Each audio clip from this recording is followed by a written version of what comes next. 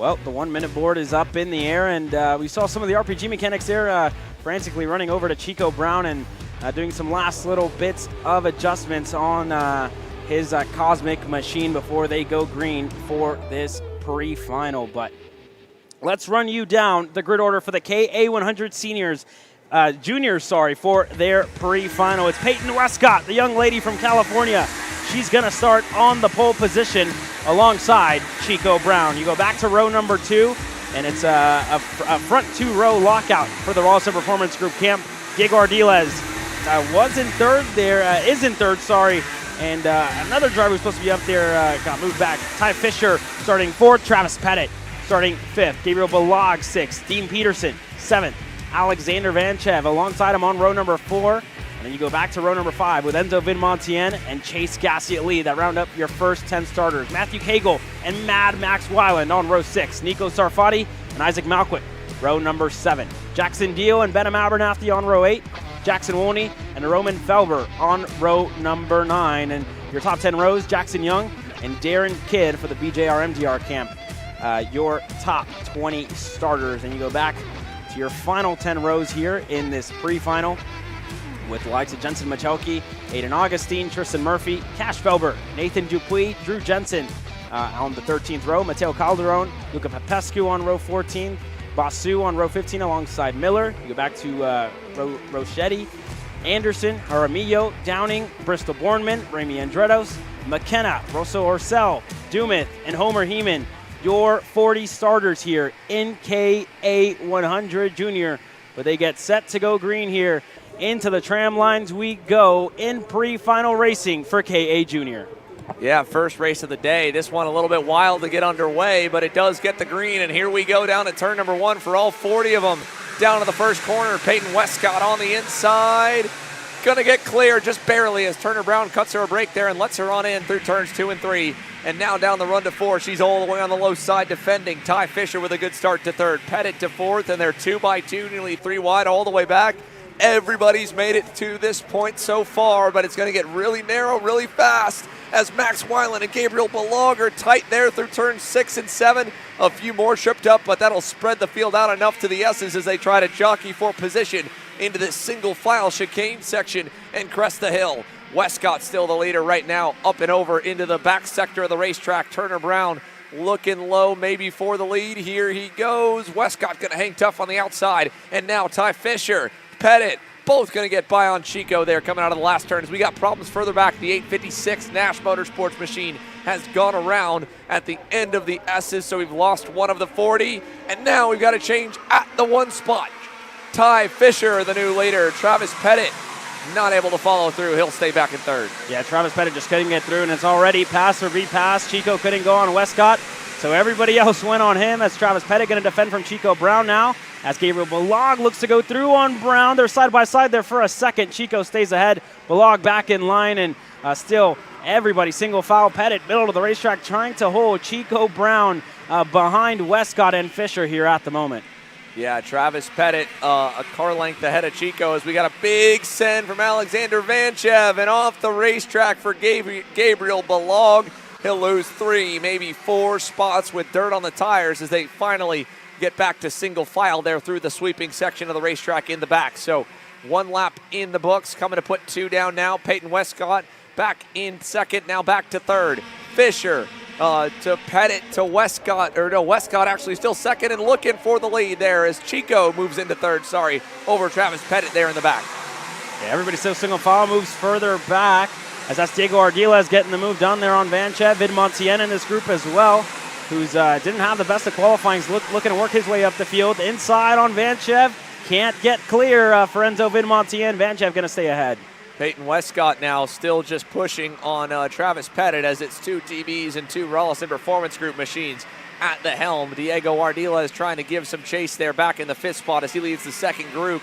Vidmontien ahead of Dean Peterson, and then Balog there right at the end of that in 9th. Little gap to Chase Gassiet Lee as now Peterson's going to go through for the 7th position on Vidmontien. Balog will try to go as well, and yes, maybe yes. for Gabriel Balog. Had to really keep it tidy there coming out of that last turn, and now Peterson's going to go up 1 and then back to a net loss of 2 at the end of the front straightaway.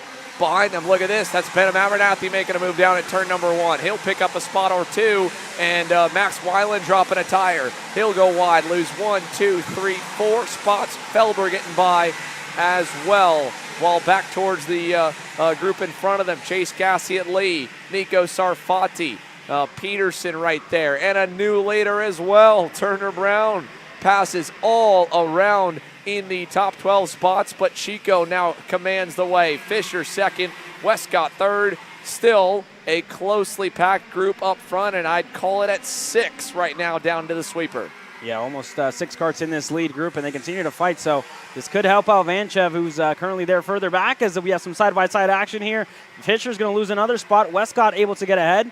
And everybody else side-by-side for Vanchev there, and Travis Pettit down the main straightaway here. Chico Brown, your leader. Westcott going to start defending here from Ty Fisher. So this is going to release Chico Brown here as Westcott still holding up Ty Fisher.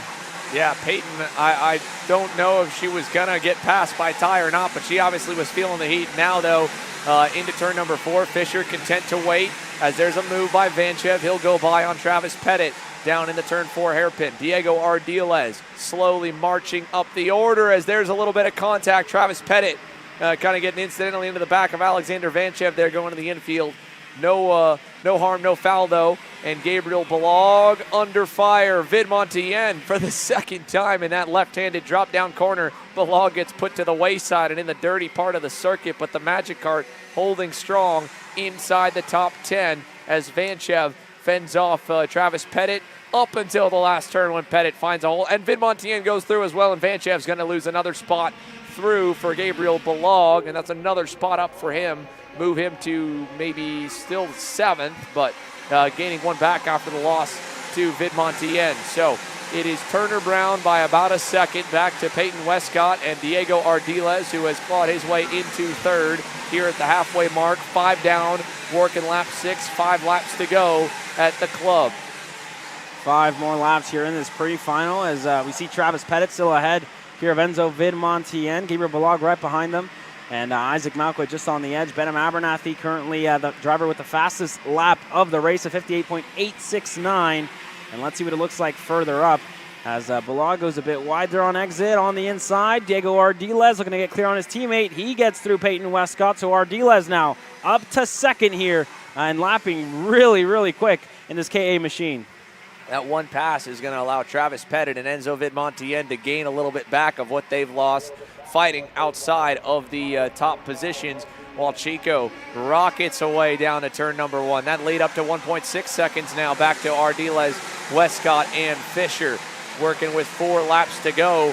And talking about big movers here, 7 spots gained for the kid that just cracked the top 10, Jackson Wolney. A rough go in qualifying, had him start 17th here for this pre-final. He has now caught up to the end of this kind of group there. And then you go even further back. Look at Max Weiland, who has had nothing go his way so far, and he's going to lose another spot as through goes the 899 Super Tune entry of Mateo Calderon. Weiland down to the 19th position now with Matthew Cagle lurking on in 20th. But Jackson Wolney's march forward isn't done yet. Further up the boards, he's about a half second back as of last time from Chase Gassiet Lee for 9th and 10th. And he is closing in. Nathan Dupuis also on a march trying to get up the grid. Remember, Dupuis got spun right here at the front straightaway at the end of lap 1 of the main event yesterday, so he would like to turn his luck around with a good performance here today. As look at this. Ardiles, Westcott, Fisher have Vid Montien closing and actually pulling away a little from Travis Pettit, and that's going to open the gap more with that move by Balog. So Enzo Vid Montien by himself trying to move further up into the top 5. Pettit back on Balog there in the infield. Vanchev going to go by as well, and that'll allow Gassiet Lee and Wolney to get even closer. Yeah, Vid Montien, you said he was closing, and he definitely is. 58.682, fastest lap of the race. So he will be there in time if Ardiles, Westcott, and Fisher decide to fight as Wolney goes on the inside of Chase Gassiet Lee. Wolney's able to get clear and up another spot as well for Vanchev on Travis Pettit. So Vanchev up another spot as well for Wolney. So already some drivers making moves, and this is all going to define where you start in the main event later today, so you don't want to risk too much if you're in a good starting spot here at the moment. Yeah, no, you do not. You have to be careful about the moves that you're making here at this point in the day and at this point in the race. Still, it's 2 laps to go. You think, all right, go time now, time to make some major sends, but still 1 or 2 spots forward at the risk of going all the way back to P40. You've got to take that risk and reward mindset and mentality and keep everything in check. Remember, this is just a pre-final as Pettit and Balog for probably the 10th time this race pass each other, and at this point you can see the frustrating hand movements from the 2 of them saying, no, you follow me here through the S's section. But that has allowed Jackson Wolney to close in and arrive in the same way Vidmontien is about to arrive in the 3-car group for second. Here's a move by Wolney on Balog. Gassiet Lee unable to follow suit. And Nico Sarfanti is there as well on the GFC. He runs 11th right now. Big moves down the front straightaway. Ty Fisher tried it on Westcott, but it was too dirty down on the bottom side. Now Vidmontien gonna send it on Fisher to get into 4th there down at turn 2. Yeah, Vidmontien muscling his way through there. Went purple again on that 9th lap, a 58.655 as he goes around there. Ty Fisher there, got on the back of Vidmontien. And that's going to really set Vidmontien on the back foot going into the main event.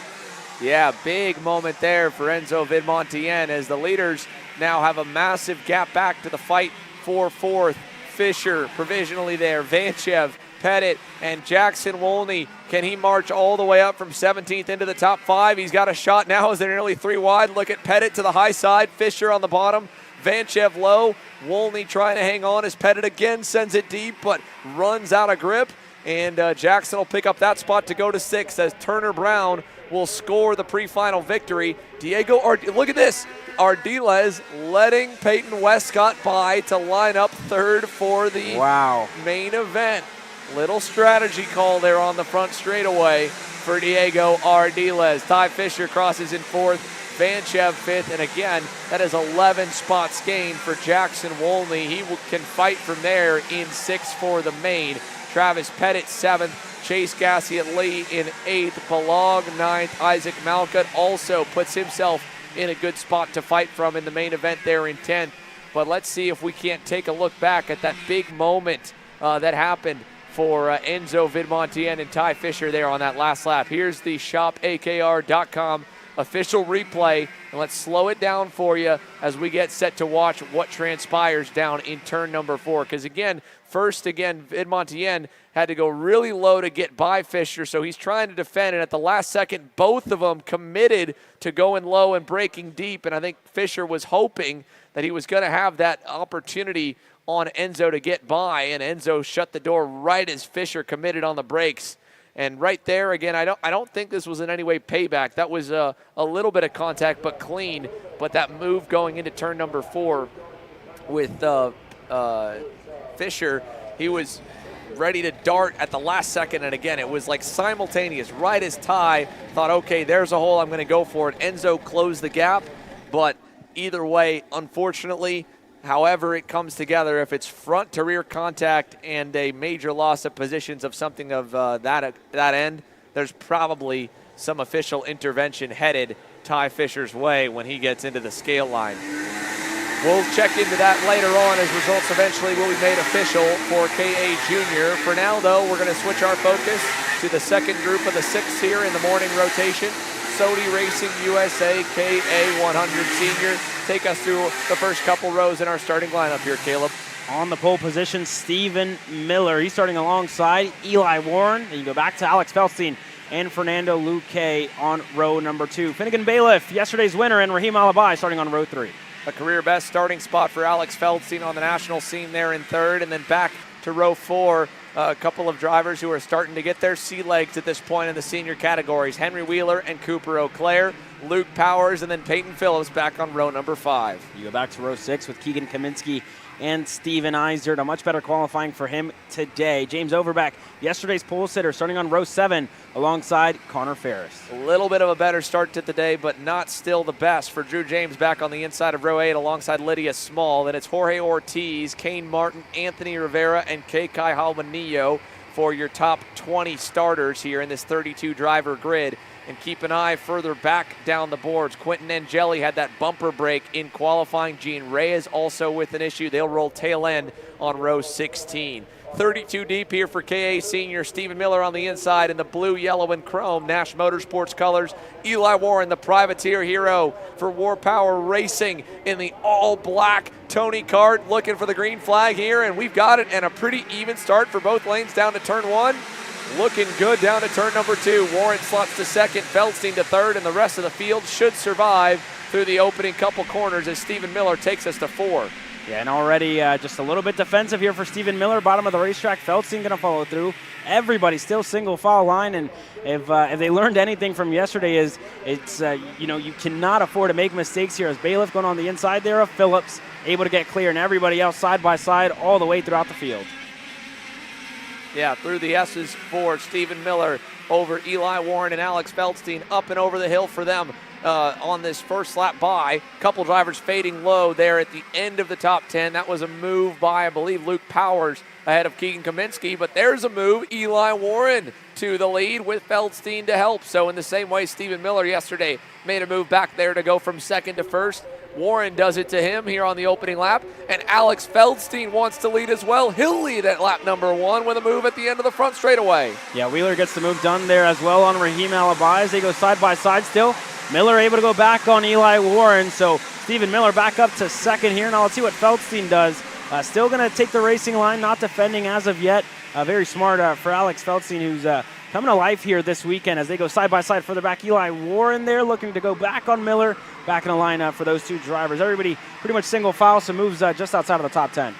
So as we go side by side here with the opening couple of laps in this KA100 Senior Pre-Final, Alex Feldstein showing the way up and over the hill. Back to Eli Warren, Stephen Miller, Fernando Luque, and Finnegan Bailiff. Let's hear from our pre-final winner in KA Junior while they race it out in KA Senior's opening couple laps. Turner Brown, Dave.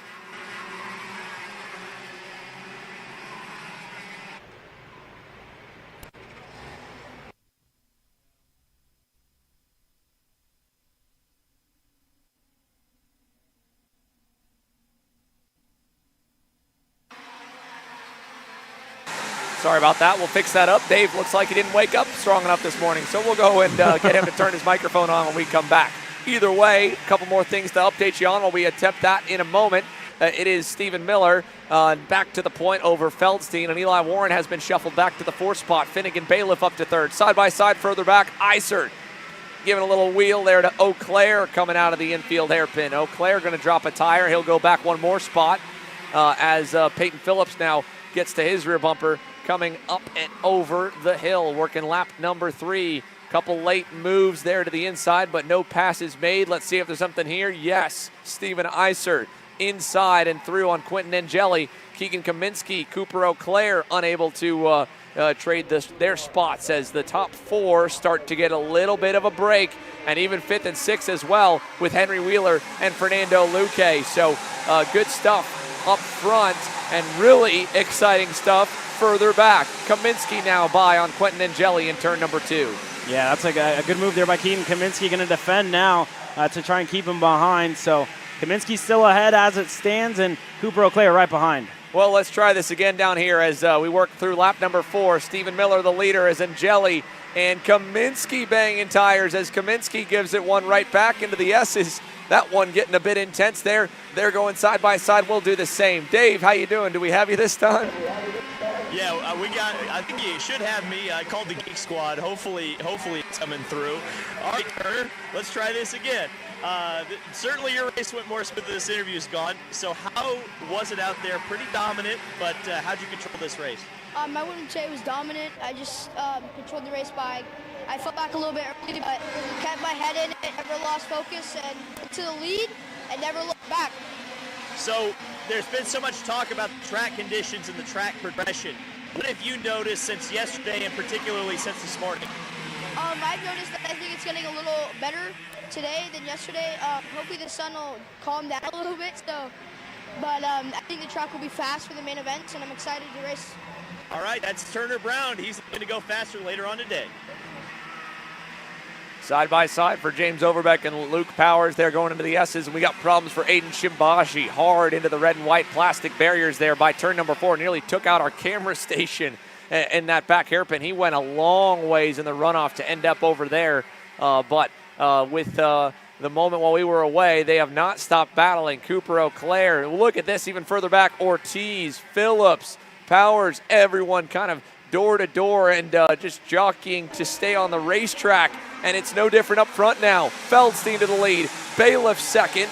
Warren third. Here comes Henry Wheeler to force his way alongside Stephen Miller. Not able to get by him. He stays back in 5th. Miller 4th as they go into turn number 4. Yeah, that was pretty close. We've seen a lot of drivers end up in that wall. Vidamontian was one of those who ended up in the wall there yesterday after a move like that. But they're able to continue going here as everybody single file in between the top 6. Battle still raging on further back in 7th. Steven Eisert leading his group. 5 spots gained for Eisert and the SOTI Racing USA machine. But single file line so far, everybody just drafting, and with 6 laps down, we'll get to 4 laps to go when we cross the stripe next time by. Further back from the top 6 now, it's Steven Eisert and Keegan Kaminsky and Raheem Alabai trying to work together to catch this group as Finn Bailiff goes to the lead. 2 by 2 for this entire pack of 6. Wheeler's going to drop to the end of it. Kaminsky went around Eisert, but even still, they're going to gain a little on the leaders with all of that door-to-door action. Luke Hay now throwing a block there on Eli Warren down the front straightaway. Overbeck with a move on to Cooper Auclair down in turn number 1. 4 laps to go as there are fights all around this circuit. Down to turn 4. Now that 6-car pack has broken up into 2 packs of 3, and the second group is about to get caught by Kaminsky, Eisert, and Alabai out of the infield. No one making a dive bomb there in the top group. Ferris going to make a move happen there on Drew James as they go door to door, and James goes, hey, let me go, dude. I'm moving forward. Connor Ferris and Drew James, that was 12th and 13th. While the leaders are at it again, Bailiff going to lose the lead. Feldstein through, Miller through, Bailiff back to 3rd. Yeah, Bailiff back to 3rd, and already everybody else in that group has arrived. Fernando Luque, Warren, Henry Wheeler, Kaminsky here. Steven Eisert there as well. So a lot of drivers already closing up anybody's game when we get to 3 laps to go this time by. Miller, bottom of the racetrack, going to go through. Bailiff goes through as well. Feldstein got stuck there on the outside. May lose another spot to Fernando Luque and Eli Warren, and maybe to Henry Wheeler. So everything falling apart here for Feldstein. Once you get pushed out in the marbles, it is like just driving on ice for the next 3 or 4 corners, and then it compounds like this when you continue to get stuck on the outside like that. Feldstein's going to fall probably all the way back to maybe 7th or 8th by the time this lap is done, and a moment there from Raheem Alabai won't help him either. Eisert going wide, Feldstein into the dirt, just getting pushed and shoved all the way down outside the top 5, while meanwhile Stephen Miller and Finnegan Bailiff lead the way towards the back sweeper with 2.5 laps to go, waiting on the double sticks from Aaron Likens when we get back to the finish line. Fernando Luque in 3rd as Eisert now sends it on Feldstein. Here comes Overbeck and Auclair. They could knock him out of the top 10 all in 1 lap's time. 2 laps to go. Luque and Warren trying to close up to the leaders. Yeah, no moves as of yet for Finnegan Bailiff. Moves further back. Everybody pretty much single file line. Let's see if James Overbeck goes inside for Overbeck on Feldstein. He's able to get through, but it was pretty close there. Yeah, Feldstein now all the way back to P10 as up front, Finn Bailiff was trying to tell Stephen Miller, hey, keep going forward. We've got guys working together trying to hunt us down. I want to buy us some more time to stay as high up on the rows as we can. So no defensive driving yet for the lead. We know that will eventually come to us here because they are too close to not take a stab at the pre-final win. Eisert even defending a little there in the S's, drops a tire on the exit. Here comes Overbeck with a run down the short chute inside, and he'll bring Feldstein with him, and Overbeck's going to overcook it a little bit. Just had to jam on the brakes there in the sweeping corner, and he's able to keep the spot. And now Auclair also by on Steven Eisert. So Eisert back to 11th. 1 lap to go. Miller, Bailiff, Luque, Warren with a little gap back to Henry Wheeler there in the 5th spot. Yeah, let's see if Bailiff can close down that gap. I know he definitely not want to start on that outside line going into the main event later on today. So he continues to close down here into turn number 4. And now Bailiff going to be in striking range into turn number 5. So let's see if he goes for the move. Stephen Miller, is he going to defend? He doesn't, but everybody just still on the racing line. Yeah, Bailiff as well. It was a little bit more narrow, but I don't think he was going to try and throw the race away there. He won yesterday's main by being smart.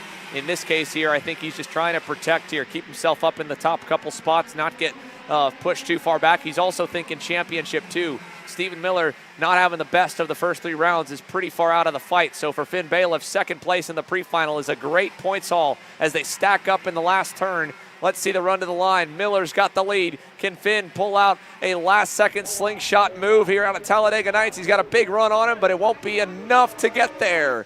Miller, the winner here in the KA Senior Pre-Final. Bailiff, Luque, Warren, Wheeler, Kaminsky, Alibi 7th, Overbeck 8th, Isert 9th. On the last lap, Connor Ferris able to get through, and something happened to Alex Feldstein there.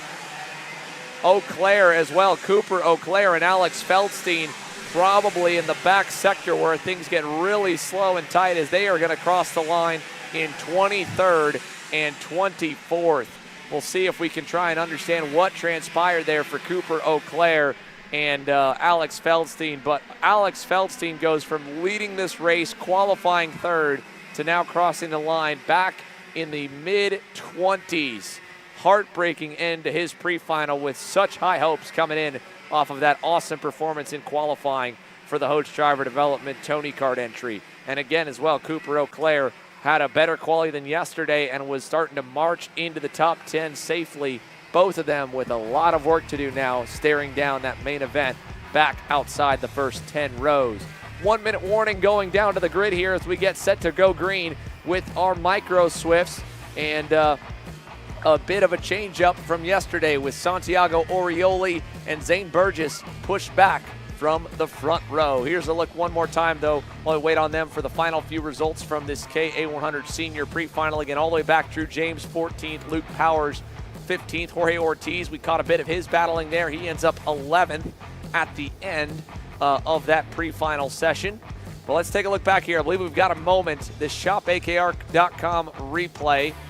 First and foremost, as the leaders kind of crested the hill, and then you see coming through, there it is right there, Eau Claire and Feldstein colliding in the bottom drop-down left-hander at the end of the S's. So both of them going way off, nearly tagging the wall in the grass, and we've seen so many drivers mowing the lawn at the end of that run, that little middle infield stretch. Probably a move on one end or another, and you know, we got issues here on the grid for Micro. One of the AKT Racing Team Energies trying to get fired back up. They've got the front end lifted. Actually, they were holding. Not sure. This is Marina Brandau. No. Yeah, not AKT. Sorry, this is the Velocity Racing Brandau Motorsport Praga. Marina Brandau. Something in the front end.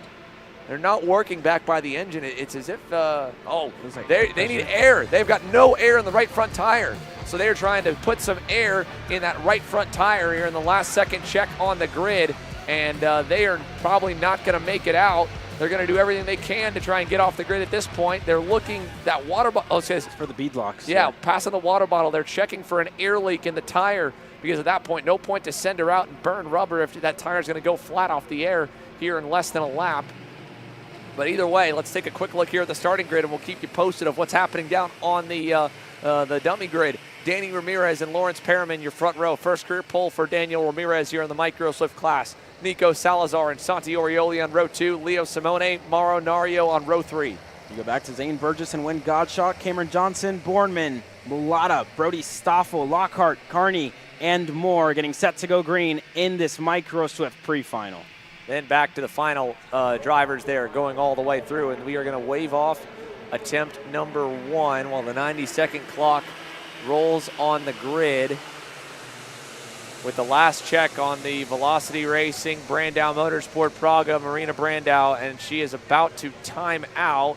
They're trying to fire the engine now here at the last second, and I think time just hit. So that does it. Sadly, Marina Brandau will not get to start here in this Micro Swift pre-final. She'll have a little bit fresher rubber for the main, but that is such a heartbreaking moment there. Now let's go on the other end here. Stephen Miller, your KA Senior Pre-Final winner when we begin the pre-final for the Micro drivers. Let's go down to you, Dave. Yeah, Stephen Miller, good little run there. How's the track right now? The track's pretty good. It's pretty grippy. It's not that loose like this morning. It's definitely has some speed right now for sure. Are there 2 lanes? That's the real question, because we've noticed the marbles are really strong here. What's kind of your evaluation of that?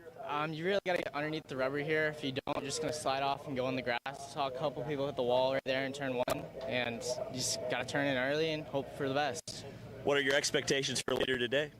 I think it's going to be some good racing. The track's going to be a little bit greasier. We got the kart set up right for that, so it should be some good racing. Stephen Miller, he's going to be strong later on.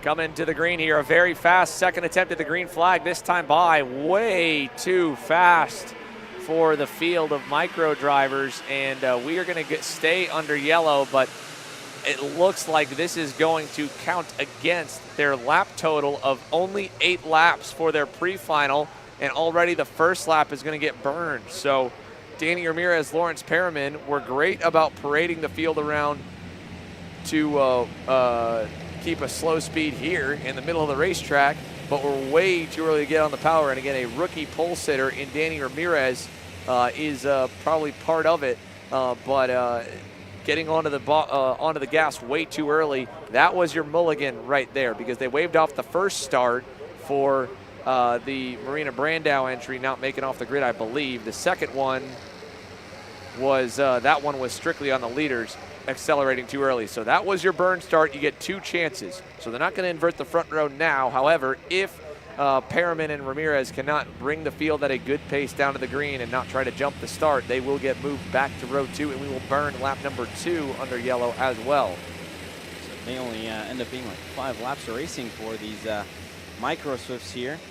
6 laps, sorry, for Danny Ramirez and Lawrence Perriman. So we cycle through the rest of the field here, and I saw race director Neil Strickland out there on the racetrack. So going to definitely try and slow down Ramirez and Perriman as they try and go green here for the second time.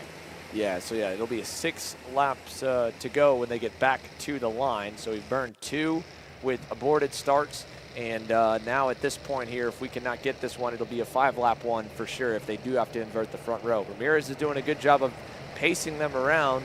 He's just got to keep that pace. Wait, be patient until you get to the official SKUSA start box. Looking good early, but already are we on the power at this point? Let's see, is this enough? Trying to keep them slow and get in the lanes, and I think, let's see, didn't see a waving, waving yellow again. Yeah, not happy with that. No green on that start either. So now at this point, unfortunately for Lawrence Perriman, he's kind of a bystander because it didn't look like he was necessarily jumping it, but I think Danny Ramirez just first time on the pole, first time leading the field to green, jumping too early. And again, we're great at pacing here on 90% of the racetrack, but the part that they need to be slowed down for, we're not staying slow long enough. So I would not be surprised if you see the first 2 rows inverted. That would promote Nico Salazar to the pole, and I believe that would also be his first career pole and leading the field to green. So we could go from one rookie pole sitter to another. But again, I'm not sure if Danny Ramirez understands. It's not the pace that he's showing right now. It's just the punch-off point that he's doing too early. He's hitting the gas, it looks like, almost out of the dog leg onto the front stretch. Way too early. The officials, again, this is a smart call. It's frustrating, I'm sure, for especially drivers that have to start from way back, like deep in the field. But they're trying to keep everybody safe and keep the speeds down while they're packed up this tight down by turn number 1. So this is, let's see, they haven't inverted the front row yet. Well, we've got probably another minute at this rate here with how slow they are going through the S's. Yeah, so let's see what race director Neil Strickland decides to do. He's out there on the racetrack at the moment. But that would also promote Santi Orioli up to the front row if they do invert them. And again, like you mentioned, Xander, just all about safety here. It's a very, very fast turn number 1, almost flat out for these micro Swifts. So keeping everyone safe is what's on the race director's mind here, and our flag man, Aaron Lykin. So let's hope that they can get it done here on the 3rd try.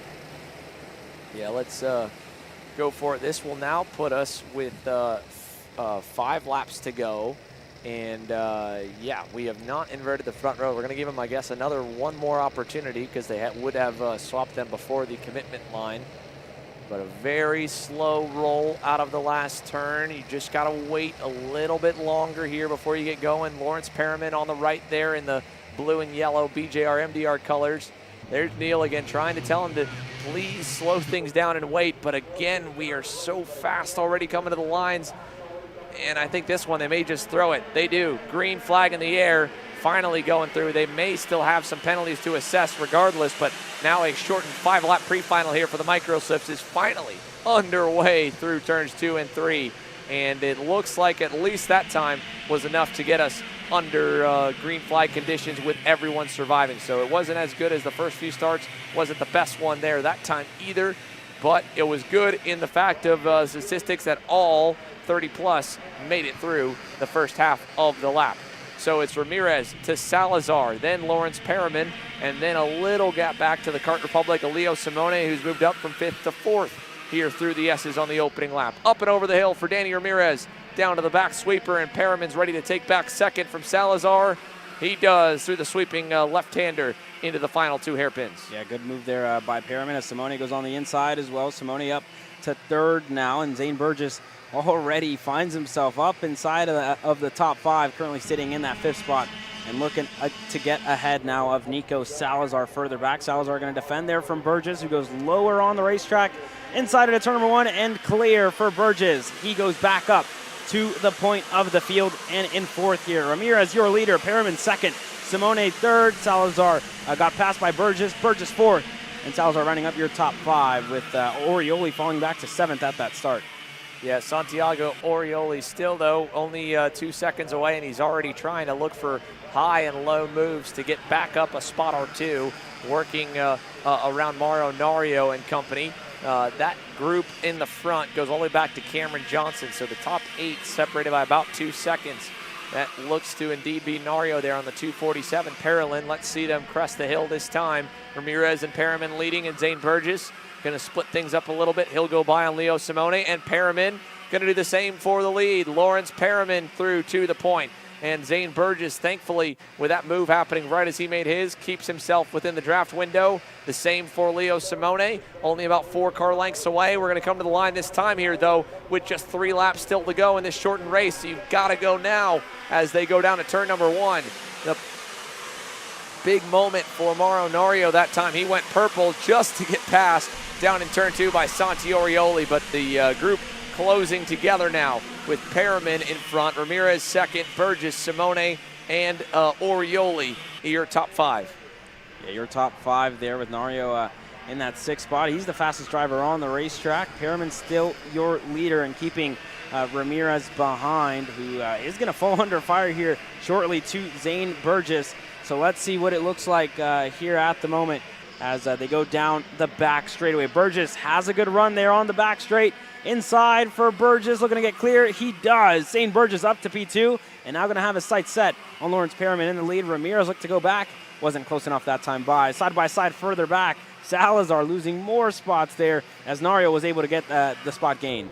Leo Simone even had a look on Ramirez actually into that left-hander. He tucked back in as at top of the screen. We got some battling going on. Cameron Johnson to 7th on the Franklin Motorsports Merlin, getting by on Nico Salazar.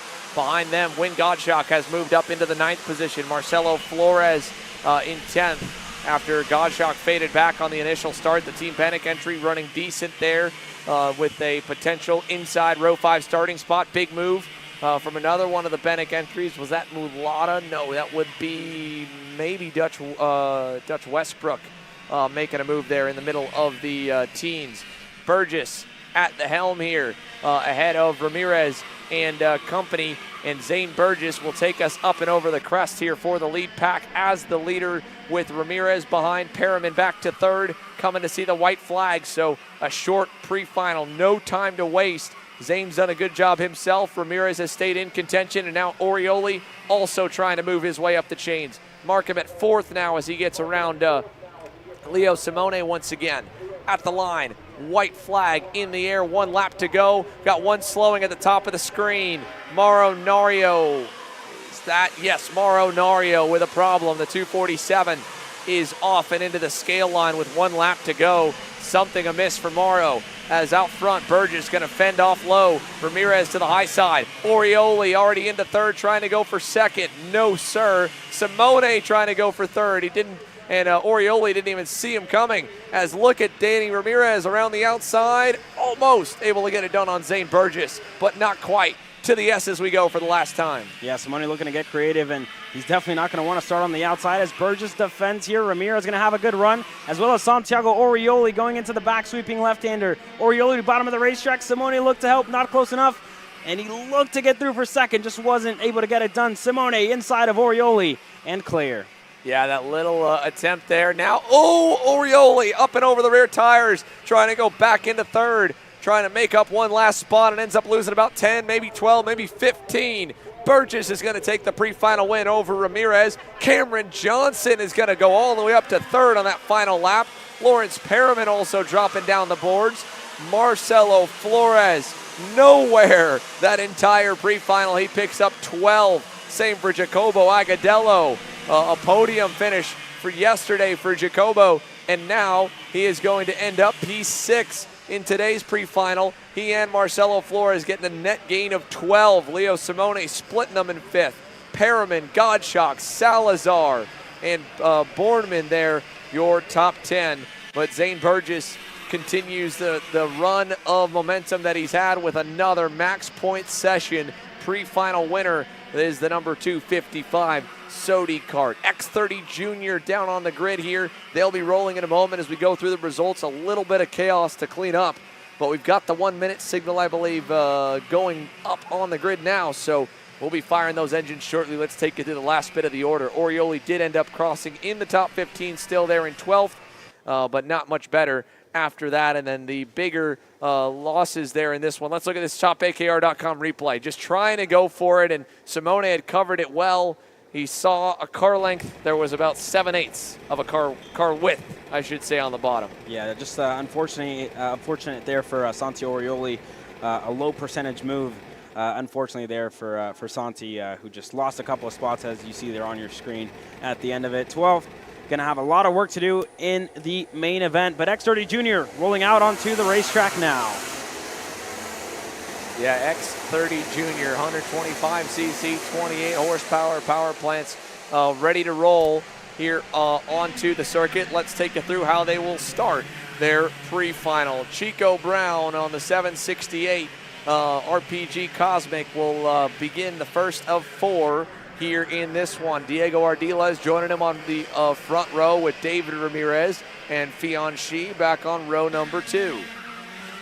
And you have on row 3, Max Weiland and Jackson Warney, yesterday's main event winner. So let's see what Warney can do here in this pre-final. Enzo Vinmontien and Sarah Bradley starting alongside each other on row 4.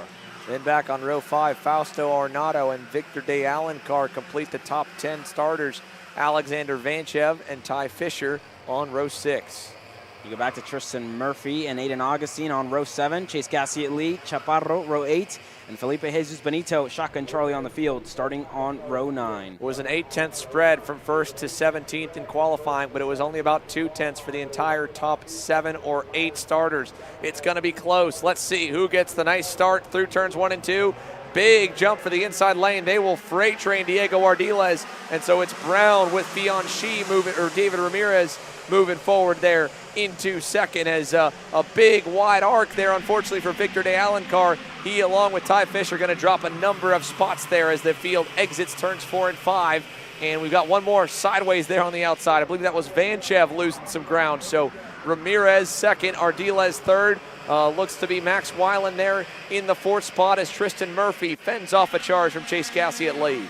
Yeah, so there's Enzo Vinmontien looking to go now on Fianchi as well, who's lost a lot of spots so far in this race start. Mad Max Weiland on the inside of Ramirez. He's able to get clear. Woney's going to go through as well. So Woney up inside the top 5, going to go back on Max Weiland here and up to 3rd for Jackson Woney. Big wide slide there for Ramirez, and that has stacked them all up as if they weren't already. 2 by 2 coming out of the last bend on the front straightaway. 1 down, 9 to go, and more popping out of line at the top of the screen there. Gassiet Lee on Fisher, just ahead of one of the other Chad Dawkin Racing entries, Aiden Augustine.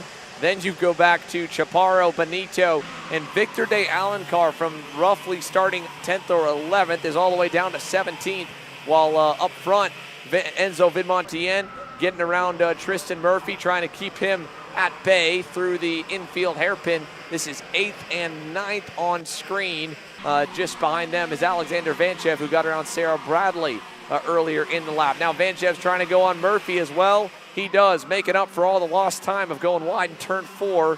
Vanchev trying to get back to neutral here with Gassiet Lee. Ooh. A move attempt that didn't pay off, and he's going to lose maybe 1, if not 2 spots because of it.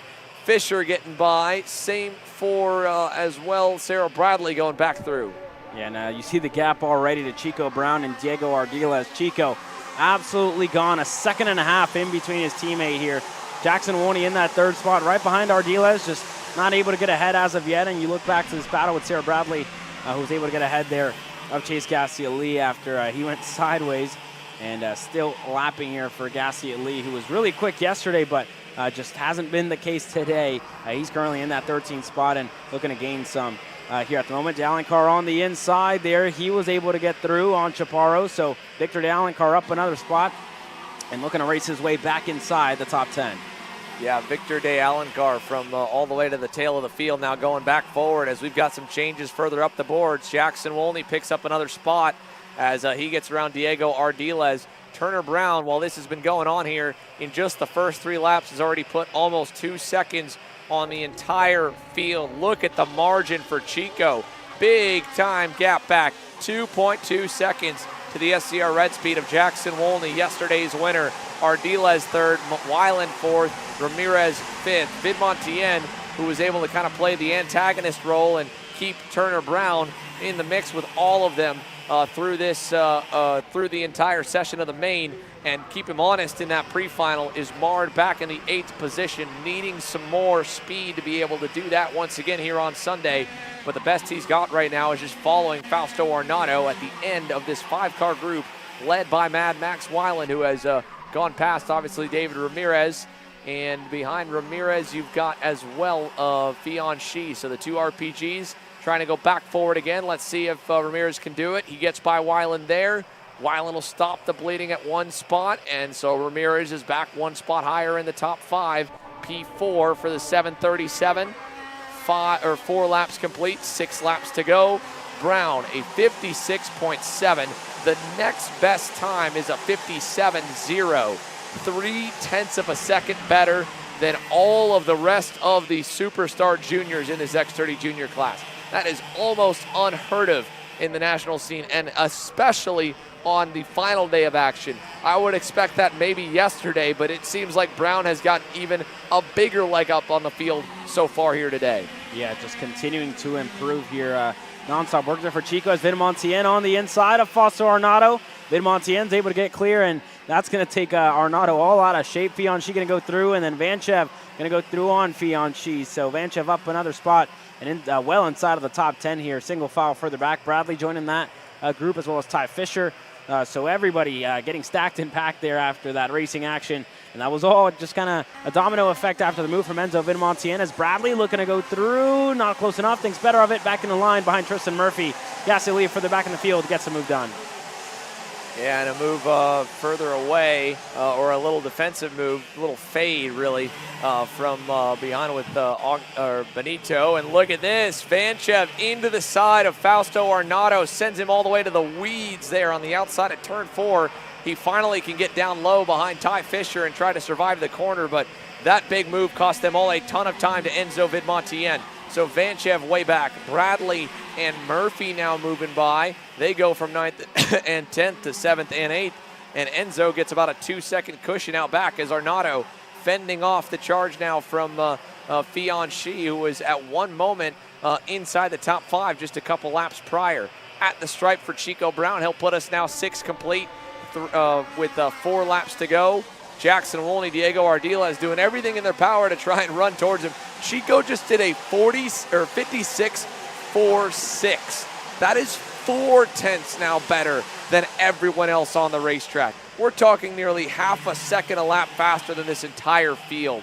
This is a clinic the 768's putting on. Wolney and Ardiles still are a little ways better than the rest, but not by anywhere close to the margin that they've got to try and find and make up for by the time we get to the afternoon main event as Arnaudo. Oh, wow. My goodness.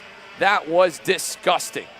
Fausto Arnaudo with a major swerve. We already saw the SuperKarts USA officials pull the black flag out yesterday. I would not be surprised to see another black flag just come out there for the interim Kart Republic. He just nearly sent Fianchi across the racetrack and through the woods. Yeah, definitely not what you want to see in our sport there by Fausto Arnaudo, but they're all able to cycle through here, and we'll just wait on that to ensue here. But Ty Fisher there working his way inside of the top 10 now in 9th. He's behind Tristan Murphy with Vanchev in that 10th spot. So a much better drive this time out for Ty Fisher, making up some spots. 3 spots gained so far in this one. Yeah, 3 spots gained here. Let's take a look back at that moment with the shopakr.com replay of what just transpired here at the bottom of the screen. Okay, she kind of follows him in, maybe sent him a little bit, so maybe kind of a tit for tat still. But there, he first with a hand signal and then like that. Ugh, man. So anyway, back to the on-track action right now. Turner Brown's lead, 3.8 seconds. Then about a second back to David Ramirez. Max Weiland in 5th. And again, it's easy to lose your head when you're fighting this hard. And again, Arnaudo had already just come from going to the wayside in the marbles in turn 4 and losing a ton of spots. So frustration was surely building for that young man.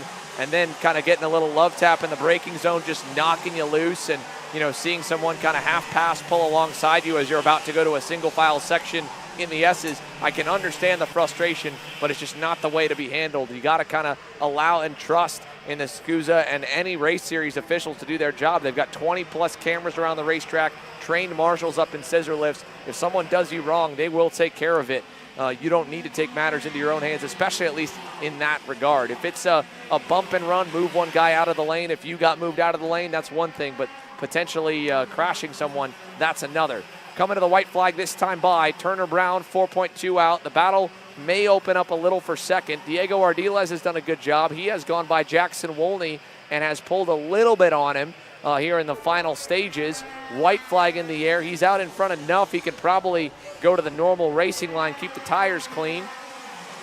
Then you go back. Ramirez and Weiland have kind of caught up to the pair of them, along with Vidmontien. A little, and now contact as Tristan Murphy gets sent up into the air with a move attempt by Ty Fisher. Fisher with a late lunge there in turn 2 and had that right front tire kind of go right into the side pod of Murphy down in the opening hairpin. So now Fisher on the back foot fending off Vanchev, and unfortunately Tristan Murphy had a solid and consistent top 10 run going up until that moment, and now he finds himself outside the top 10. So back up front, Wolney applying pressure to Ardiles. Fisher defending from Alexander Vanchev. Vanchev with a little bump and run to set up the over-under.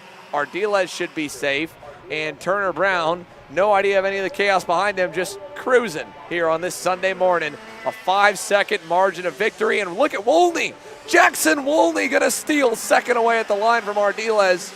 And I don't know if Ardiles maybe even let him go a little bit, because we saw him do that already in that KA Junior Pre-Final, Caleb. Yeah, so whenever you think about strategy, and you saw what Ardiles did in that KA100 Junior Pre-Final, it's a little bit of the same thing here for Diego Ardiles, who crosses the line in 3rd. Jackson Wolney 2nd, David Ramirez 4th, Max Weiland 5th, Enzo Vidmontien 6th, Sarah Bradley 7th, across the line 8th. Alexander Vanchev, and then Ty Fisher across the line in 9th. Dallin Carr rounds up your top 10. Arnaudo 11th, Tristan Murphy 12th, Chase Gassioli 13th, Chaparro 14th, Felipe Jesus Benito in 15th, and Aiden Augustine and Fianchi after contact for him, sending him into the grass early in that one. But We're going to go to this quick break, and when we come back, Master Shifter on the racetrack next. Brandon, why are there all these charges for just over $200 from Acceleration Kart Racing's website? That's because AKR gives you free shipping on orders of $200 or more within the continental US. Okay, but I thought you were just getting a pair of gloves. That's what, 70 bucks? But if I'm getting a new pair of gloves, I might as well get a new pair of shoes to match. And then on top of that, I'll get a neck brace because with the shipping, it's basically free. Yeah, I do not think the math checks out on that. Everything you need, all in one place and shipped to your door for free for orders of $200 or more. Exclusions apply. Spend responsibly. Shop AKR.com. I'm David Serra, 18-time Australian karting champion, and we're launching Kart Class. Kart Class is an advanced digital training program that suits the driver who's just starting out in the sport, all the way to the driver looking to win a national championship. In this program, you're going to be learning about how to find the ideal racing line and what an apex is, braking and throttle markers, wet weather racing lines, and how to overtake other competitors. We target how to brake in the wet weather, and we look on the mental side of kart racing as well with our mental skills coach. At the completion of this program, you'll be lighting up purple sectors in qualifying, know when to defend on the opening laps, and how to pressure your opposition into mistakes. We teach you the tools to be resilient and how to get in the right frame of mind before a race. We look to complete the whole package by getting a strong mindset, a driving style to suit all conditions, strategizing your race, and getting the last 1% from your team. We'll teach you how to win the final lap of a race, driving the wet like Max Verstappen, and creating the perfect bubble for yourself to mentally be in the zone. To find out more, click the link below.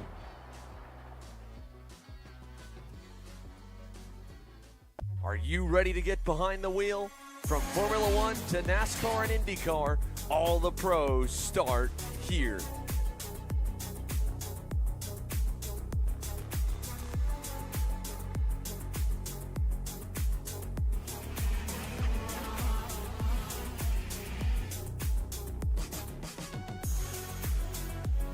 For more information, check us out online at mcckarting.com or call us and go racing today. USA, a top-level performance team with unmatched hospitality, offering a full-service driver development program with year-round testing available in Miami, Florida, and the official North America racing team of Parolin Racing Chassis. Chassis and parts available at ParolinUSA.com.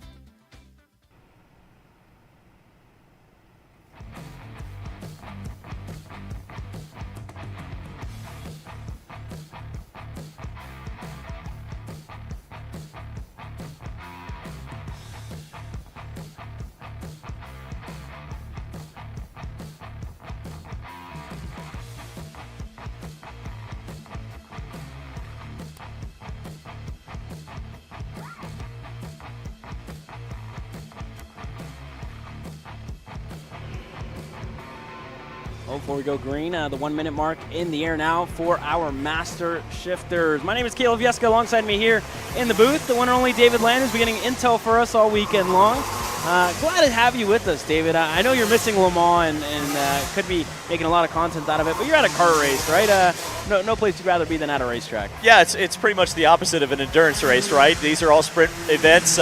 Congratulations to Ferrari on winning. Le Mans is over, and now it's all about the go-karts. So it's going to be a lot of fun today. Actually, we have a former starter at Le Mans, Michael Gouache, in the field.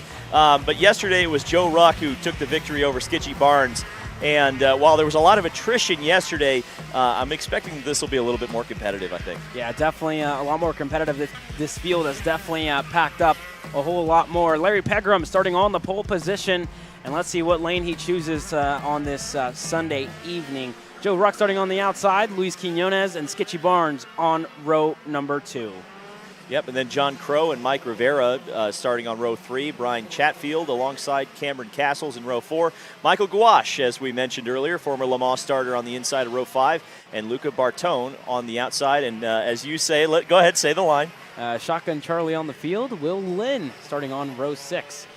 So let's see where Larry Pegram decides to start here for this one. And he goes to the outside as they all do to warm up their tires last little bit. And some of the big questions that a lot of drivers really were talking about yesterday were how much wheel spin you get on the inside. Just not enough grip, as there you see Larry Pegram choosing to go on the outside. So that's going to be his preferred starting spot after getting passed on the start the first couple of times that he got it done. So this may be a little bit of a preview to what we see later on today. I believe the shifters, the pro shifters will be different since AJ chose to go on the inside. But we look to Neil Strickland, visors down. We look to the lights now. Larry Pegram, Joe Ruck.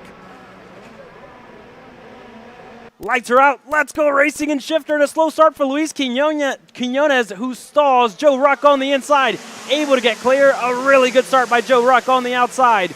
Pegram looking to go through, not close enough. Skitchy Barnes in third, can't get ahead of Pegram, who's going to defend now as everybody going through. And Bartone around the outside, John Crow around the outside. And he's going to slot back into fourth as they go side by side. Crow on the inside in turn number 5. They make contact there. Crow and Skitchy Barnes side by side as Mike Rivera now going to look to take advantage. You know, that A.J. Myers theory seems to work out. Starting on the inside worked for Joe Ruck, and now he leads with Pegram in second, and they're all sliding as they head down into the hairpins here. You know what? It was interesting, wasn't it? You know, you choose one lane, you choose the other lane. The decision-making there was very interesting, I thought. But now it's up to Joe Ruck. Can he control this race? That's always the key in shifter, right? Can you take control? Can you pull away? Because you can pull away in this class.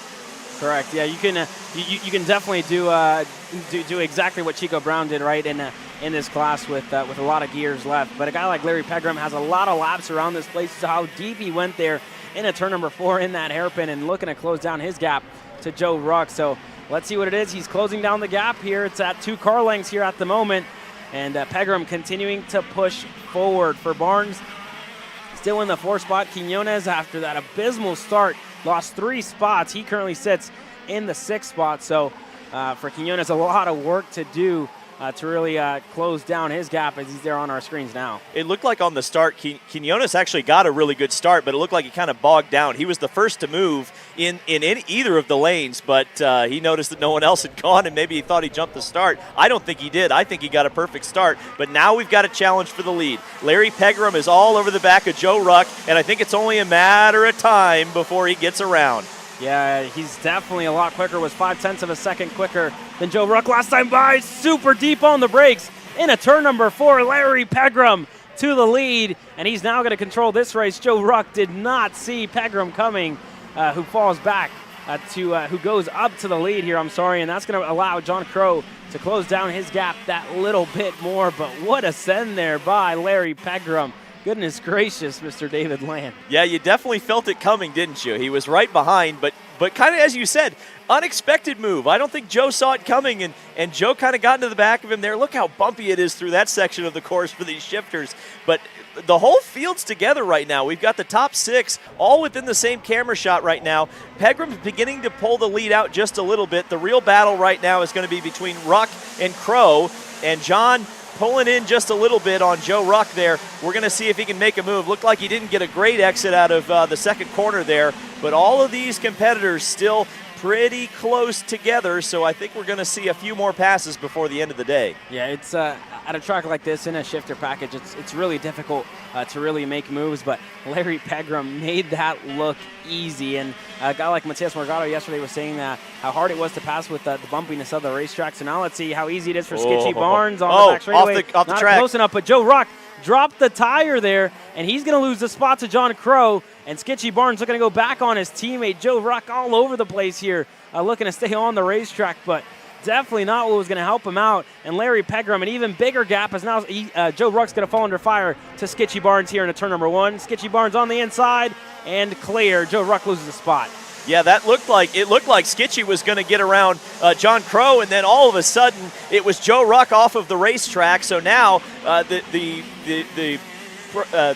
this race has totally changed, because it now means that Crow and Barnes are going to be fighting for that second spot. It looks like Joe Ruck is falling through the field. He's under assault from Mike Rivera. So we're going to see now if Joe can hold off Mike.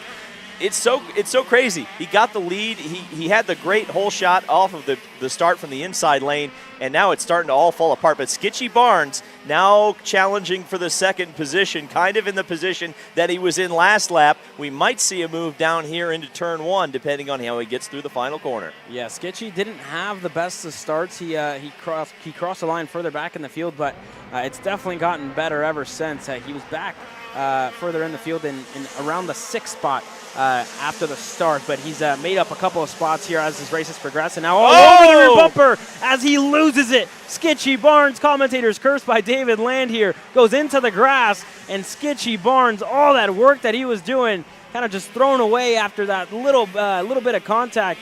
Looks like he either got on the gas too early, got stuck on the rear bumper of John Crow, and just completely lost it there. Unfortunate for Skitchy Barnes, who's going to have a lot of work to do from the rear of the field in the main event if he can't make up any more spots in this one. But whenever you're starting that far back, especially in a shifter category, it's really hard to pass around a racetrack like this. So he's going to have a lot of work to do whenever we get to the main event later on today. Man, that was so unfortunate. He really looked like he was primed for a great spot to take the second position. I kind of agree with you, Caleb. It looked like he lit the rear tires up. We'll have to see if we can get a replay of that, but it looked like it was just on his own, getting a little bit excited there. And Skitchy Barnes, like you said, now has a real challenge to get up through the field. Actually, purple right now is Luca Bortone in the 7th position, so it's kind of interesting to see that the speed isn't coming from the front of the field, but we've got a great battle here.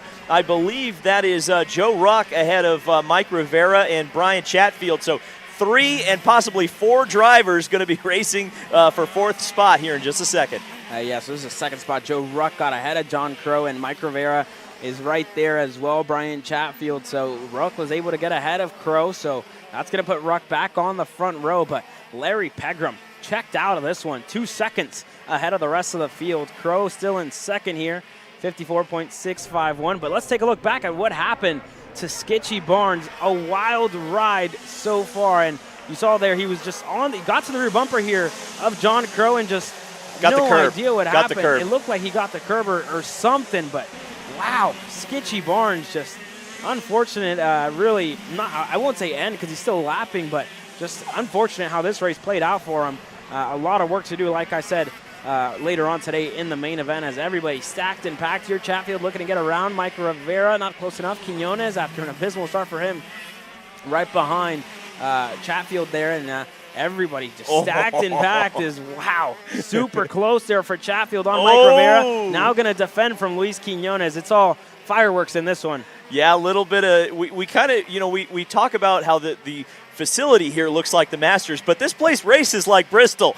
We were seeing guys getting into the back of each other, trying to move each other out of the way. Just to clean up the Skitchy Barnes thing, it sure looked to me like he got on the inside exit curb, and that just turned him around. So not really sure why, maybe just trying to get the best exit out of the corner.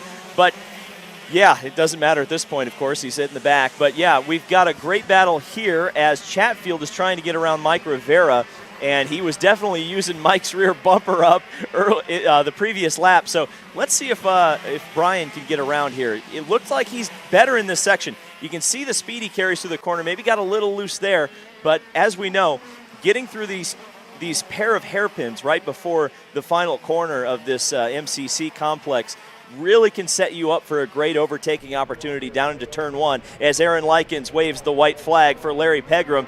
Well, I think we know exactly well, maybe I won't commentators curse someone else. Larry's in a good position right now, but he's still got 1 lap to go, and the battle is for second and on back. Yeah, battle for second on back as, again, Pegram absolutely checked out, 3.242. As they continue to battle here, Mike Rivera and John Crow. Chatfield in this group as well as Quinones at the tail end of it.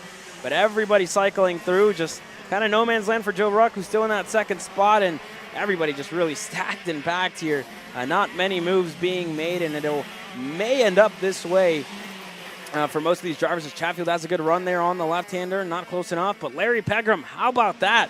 It was what could have been for yesterday. He was arguably the fastest driver on the racetrack, but nobody going to deny him in this pre-final. He didn't get the pole in the main event yesterday, but he's going to get it today. Checkered flag is out. Larry Pegram on pole and wins the pre-final in Master Shifter.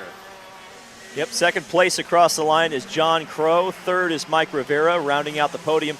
Brian Chatfield in 5th. Luis Quinones. In 6th position, Luca Bartone taking 7th. Pretty good race, I would say. Yeah. The Master Shifter guys putting on an entertaining show. Shame for Sketchy Barnes. That's going to be tough later on today to come up through the back. And as we saw it, passing difficult. Passing difficult once the speed comes up in these shifter carts. Yeah, for sure. Joe Ruck was able to finish 2nd, Crow 3rd.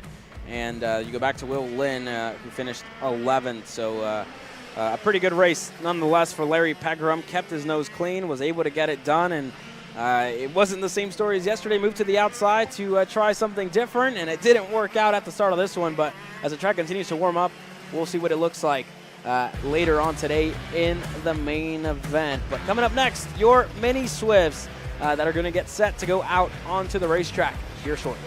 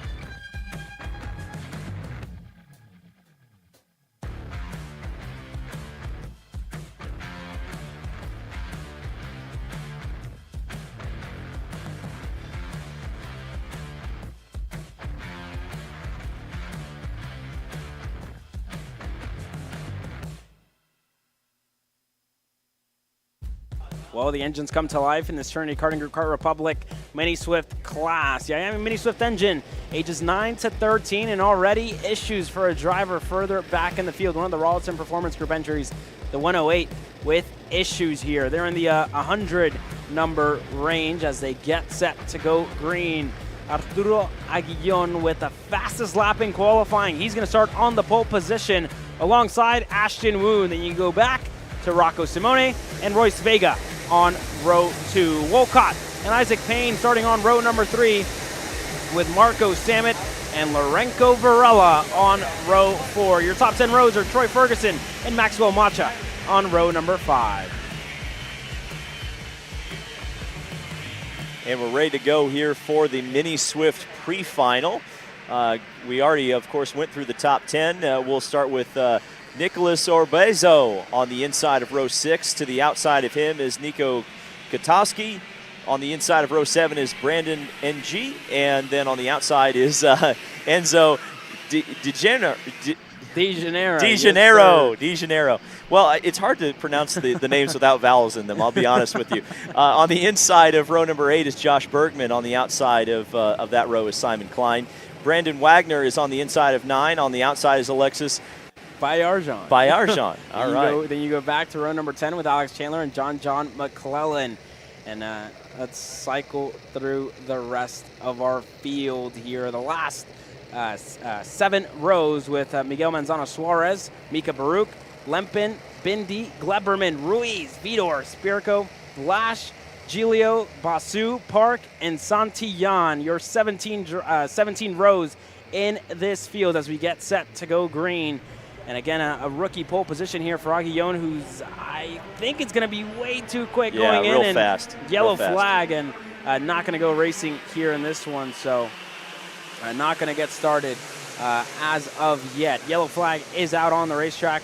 Not going to get going. Going to have to try it one more time. And I mean, that's pretty much what happens whenever you have a couple of first-time pole sitters starting on the front rows. But learning experience nonetheless. Arturo Aguillon going to have one more go at it with Ashton Woon alongside him on the front row. So we'll see how it goes here for the second time around. It's interesting. We saw this in micro too. Correct. So what do you think the thought process is here? Is it just the inexperience? I mean, how do you judge that as a driver to know exactly what the right speed is to bring the field down? And obviously these kids are learning, right, in both of these micro and mini classes. So how do you learn that? The only way you learn it is to experience it, right? Yeah, correct. And you know, Aaron Likens, the starter, and Bo Barfield, the race director, they're going to help. They're going to be the teachers in this situation. And so let's see if attempt 2 is a little bit slower and more to the race director's liking. Correct. So in Micro Swift, it was a first-time pole sitter as well here in Mini Swift. So could just be a little bit of nerves, you know, going on to the main straightaway when you're starting a pre-final here, or just a little bit of everything, you know. So we'll see how it goes the second time around for Arturo Aguillon, and just trying to get on the gas and stay in the lead, right? Because whenever you're in a race start with this many karts in the field, your heart starts to pump almost out of your rib protector and out of your chest protector, and all the nerves under the helmet. As fearless as these kids may look here on our cameras, their heart's definitely pumping. I bet if we put an Apple Watch on every single one of these kids and really took the heart rate whenever you're starting, it'd definitely be upwards to 190 and a little bit higher than that. So it definitely gets up there.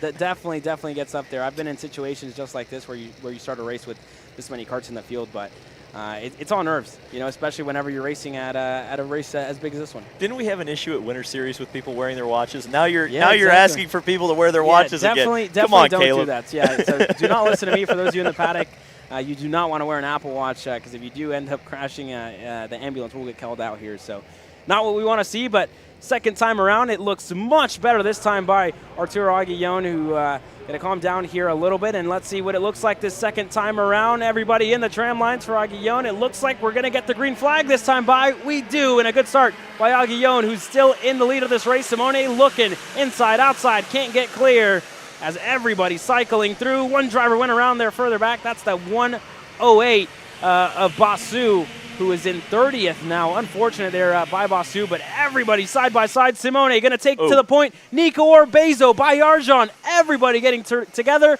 Lorenzo Varela in this group as well as Enzo Di Gennaro. Everybody, big contact from some heavy hitters that were expected to do good here in this one. Yeah, that's unfortunate to see that on the start of the race. And like you said, some guys who have been very, very fast here throughout the week. So that's unfortunate for them, but the field continues to spread out. We're going to wait to see, wow, look at that, the moves down into the hairpin. Of course, smaller vehicles here, easier to make passes in tight corners, and we're seeing a lot of them as they head onto the main straightaway. Ashton Woon, your new leader, was able to get the move done there on Rocco Simone. So he's going to take the lead here. Rocco going to be in second at the moment. Side by side further back. Macha going on the inside of Isaac Payne. He's able to get clear. And then Royce Vega making moves as well. He's up to second now. So a lot of drivers in this lead pack. Xander made a good point yesterday. Whenever you see this many, you know, chaos is definitely going to ensue. As Simone on the inside there. Vega gets stuck on the outside and going to get freight trained as one driver into the pits early with a bent rear axle there. I think that's one of the Praga machines. Out of this one early for Kai Park. So an unfortunate end side by side with Royce Vega there. He's able to get ahead. But everybody cycling through. Simone in the second spot and gonna fall under fire here to Grayson Wolcott pretty soon. Wolcott looking for a move, not close enough down the backstretch. It's all settling in now. It looks like, well, I say that now, and we've got another pass. I think that's Grayson Wolcott went back on Rocco Simone there. So one driver way off the racetrack here, elbows out racing all throughout this field. Yeah, you got some hand gestures there. Oh, that was close right there. I don't think that was necessarily any kind of a wrong move there. It was just it was one of those racing deals, but the cone paid the price for it. Ashton Woon still out in front, and the battling behind is getting hot and heavy. These kids are going hard. Yeah, that was Troy Ferguson, who was out there on the main straightaway. Found himself just run out of room, unfortunately, there for Ferguson, who got passed by his teammate And Wolcott's still there, looking to get a move done on Simone, but they're losing a lot of time to Ashton Moon, who's absolutely running away with the pre-final here. We're already with 5 laps to go, 4 laps in, 5 more in this one. As one driver way off the racetrack, that's Josh Bergman on the back straightaway, goes way wide and off the racetrack, took a look over his shoulder, and wow, unfortunate there is Royce Vega looking to go through on Wolcott. Wolcott going to go back. Ferguson going to follow him through. Heads up driving by Troy Ferguson as Macha going to get around both of the Bennicks on the main straightaway. Woon first across the stripe. Wolcott across the line next. Rocco Simone going through now as Troy Ferguson and Royce Vega going to work together to power their way ahead of Maxwell Macha. But we're side by side on the racetrack. Let's go side by side with the Shop AKR replay of what happened at the race start with Nico Orbezo and others. Everybody going through. And it seemed like something is about to ensue here. Macha, Orbezo there gets caught up with De Janeiro. Bajarjan nowhere to go in this one as our trackside camera gets caught up there with Lorenco Varela as well. And another driver way off the racetrack. And Nico Orbezo giving thumbs up to everybody there, letting them know, just kind of, a really sarcastic gesture there. But I don't know, not, actually. I think he was asking if they were okay, which is sorry, great sportsmanship, honestly. So my fault. I completely misunderstood that. And he looks at everybody, gives him a thumbs up, making sure everybody's okay. So my fault there for Nico Orbezo. Super nice kid, Nico, and making sure all his fellow competitors are A-okay. But Woon still leading us away. And that battle for second on back still very, very tense as Ferguson going to have another go on Simone. Simone looked to go back and close the door, but a little bit too late there for Rocco Simone to be closing the door that late when Troy Ferguson is on your inside as Payne going to go through there on the catalyst machine of Brandon Eng. So they're able to get through side by side, still further back in the field. Everybody still elbows out racing. Samet going to go back on Macha. Bergman now going to be brought right into play with this entire group. But man, oh man, what a race have we had here. When Woon crosses the line next time by, 2-6 will be up in the air. Yeah, and all of this battling in the back is, or not the back, it's for second place, but Ashton Woon is just licking his chops saying, go ahead, boys, keep doing that. But yeah, Rocco Simone, I thought, the move late, we've seen the officials be pretty strict on moves like that, so I'm curious what will happen. I think it was borderline. I don't think it will result in the penalty, and we see some more hand gestures there. Now, I would say that hand gesture there, Caleb, was a little bit more aggressive than are you okay? I think it was more of a what are you thinking? But Troy Ferguson has moved up into the second spot, Royce Vega in third, and Rocco Simone back to fourth, I should say. Fourth in that line, third in the line, fourth overall. I've noticed about Vega, actually, since the beginning of the race, he's had a ding in his bumper as he moves up into the third place pretty much from the start. So I think he got into the back of somebody there. Yeah, so Simone there in the Kart Republic, he fell back to third. Vega was able to get that move done in turn number 4, but we're already with a lap and a half to go left in this one. Ferguson looked like he wanted to go, as well as Wolcott on Marco Samet. Everybody staying in line, and as I say that, Maxwell Macha looking to defend from Josh Bergman on the back straightaway as Brandon Eng looking to go as well. And there goes Josh Bergman on the inside of Macha. Bergman looking to get clear, going to muscle his way through. Macha going to go back. Bergman over under move. As easy as that. Macha not happy there with Bergman, but super easy move and a good move there by Josh Bergman. White flag in the air. Final time around in this pre-final. Simone looking inside, outside. Not close enough to get the move done on Vega, who's going to defend for second here. As Simone still looking for a way around. Samet right behind Ferguson. Nobody able to get through at the moment. Bottom of the racetrack. Vega going to keep everybody behind. Samet on the high side. Unfortunately, lose a spot there to Wolcott. So Wolcott able to get ahead, but still defending all the while. Ashton Woon runs away. Everybody in a single foul line. And already Brendan Eng brought back into play. Bergman going to be brought right back into play. Everybody else stacked and packed from second all the way back just outside of the top 15. So many karts as Macha goes wide with Isaac Payne. Everybody looking for a piece of real estate here on the back straightaway. Nobody close enough. Vega still leads. A couple of drivers off the racetrack.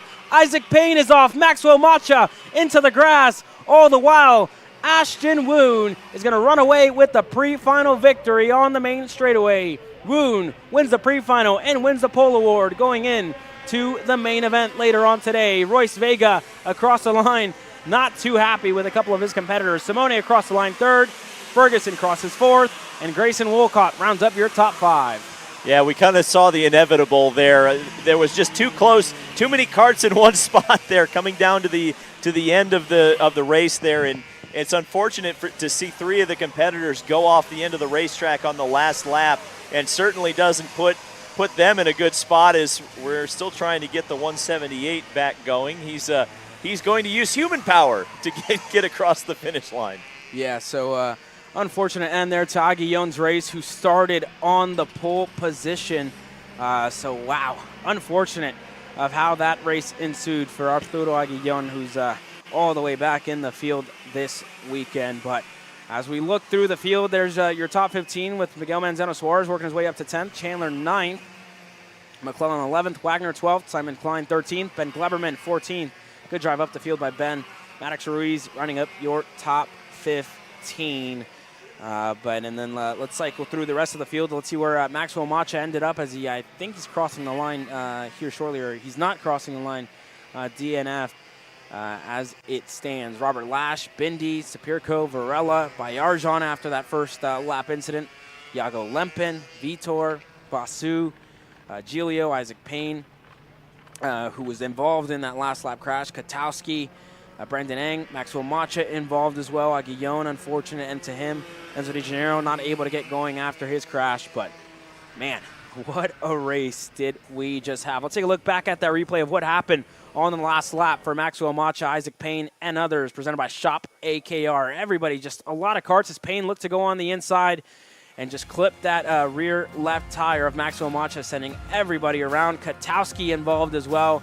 Unfortunate end to Katowski's race, and wow, yeah, just it all ended there for those drivers. Unfortunate end as, wow, everybody looking to get through, and man, Isaac Payne looking to rejoin the racetrack. That Micron costs a lot of money, you know. Yeah, so there, I thought somebody else got collected, but yeah, that's just unfortunate end to everybody's race. But with the morning sessions done, we find out how the grids are going to start later on for the main events, and the Pro Show as well returns here. Final start at 12:50. We're going to go to a quick lunch break here at the moment, but 12:50 p.m. Eastern is when finals are going to start, and Pro Finals at 3:20 p.m. You're watching Kart Chasers live coverage of the SKUSA Pro Tour live from the Motorsports Country Club of Cincinnati. Don't go anywhere. We'll see you back in 40 minutes time.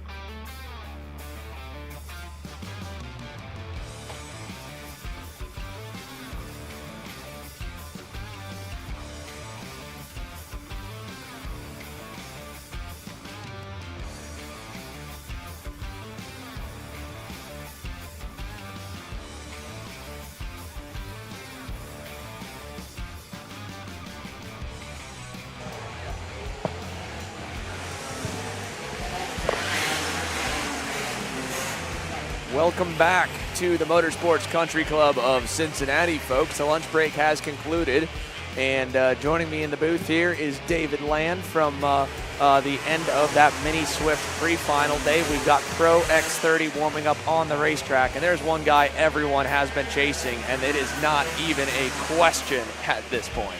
Yeah, Ryan Norberg has he's been on another level this weekend. There's no doubt about it. He's essentially won everything there is to win, and he's got the big prize later on this afternoon to pull that off. One of the advantages of the Pro Show, Xander, is that these guys get an extra spotlight, an extra warm-up session right before we see our semi-pro finals. So this is the first time they've seen the racetrack today. A ton of racetrack progression in between now and the last time they saw the racetrack. So is this a total learning experience for them right now? Well, again, you got to think about it, right? With new tires going on for the majority of classes through qualifying, at least now with qualifying and pre-finals, it's going to be a used tire session for the semi-pro 6 mains that will run after this. So it's probably the best case scenario because there's going to be the least amount of at least rubber and marbling progression from here until their main event. The tricky part is they're not allowed to run with sticker tires during the Sunday warm-up. They have to run their race tires from the heat races yesterday, so they do have to fly a little bit blind into that main event when they go on to sticker Vinco tires.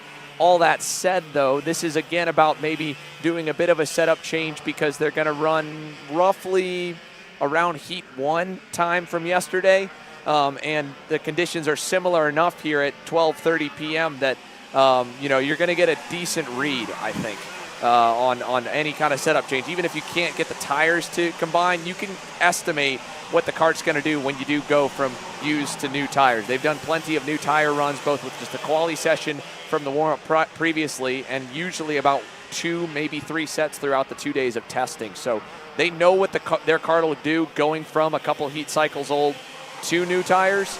But yeah, I think what you can learn and what you can take away is the fact of how similar the track conditions should be. This is a look here at Austin Garrison right now and ADT, 2 drivers who the last time we saw in action at the U.S. Pro Kart Series at Trackhouse were right in the mix of the fight for the win. Garrison and Joe Turney split the heat races there in North Carolina, and Garrison was leading laps until eventually a crash took him out. ADT, opposite end of the spectrum, not too much in the mix till the main event rolled around on Sunday afternoon. But both of them have struggled tremendously here this weekend, so they are absolutely looking for a kitchen sink into a home run right now. Yep, I was just about to make the point that outside of Norberg, I think we've probably got about 23 other drivers who are trying different setups this morning. And you mentioned it, first in your heart, 15th in your program this morning for ADT, which is a surprise because he always shows up at the big events, and the fact that he hasn't been at the front as of right now has been a bit of a surprise. Austin Garrison towards the back as well, a surprise. And you know what, a bit of a surprise, at least early on in the lap times, is Brandon Carr is first ahead of Norberg and Hodgson. Yeah, and again, another guy that really hadn't made too much noise. He obviously had that bummer ending to his second heat race in the collision with Josh Holtz, Aiden Levy, and Santi Fernandez. Not at all of his own doing, but when you're back with the squirrels, sometimes you get your nuts tapped. It's a tough place to be in the middle of the field. So for Paulie Massimino, he was able to make his way through that crazy midfield swarm and move his way into the top 10 in both of his heat races yesterday. He's actually starting pretty well here this weekend, and once the field kind of spread apart by lap 4, lap 5, he was able to match Norberg, as was Hodgson, as was Diego Ramos, who all now populate towards the top with Norberg at the top of the heap here. As there is an attempt at a move there by Brandon Carr, and I believe Sidney Castle's Catalyst Italkart there in the S's. But yeah, Carr good at the start, and that to me is a good sign because that is where I feel like Ryan has everybody covered right now. When the race does stabilize by the midpoint of the session in both of the heat races, we watch the time start to even out through the field. But the opening 3 to 4 laps of the session, Ryan has been 2 to 3 tenths better. He builds that gap and then cruises. So if you can be quick off the rip, and by many drivers describing how they try to attack Super Pole, turn the tire on as soon as possible, you're going to be in a much better place than 90% of the grid, because that I feel like is what more guys are chasing than individual lap time pace. there's been a lot of talk throughout the paddock this morning and really the whole weekend about the appearance of KA100 here. A driver who's so successful in Europe, has shown up for this Pro Tour event and is on the outside of the front row later this afternoon. And the question mark with Kai is he going to challenge Ryan Norberg? Of course, they're both in the RPG tent. They're both two of the favorite drivers underneath that tent for this weekend. The question, of course, is do you want to mix it up? Jumping into this tent at a Pro Tour race, are you willing, if you're KA100, to take the fight to Ryan Norberg? And so I think that's going to be one of our big storylines when we see later this afternoon, these two RPG carts going into turn one. Who's going to come out on top? Right, because that's one thing to note. You know, when you look at qualifying, Hayden Jones decently up there, Donovan Bonilla less so, and KA100 back in 11th after being extremely quick in stage 1 qualifying to transfer through to Super Pole and then struggled in the green-white checker format. We saw him get up into the top 3 in both heat races, and again, to start on the front row here for today's main event after those performances, he actually has a good shot. He's not having to go offline and make passes to get close and have Norberg already stretched away at a second gap. If he can roll off the line, good, and hopefully the teammates play nice through turn 1 and not try to out-jump each other where the lane gets a massive run, maybe he's able to hang with them, because by all other accounts, once Kai did get clean air, for the most part, he could. Diego Ramos, similar boat, but talking about jump starts or lack thereof, it was a flip-flop in both heat races yesterday, Dave.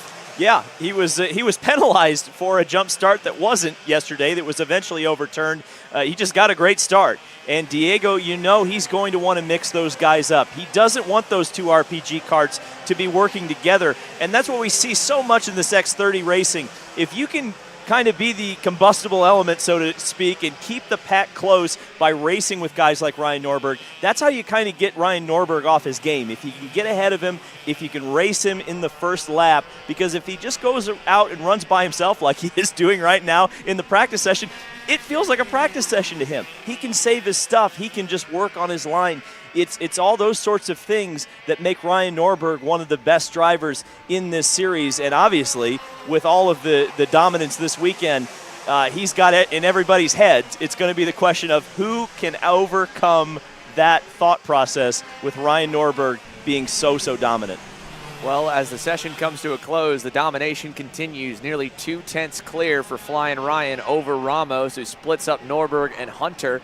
Impressive ending for Paulie Massimino. That tracks with how his weekend progression has gone, from not making it through to Super Pole to charging forward to 8th and 7th in the heats to now 4th here in warm-up. The speed is there for the BJR MDRLN kart, and he was oh so close to an X30 victory a month ago at the US Pro Kart Series. Broke through for his first 125 Pro Nat victory at Charlotte and OKN, and it is looking to be a better summer. It was cool to hear him get that win after so many years of so many close calls, and the Shootout All-Star Race win a couple of years ago. He said, to be honest, these last couple seasons, it just felt like things never really went right. I started to doubt myself. I started to lose confidence a little bit.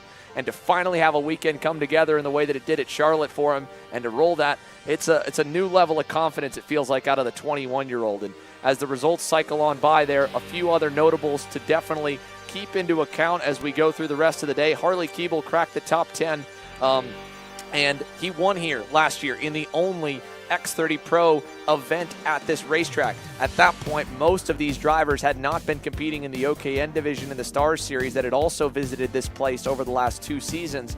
So really the only other data we have to go on from the Motorsports Country Club of Cincinnati is Harley Keeble's win. He was arguably 3rd best that weekend. Turney and Norberg were quickest. But you talk about disrupting the flow, Harley did exactly that. Fought, tooth, nail, kept the lead once he got it, and he was able to pull away to a win. But he's not even been 3rd best based on the time charts this weekend. And unfortunately, that warm-up didn't see him all too much better, just kind of hovering that 8th to 12th place buffer zone. And that's where we've seen the chaos really explode so far. Yeah, and Harley Keeble, you know, he was made so famous by his performance in USPKS here last year. But if you've spoken to him this weekend, Harley's just doesn't have the confidence right now in his equipment. I don't think he feels like he's quite got the pace to do what he did last year. But you know, you never know. This is why we run the race, right? And I was also interested to see ADT in P9 there on the time chart, so he's working his way up. The question is, does he have enough pace to come up from 15th? I don't know about that, but Pro Shifter out on the racetrack, Xander. Yeah, it just really depends, right? If someone does get around Ryan, especially if it's not Kai Hunter, but even if it is and someone else can get into the mix and they do start to low line or defend and pack the field up, then it's very easy to go back and forward. In that same race that Harley ended up winning with all of the defensive driving and passes back and forth through the field, Paulie Massimino at one point was way off in the weeds in turn 6 and 7. This corner right here, he managed to drive right back up to the lead pack about 3 laps later. There were guys crashing left and right and then still back up into the fight. So it depends how it goes out. If the field does get spread apart, mainly if the fastest car at any given time is in the lead, we're going to see it be very, very difficult to make passes and charge up from as far back as P15. But as we saw in those Pro Shifter Heat races, while AJ would get away, second on back would be closely packed. And all you needed was a mistake out of the guy in front of you to get around, and it would go that line back to 12th or 15th. And at the start of the races, where Talanyako continuously got the whole shot, everybody was close together until AJ broke through. And, you know, we can talk about Norberg's domination, but this weekend, a tip of the hat and a bit of a tip of the scale, I would say even more so, to the Magic Man himself, because he has had these guys covered so well. And what I thought was so interesting about his interview with you yesterday, Dave, was it's not set up, it's not even knowing the place, it's the characteristic of the racetrack that the bumps, and while there is grip down, it's so low grip offline that it's just about keeping the kart stable and the wheel nice and smooth. AJ Myers is one of the very few high-level drivers that has had championships, not just race wins, countless of those, but championships in the highest level of single speed and the highest level of gearbox racing. There are plenty of drivers that are going to be at the forefront of this gearbox field that may not have made that much of an impact during their X30 Pro or even KA and skipping 125 competition days.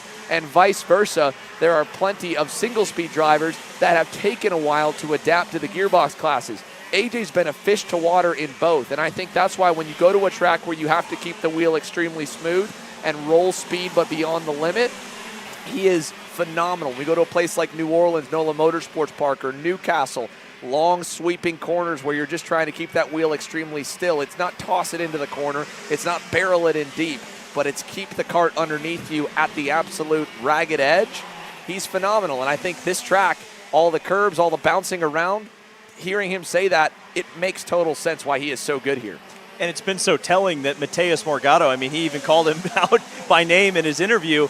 Mateus, and even to Mateus's credit, he said he didn't really like the track all that much because it's so different than the European-style tracks that he's so good at. You know, in the rest of the season, we've raced it very smooth relative in the U.S., of course, racetracks. But once we've gotten here, I mean, A.J. Myers has just been on another level. He's been a human highlight reel both on and off the track this entire weekend. I mean, yesterday, pulling the bumper out with his essentially his bare hands from his rear tire was one of the craziest things I've seen in any form of motorsports. So, you know, A.J., when you're on it, you're on it. And A.J. Myers seems to be on that level right now. Now, that being said, Mateus Morgado right now is P1 in this session, trying to prove me a liar. Talon Yackel, like you mentioned, who's been so fast this entire weekend, as we've got a car off. Riley Pegram, the Trinity Karting Group Magic Kart entry, is off here in the middle. The daughter of Larry Pegram, who has been dominating the weekend so far in Master Shifter. Speaking of surprises at the top, how about Vincenzo Saraceno on the Maranello? Oh, we got another one off. That might be Remo Ruschetti. That's gotten into the wall. Yeah, that is tagging the outside barriers here at the outside edge of turn number 1. The major trouble spot where we have seen so many drivers go off this racetrack. Now, Vincenzo right around Morgado right now. I would bet you we're going to see a burner right here from Mateus. As no, man. You're not. But he wanted to get by Vincenzo, and he. Look at that, just being offline for a second. There is zero grip with all the marbling off the racetrack, and how loose they have to run these karts through the rubber that has been laid down on the line as well. To be fast, you've got to be extremely free, and this part where Ramo is trying to get back going is a very sketchy moment, as Jay Irwin now is the driver we're following. He's not even inside the top 10 right now. He is way down the order. Morgado to the top somehow on that lap behind Vincenzo. That shows you how high up he was on that lap right there. Yeah, that was impressive. We had yellow flags. He got blocked at one of the slowest corners on the track, and yet still somehow goes P1. But A.J. Myers is right there as well. They're well clear of the field by a tenth of a second. So let's see if this lap is even faster for Mateus Morgado. It looks like a much cleaner lap this time. No traffic involved, although there was the yellow flag down there at turn 1. Let's see. Yeah, here he goes across the line. Morgado will improve about a tenth and a half. We're waiting to see AJ pop across as well. Impressive from Sam Dicker, one of the two major front-running Trinity Karting Group Kart Republic entries, the other one being Gavin Bailiff, who watched his older brother Finn win in KA Senior yesterday. Granted, this is an absolutely stacked field of professionals where our KA ladder class has a little less experience to win in. Gavin has done an awesome job, and one cool tidbit about Gavin Bailiff, this weekend driving for Carlos Racing Engines, but at a number of events and all of his practicing, he has been building his own motors here on property at Trinity Karting Group's on-site shop, and he is one of only 2 drivers that I know of in the field that is anywhere remotely close to that level of running their own program. The other one being, of course, the All-American badass Billy Musgrave, who's going to go home and probably weld a new bar onto his chassis if he doesn't find enough speed here this weekend. I'm only kidding. That factory kart has been phenomenal, to be fair, through the practice runs. We got another one on the wall, and this one's Saraceno. Vincenzo now off over in turn number 1. So the major trouble spot that has been such a big talking point all weekend is going to claim multiple victims here. And with where he went off and how he's lifting the kart off to the edge, I would not be surprised if he actually maybe had stuck the motor at the end of the straightaway. Because when you, depending on how the motor may explode, it might lock that rear axle up as if you just slam the brake pedal at 100% force and leave it there, and that can take you straight out of control as well. Myers to the top, Ian Quinn with a good lap late here. Morgado in 3rd, Dicker 4th, Jacob Gulick in 5th. Now, one driver that pulled in a little bit early from that last session as the checkers head out now with AJ on top at a 52.528. We talked about Morgado earlier. He did also call it in his interview that he felt like he was there. And the last point that I'll make before we close out this session is, unlike in the X30 class where there's a bit more of the passing that is kind of a mask of the raw pace in the opening couple of laps, in Shifter, the interesting point from Morgado is the high quantity of mistakes of guys in front of you, especially when you're having to go into first gear and kind of breathe the clutch lever a little bit to launch out of that back hairpin, or just in general missing a shift or missing a motor. There's so much more these guys are having to do behind the wheel besides just keep it smooth as the single speed guys do, that in the first lap when they're all packed up single file, kind of like a bungee cord, they're just kind of running in the guy in front of you. He misses a shift. Now you've got to hit the brakes, and then that kind of works its way down the lane. So until they get separated, you don't get to see pace. And we got to see that from Morgado when he did get clear, and we see it now. Half a tenth off of AJ. His teammate Ian Quinn right up there with him. Dicker, the best of the rest in this warm-up, 4/10 back. Gulick 5th, Musgrave, White, Pickett, Gavin Bailiff, and Kyle Wick. Josh Conker bailed out to the scale line early on. He's standing by down here with Caleb Vieska. Let's go hear from him. Thank you, Xander. I'm here with Josh. Josh, you were the first driver to pull in from that warm-up session. But I look back 2 weeks ago, right? You had a really good week at the Stars Championship Series, kind of finally figuring out that pace, getting back on the national podium, and you look pretty strong this weekend. How are you feeling? How's the speed been so far?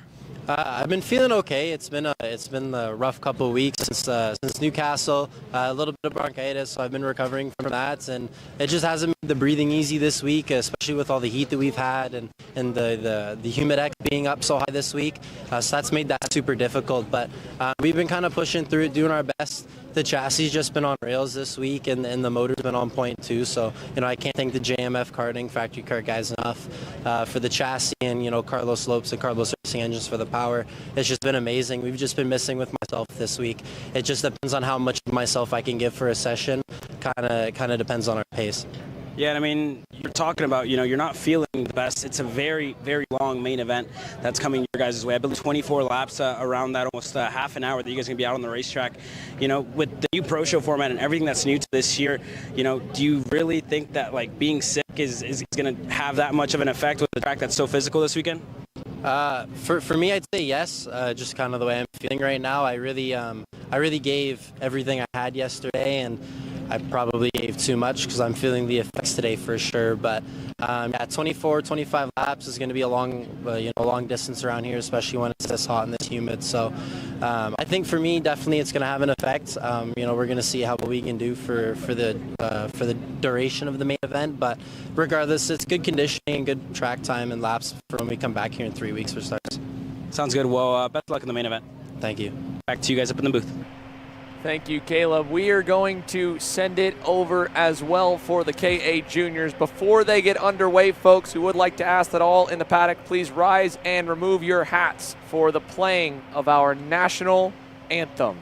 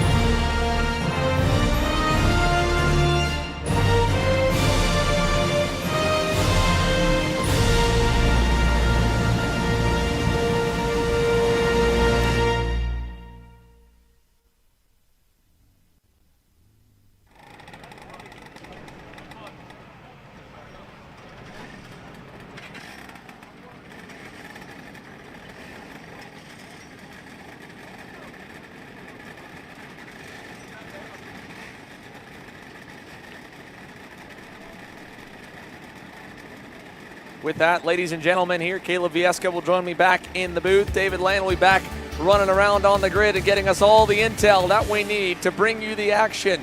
8 main events are all that remain from this weekend's Motorsports Country Club hosting of the 2024 SuperKarts USA Spring Nationals. And to kick us off, Nash Motorsports KA100 Jr, ages 12 to 15 years old. Using the 20 horsepower 100cc machines with a slight exhaust restrictor. And check out this front row. Turner Brown and Peyton Westcott will get set to lead the field to green, and we will send them off for our first of 8 main events here in the afternoon. It is a 40-driver grid and a long line of go-karts that got to file down to make their way onto the racetrack here. Nearly 60 seconds in length for the warm-up lap. It'll give us plenty of time to bring you through the starting lineup for today's Nash Motorsports KA Junior main event. Let's kick things off. Again, it's a Rollison Performance Group front row with Brown and Westcott. Row 2 has Diego Ardiles and Alexander Vanchev. Row 3, Jackson Wolney and Travis Pettit. You go back to row 4 with Chase Gassioli and Gabriel Balog, the first of the 2 Magic Karts in the field. Isaac Malquit and Benham Abernathy starting on row 5, rounding up your top 10. Nico Sarfati and Dean Peterson, row 6. Moving back to row number 7, Nathan Dupuis got spun on the front straightaway yesterday. He'd love to at least finish this main event roughly where his pace should put him. He rolls off on the inside of Roman Felber with Enzo Vidmontien all the way back on row number 8 alongside Ty Fisher. Those two got into it in the pre-final. They've got work to do to work their way forward with Jackson Young, Tristan Murphy, Mateo Calderon, and Martin Jaramillo for your first half of this 40-driver junior grid. Here come the last few rows for you to find your favorite driver of where they start. Max Weiland will be one to keep an eye on. He rolls shotgun on the field back in P40. That Magic Kart should be moving up the boards. Here we go. KA Junior main event. Green flag is not going to be displayed on this first time by, and I think that was because they wanted another lap to allow the leaders to allow the back of the field to form up and tighten up. So the leaders are going to need to slow things down a little bit sooner for us to get underway. We'll pull that grid graphic up if we can one more time just to go back through the back 10 rows because, again, you've got your front rows that we've covered nice and easily for you, but beyond them, there are still some other movers and shakers that roll from 21st on back, beginning off with Drew Jensen and Jackson Deal. Both of them having to go out of, I believe, the slow group in qualifying. Homer Heyman rolled from dead last in the pre-final. He made it up to the inside of row 12 alongside Matthew Cagle, who yesterday had a scary crash in the pre-final and then marched his way up a ton of spots in the main. Yeah, then you go back to Aiden Augustine for the Chad Dawkin Racing Kart Republic team to Ramey and Andretto's alongside each other on row 13. Row 14, Popescu and Felber, Darren Kidd, McKenna, Rochetti, White, Downing, Machelke, Anderson, Dumeth, Alex Miller, Rosa Orcel, Basu, Bornman, and Max Weiland starting at the tail end of the field on the outside. So here we go, 40 drivers deep, attempt number 2 for Turner Brown and Peyton Westcott in the RPG lockout of row number 1. Let's try this once again. And this one an even further spread out start, but it will get the green. So we're racing down to turn number 1, and we've got most of the field pretty cleanly through. Westcott into second, Ardiles into third, and they are door to door. Couple drivers in the dirt coming out of turn number 2, but the entire pack has made it through the opening half lap so far. This is where it's going to get tight. Look how many are 2x2 and nearly 3 wide through turns 4 and 5. And we've got one off, nearly 2 going off into the marbles, but the top 3 have broken away a little bit with Alexander Vanchev and Jackson Wolney playing chase as the rest of the pack makes their way out of the infield and up through the S's for the first time. Yeah, a lot of pushing and shoving in midway through the field and in the mid-pack. Everybody was kind of throwing haymakers here early on to try and find a good spot on the racetrack, but 3RPG still out in front. Ardila is going to go up to second ahead of Peyton Westcott, and then Alexander Vanchev, Jackson Wolney, and Chase Gassiet Lee going to be able to close down their gap to the 3 RPGs ahead. Let's check in on how the start shuffled our field up from the original grid order. Obviously, the first couple are easy to see. Brown, Ardiles, Westcott. Here's Chase Gassiet Lee looking on Jackson Wolney. That's for 5th, and a little bit overdone on low air for Chase Gassiet Lee. We got one driver that has tagged the wall down here at turn number 1 while the leaders are down at turn 4. And hopefully that should get cleared by the time the pack gets back around. That was a decent impact, unfortunately, at the end of the first lap for that driver just off the racetrack. As the leaders are out of turns 4 and 5, the officials will tend to that driver and make sure we are okay. For the moment, we stay green. Here's a look once again at Wolney, Gassiet Lee, and check out little sizzle. Isaac Malkut up to 7th here, trying to cap off his weekend with finally some good luck and a good run on that PSL Pierre Allard. He's in a great spot at the end of the opening couple of laps. Well close enough to the leaders, and now he's going to get even closer as Wolney is going to lose a spot, and we are under double yellow down the front straightaway. So the first double yellow of the weekend will group us back up. So there go the double yellow flags, and hopefully, again, all of the field is aware of the policy, but that will put us to a single file cautionary lap. We won't have to go red, but I think what that is probably for, Caleb, is the disruption of the barriers down at turn number 1. If we did have an injury, it would have been a red flag, but the double yellow coming more so for the barrier impact. You can see the on-site medical team is down there by the driver, and they will make the decision within a lap of whether or not we will need to pause this race. For now, we are under caution here from Cincinnati. So let's go ahead and take us through the order here. Brown, Ardiles, Westcott, Vanchev, and Chase Gassiet Lee, your current top 5. Red flag is out, so this race will be stopped here. So the red flag is out, and that's going to put a stop to this one. Xander, you're more familiar with the rules. Is that a full restart, or do we start again from where we were on lap 4? So the wreck happened down at the end of lap number 1, beginning of lap number 2. As long as by the time of the impact, which being down way past the finish line, all of the drivers were able to cross the timing loop, we'd have 1 lap completed, so we would go back to the lap 1 run order potentially. But if they were double yellow with the way it is, then it may be on the double yellow order. I mean, the double yellow basically would have pushed us to the lap 2 run order where we froze the field. So I think we'll restart by that math potentially with lap 3.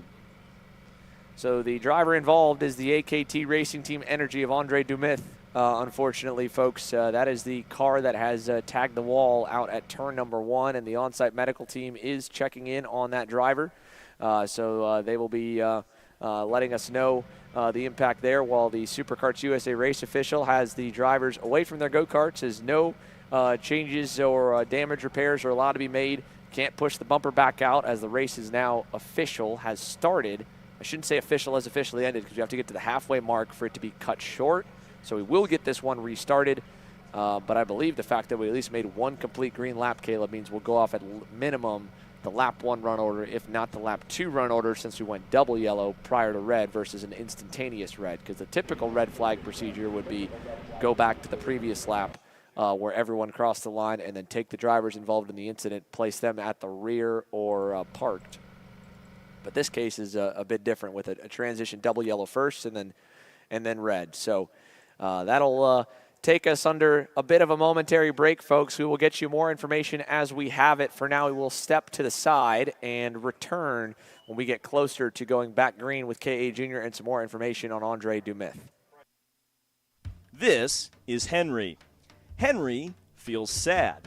Henry feels sad because it's time for his next big race, and his go-kart is in bits. Henry doesn't know that Acceleration Kart Racing is the United States' #1 shop for all of your karting equipment needs. Henry also doesn't know that Acceleration Kart Racing can deliver anything from tires to race suits and even wheels directly to your front door or to the racetrack itself, quickly and efficiently, with tech support available 6 days a week. Poor Henry doesn't even know that Acceleration Kart Racing offers free shipping to mainland USA on selected product if you spend $200 or more. Do yourself a favor. Go to accelerationkarting.com and make sure that you are never left stuck on the pre-grid with Henry.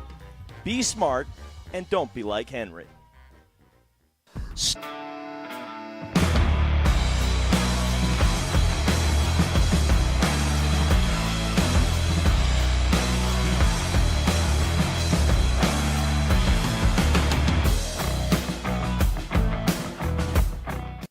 Are you looking for an advantage in your competition? Well, Kart Class has done the hard work for you.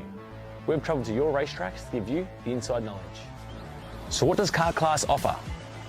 We've got drone footage that captures the racing lines, visual markers for your braking points, acceleration zones, and the best overtake opportunities on your racetrack.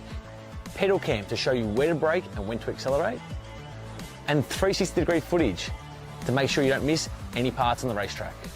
We've covered 13 racetracks in the United States, and Australia, you're up next. So visit kartclass.com to get your track information. Are you ready to get behind the wheel? From Formula One to NASCAR and IndyCar, all the pros start here.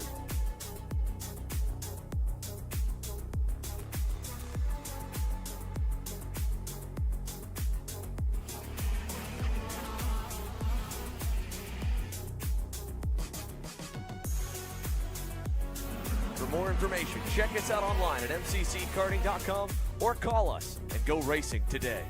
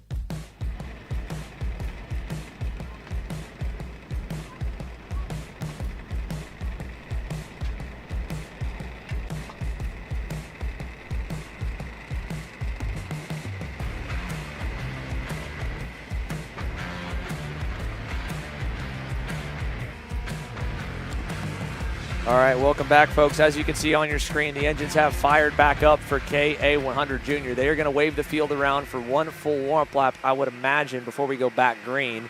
And then we will start the timer again. Now, David Land and Massimo on the pit lane will give us an update here shortly. But for now, we are able to get back underway when we come the next time by the start-finish line. So that will give us the order as they cross to let you know how they will restart. We've got 3 laps officially completed so far. With 3 laps in the books, we've got Turner Brown, Diego Ardiles, Peyton Westcott, your top 3. It was my one mistake on the driver identified. It was Andres Dumith. He is with Rollison Performance Group. So my apologies there on the miss of the team. But it was Andres Dumith who was the driver that was involved in the incident down by turn number 1. The only other driver that did not cross the line for the first couple of laps was Max Weiland. And my mistake on IDing Max Weiland as well. He is not out there. They have struggled through the weekend, and they are putting their focus over in the X30 Junior department after suffering some engine issues. So that has taken them out. Also, the one other driver that will not be part of the restart, we believe, could be potentially Benham Abernathy, who is gone out at the end of lap number 2. But here we go to get us back underway as the field heads down the start-finish line straightaway. Turner Brown, Diego Ardiles, Peyton Westcott, and the rest of the 37 who remain on the racetrack here looking to go green for KA100 Jr. And we are back racing, boys and girls. Down to turn 1, everyone's going to fan out of line. Single file restart as they head down to turn number 1. Couple movers further back. The top 5 will get away cleanly. And Travis Pettit with a heads up around the outside move on Isaac Malcutt. He'll move up into the 6th position. Nicely done for the TV car driver. Malcutt trying to pay that one back in turn 4. Can't quite pull off a return on the outside lane, but he's not going to lose anything as Jackson Wolney stays behind. And now Alexander Vanchev getting into the right rear tire of Peyton Westcott, and that is going to give a huge lead to Diego Ardiles and Turner Brown. And the rest of the field, I think, just absolutely let out a sigh of despair, because that is the exact story we witnessed yesterday. Those 2 drivers being able to work together and pull a massive gap over the rest of the pack. They've got to be really smart in these next 2 laps here, or they will not see the 836 or the 897 for the rest of this main. Big move there by Travis Pettit. He'll get by another one. That one was Chase Gassie at lead to move into 5th as we are back fully underway down the front straightaway, folks. 1 lap back under green, 4 complete, working lap 5. Yeah, so a lot of racing action left. 17 laps to go left in this one. Again, like Xander said, Travis Pettit making a lot of moves for Peyton Westcott and Alexander Vanchev just really weren't working together the lap prior, but everything seems pretty tame now in between the group. They're probably going to need to work together here if they want to get right back up to the rear bumper of Peyton Westcott's teammates in Ardiles and in Chico Brown. Further back in the field, Wolney dropped 3 spots here on the restart. Fell back to 8th, Sarfati 9th, and running up your top 10 is Nathan Dupuis, who's up 3 spots. So this is all the battle further back, because there's a big gap in between Dupuis and Wolney. And he has some help from Sarfati, so this gap can close. Enzo Vinmontien in that group as well, who's already up 3 spots. Make that 4 or 5 here, I believe, as he continues to make moves and has made a lot of moves already in the 2nd lap back green. And so did Ty Fisher. Enemies turned friends for the moment here. And I don't want to say enemies as in forever, but obviously those 2 tangled in the pre-final off of contact, yet they are so fast that as long as they are smart, they are picking them off one at a time. Enzo 1 corner, Ty the next. As we got other problems here. This is down on the backside of the racetrack with one driver that has nosed into the wall. It looked like the 807. No, it was the 887 of McKenna. So that has gone out. So Maverick McKenna is out, and I believe the other driver involved might have been Matthew Cagle as Westcott fending off Travis Pettit. Vanchev's gone through. Let's see if Pettit tries to send it here. Not in the S's. Needs a good exit. Westcott got a little sideways. Watch this over the crest down the hill. Let's see what Travis wants to do. He'll fade low. Last second.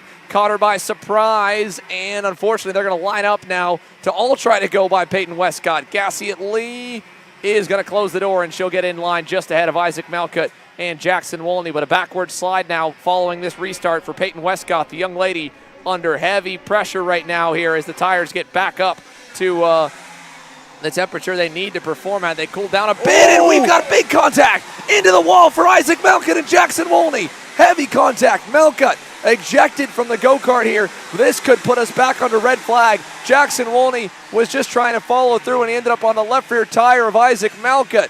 Malcutt out of the go-kart. He is okay. All right, that is great to see. Isaac Malcutt back up standing. He's all right. And speaking with the SuperKarts USA officials, got kind of thrown away. And that right there, as scary of a moment as that was for Isaac Malcutt and Jackson Wolney, that is exactly what is supposed to happen from the safety standards, where you don't have a seatbelt in these things. You want to get thrown away from it if it does start to hurtle and crash off the racetrack. Back up front, Gassiet Lee, Travis Pettit making moves there. One more off, Westcott's off. Peyton Westcott's off there in the back hairpin.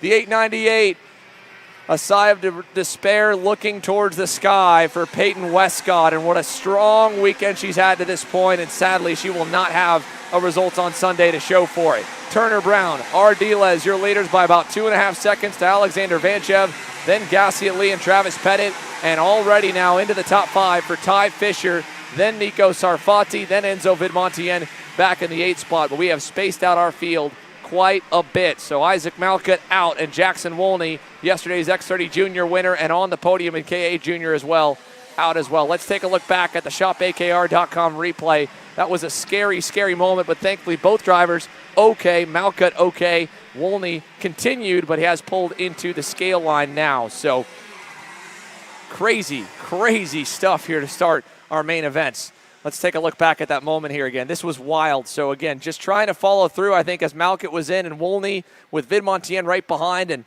Malcutt hit the wall and got thrown from the seat right there in a danger zone, and he was very quick to get quickly up and then behind the fence line. Heads up from one very, very mature young man in Isaac Malcutt.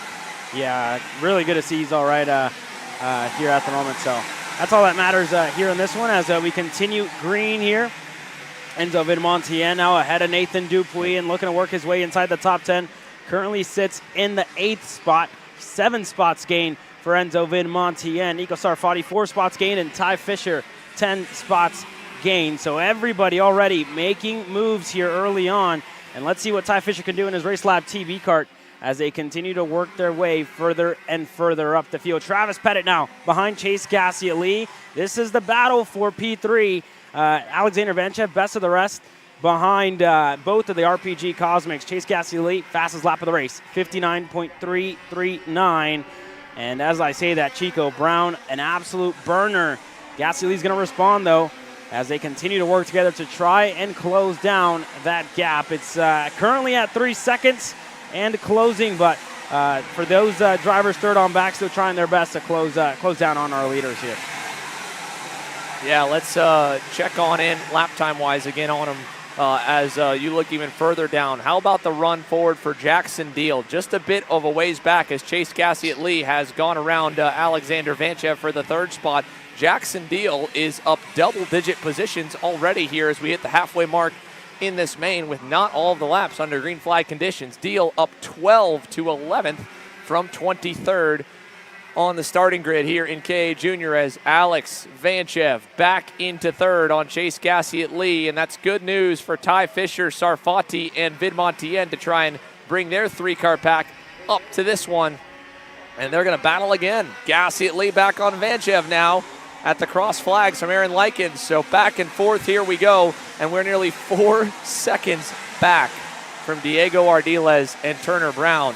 But what a run here in the works for this MPG Motorsports kid of Jackson Deal as he is charging to a potential top 10 finish if this race continues the way it's going for him. Yeah, and we're talking about movers here. Luca Papescu in 16, 12 spots gained as well. So, and Bristol Bornman, 16 spots gained. She's currently in 24th. So a lot of drivers making some moves here in this KA100 Junior main event. Round number 4 for the semi-pro categories here today as we look on Jackson Deal, looking to close down his gap to Gabriel Balaga, Nathan Dupuis, and then further back, the National Motorsports machine of Bristol Bornman, just a little bit further back, and a couple of others here that continue to battle. That's Roman Felber, who currently sits in the 14th spot, ahead of Drew Jensen and Luca Popescu. So a lot of big movers in this field so far as our leaders cross the finish line. It really almost seems like, Xander, that we have two different races going on. The battle for the lead, as down the inside there, Roman Felber going to get passed. So he's going to lose 2 spots, but it almost seems like we have 2 races going on. You have the 2 RPG Cosmics just absolutely running away with it and making their kart an 8-wheeled go-kart, and for the rest of the field just kind of fighting for scraps here for third on back. Right, and as frustrating as you can maybe get with the way that they battled for third early on in this race, you can look lap time after lap time that Diego and Turner are still 1 to 2 tenths a lap better than everybody else on the racetrack. So yes, as the field had to kind of be smart and navigate their way around the likes of Peyton Westcott, who was obviously having something wrong from really the drop of the green on that restart, and everything else that followed in the chaos that is going to come from a race restart where the field's packed up. But these two have absolutely deserved the lead, and unfortunately that young man deserved better than what he's gotten here today. Isaac Malcutt, great to see him okay as he's standing by there at the top of the grid. That young man had a very scary moment, but thankfully all good, and we'll see if we can send David Land on his way down to maybe potentially speak with Ike and get his view of that wild incident. Turn 1 obviously is a high-speed corner. We've seen plenty of offs there, and that one is just one of those that you're happy to walk away from, as bummed as you may be that you didn't get the results you would have liked. This time by, it will be 7 laps to go, and well, let's keep tabs kind of on, like you said, Caleb, the second race, the race for the podium. Fastest on the circuit that time was Ty Fisher at a 59 flat. Granted, he got a little toe off the back of Alex Vanchev, but even still, he is moving. Enzo Vidmontien with him as well. They might be able to go all the way back from the mid-teens right now and continue their charge to as high as 3rd and 4th. They are almost there. Vidmontien leads that next group, but Fisher and Nico Sarfati are catching up to this 3-car pack in the fight for 3rd. Yeah, and they continue to work their way up as Ty Fisher now in towing range with Vanchev. He's going to be in striking distance in the next couple of corners, so we'll see what it looks like here shortly. Is he going to be close enough in turn number 5? Not going to make the move. Travis Pettit stays in line as well as Ty Fisher, so this is for 3rd on back again. Chico Brown and Diego Ardiles not fighting as of yet. They're going to continue to push each other until the 2 sticks go up in the air, so we'll wait for that as Sarfati just getting left behind Ty Fisher here. That gap continuing to open up, so unfortunate for Sarfati. Just doesn't seem like he has the pace, but this is going to help him out because Ty Fisher inside, clear of Alexander Vanchev, moves further back as well for Balog, who actually went back on Enzo Vidmontien, who falls back to 9th when they cross the stripe. So Enzo Vidmontien got to be a little bit disheartening here the way that this has gone, following Ty Fisher forward and then just not having as much pace as the TB kart driver. But on the flip side, what a turnaround here for Sunday for Nathan Dupuis to walk away with a potential top 10 after not getting really any kind of a chance to show what he had behind the wheel of that Super Tune USA Tony kart yesterday. He is safely running inside the top 10. So with 6 laps to go, Turner Brown, Diego Ardiles waiting to fight. We're searching around to give you the rest of the other notables here. And again, we've talked about Jackson Deal marching forward. He's almost up to Dupuis and Vidmontien and Balog right there. So Jackson Deal last time by a tick quicker than Vidmontien and Dupuis. Not exactly faster than Gabriel Balog, but 1 or 2 more passes and the MPG Motorsports OKP Kart Republic could arrive. 5 to go now, and Turner Brown, Diego Ardiles just out there biding their time and really kind of running out the clock, Caleb. Yeah, just really going to wait until the race and until 2-6 go up in the air. I mean, we've seen this so many times by across teammates, across a lot of other classes, just kind of making it a heads-up battle, 1v1 until the end, and they're going to wait all the way until this race is close to being finished, and they're going to fight it out. But Travis Pettit leading this second group from Chase Cassidy at Lee.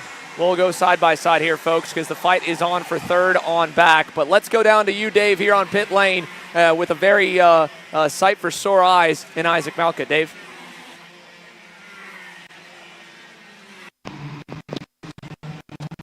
I turn the mic on this time.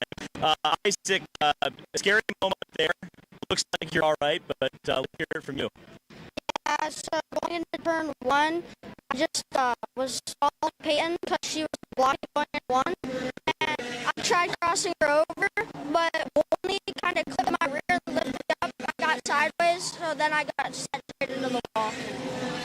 a tough one, but how are you feeling physically? Everything all good? Yeah, I feel fine. Well, that's the good news, and that's the important thing. He'll live to fight another day, that's for sure.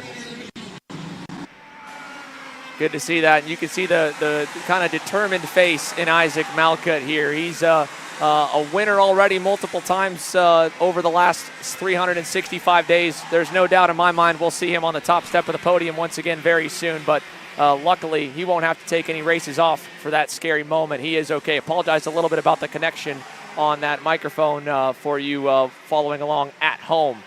Coming to 3 to go this time by, Caleb, here as we put 17 laps in the books. And the change while we were focused on Malcutt is the two lime green machines have gotten into 3rd and 4th and have pulled away from that 5-car pack and making it a 2-man fight here for the podium. As Gassiet Lee, it leads now Vanchev and Sarfati about 8/10 away. So we've got pairs of 2. The RPG Cosmic duo of Diego Ardiles and Chico Brown, just as they were one day ago, top of the heap. But also, you have a great dynamic and a great story in the fight for 3rd with Travis Pettit trying to score a junior podium here with Race Lab Karting and TB Kart, and Ty Fisher trying to keep that podium streak alive where he has had so much momentum, at least at one point, I think, in every race weekend over the last couple of months that he has been a part of. He's been in 1 or more official sessions in the top 3. So while the race for the win is out of the question for these two, the race for that last piece of hardware is up for grabs. And young Travis Pettit in his rookie junior season is looking like a seasoned veteran right now, leading his teammate in Ty Fisher around. 2 to go, and the fight for the lead is about to begin here. They could start at any point, though, with 5 seconds and change back and a pack behind them that will inevitably fight as well. Turner Brown, Diego Ardiles, they're in the driver's seat, Caleb. They've put in the work. They've pulled away. Now it's time to have some fun. Yeah, yesterday Ardiles waited until the final lap to really go on Chico Brown, so I'm expecting the same, but if you want to surprise a driver like Chico Brown, now's the time to do it and really try and pull away.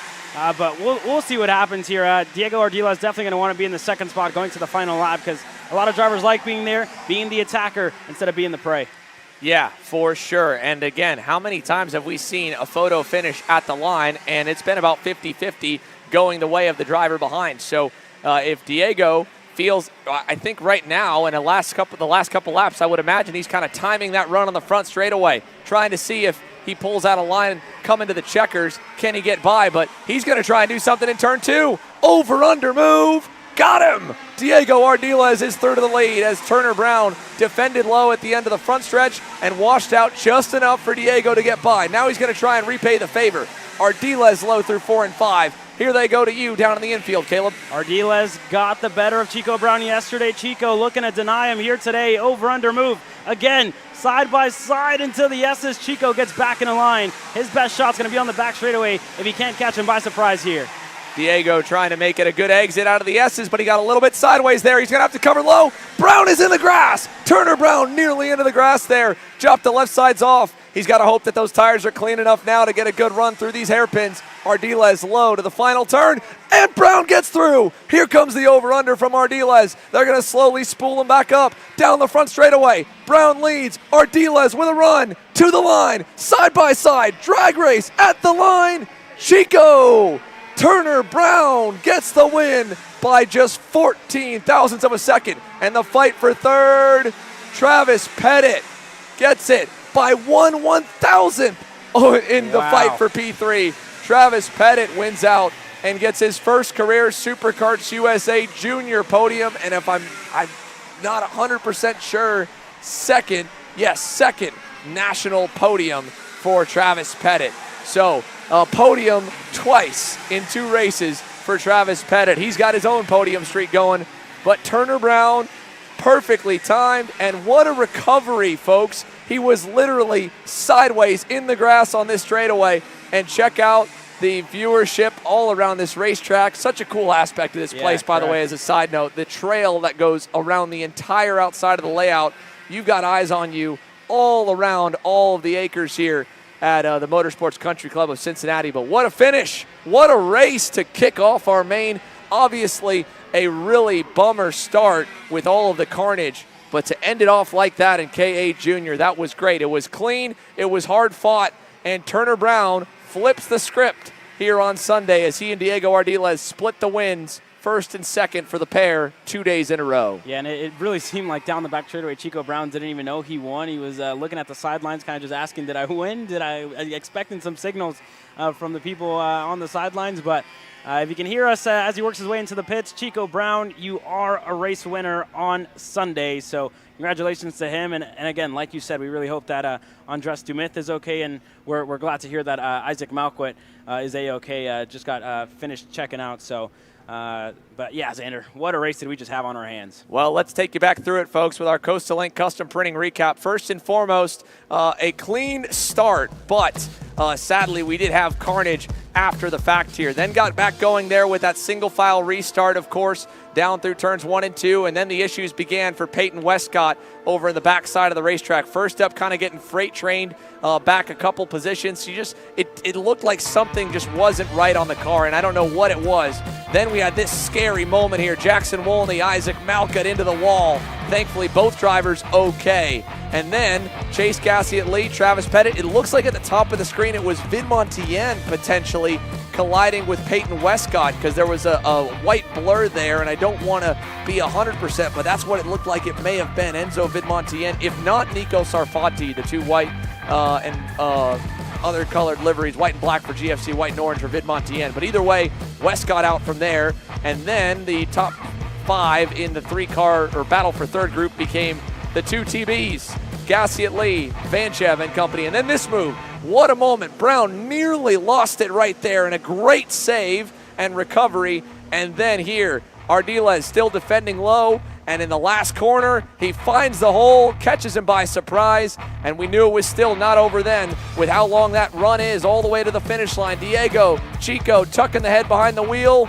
and both of them, you could see them kind of leaning towards each other with their heads to look and go, did I get it? Did I get it? Oh, I did. Awesome. So congratulations, Turner Brown, for a stunner of a victory here. And he gets to turn it around because yesterday, again, he ended up not winning that drag race to the line. Today he does. So congratulations to Chico here for our first win of the day in KA100 Junior.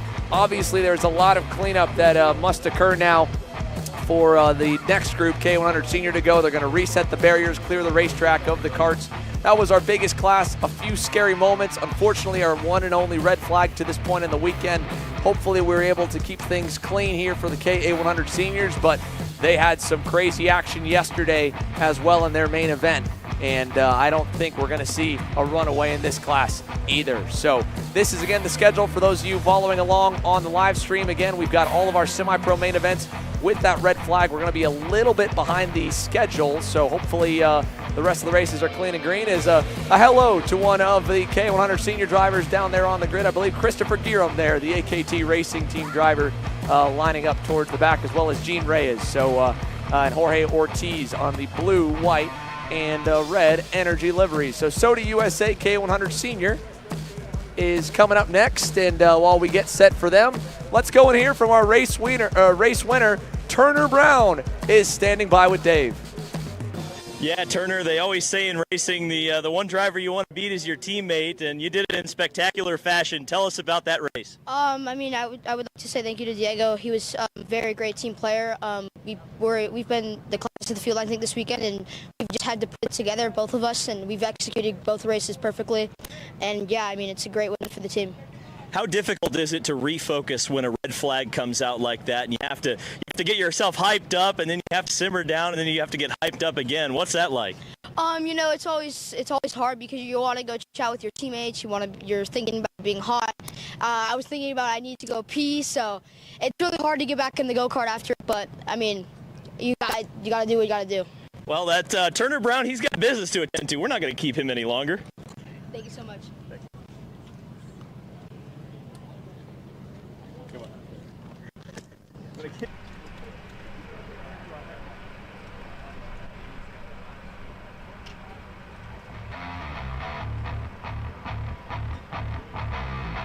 Well, there you guys have it. We heard from Chico Brown, who, like David said, has some business to attend to, and he'll work his way on over to the restroom. But good to see Chico in good spirits after that race, and we look back at what a wild pre-final we just had with our KA100 seniors earlier on today, Xander. Yeah, let's take you through it here while we still have a few more moments before this race gets underway with the Coastal Link custom printing recap of how we got to this grid of 30-plus 100cc senior drivers here. First and foremost, as we got them underway with another rolling start and a clean beginning for Eli Warren and Alex Feldstein as they were able to get ahead of Stephen Miller. Miller would then answer the fight and go back to the lead over in the back section, and even further back outside the lead, things were getting hairy. Stephen Eisert and Cooper Auclair there coming together at the exit of the infield hairpin. Raheem Alibi and Keegan Kaminsky, similar story, fighting for real estate there, going towards the S's because they know they got to get single file by that point. Here, a little more kind of slow carnage in that very tight back section, and then more tires being dropped, a little dirt kicked up. But up front, once the pack became 6, it was a 2x2 dogfight. Alex Feldstein first going to the lead, then Finnegan Bailiff, yesterday's main event winner, getting to the point of the field. Stephen Miller into third, Eli Warren in fourth, and Feldstein working his way back to the lead. This was his best session up until this point here when he got shuffled out into the marbles in turn 1. Lost 2 spots there. Then they freight trained on the inside in turn 2. Lost another 3. Was stuck on the outside still all the way to turn number 4. 3 consecutive turns in the dirt, and he would fall all the way down to the 9th and 10th spots before the bleeding finally ended. Then he was able to get back up a little as Stephen Eisert got shuffled back by James Overbeck and Cooper Auclair. And from that, we also had, unfortunately, his day get a little bit worse as he and Auclair would collide there in the S's on the final lap. Meanwhile, Stephen Miller getting to the lead, defending nicely, keeping Finn Bailiff at bay, would work his way out of the final turn and score that pre-final victory to put him on pole here for the upcoming KA100 Senior main event. Still got a little bit more time while the racing clears on up. So let's go down to David Land with a second straight weekend with a podium for rookie Travis Pettit. Dave? Yeah, Travis Pettit, you were all smiles. Third place. How was that? That was awesome, buddy. Dude, I don't know what to say. I'm just so happy. I just kept on banging off my laps, consistent. Me and Ty Fisher were just pushing. And yeah, I mean, I just don't know what to say. I'm just so happy for my second KA Junior podium. You know, I asked Turner this, I'll ask you, how did you refocus during that red flag? It's always hard for drivers to get hyped up and then have to simmer down and then get hyped up again. What was your thought process through that red flag? Honestly, there's a time and a place. I mean, you could talk with your friends coming off the track, but there's a time where you really got to lock in and focus before you go out. Travis Pettit, he's definitely locked in. A podium finish. Fantastic result. Thank you.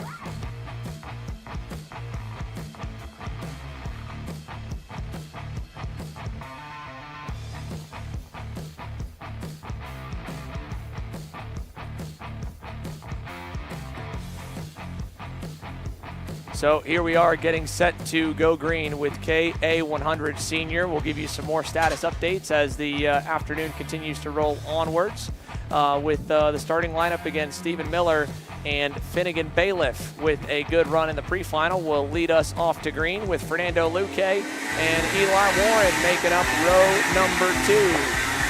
Row 3 will feature Henry Wheeler on the inside, Keegan Kaminsky on the outside with Raheem Alibi and Steven Eisert on row 4, Connor Ferris, James Overbeck on row number 5. And as the field begins to make their way on the racetrack, Dave, can you give us a bit of a status update really quickly?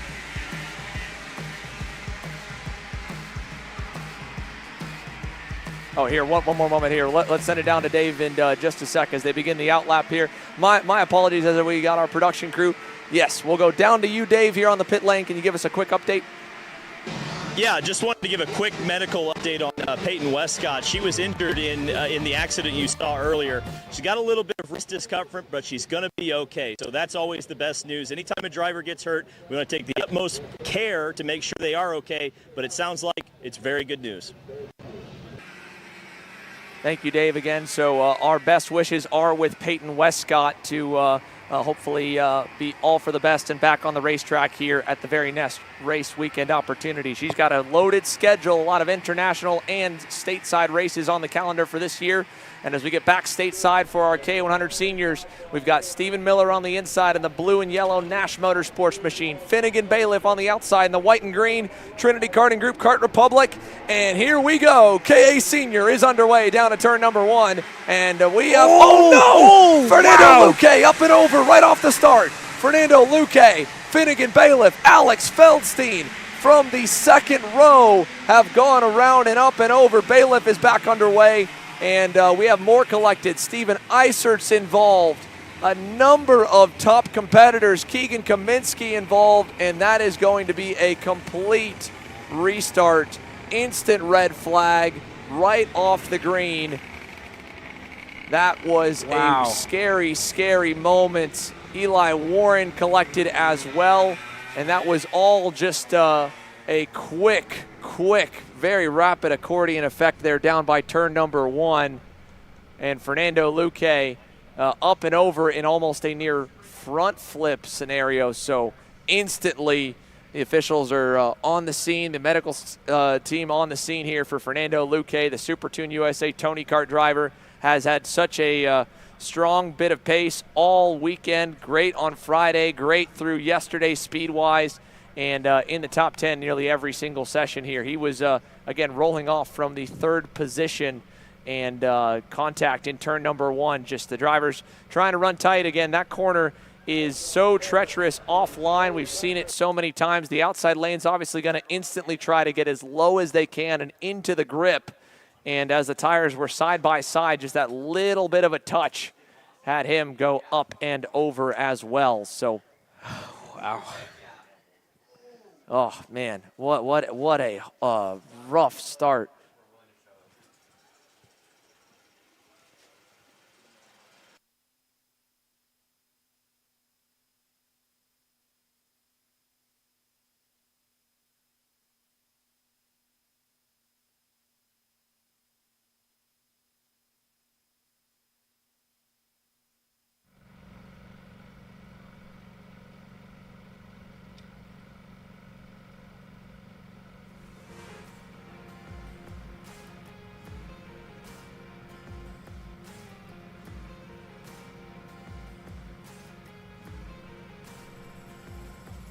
So as our thoughts now focus over to Fernando Luque as the on-site medical team rolls over to check in on him.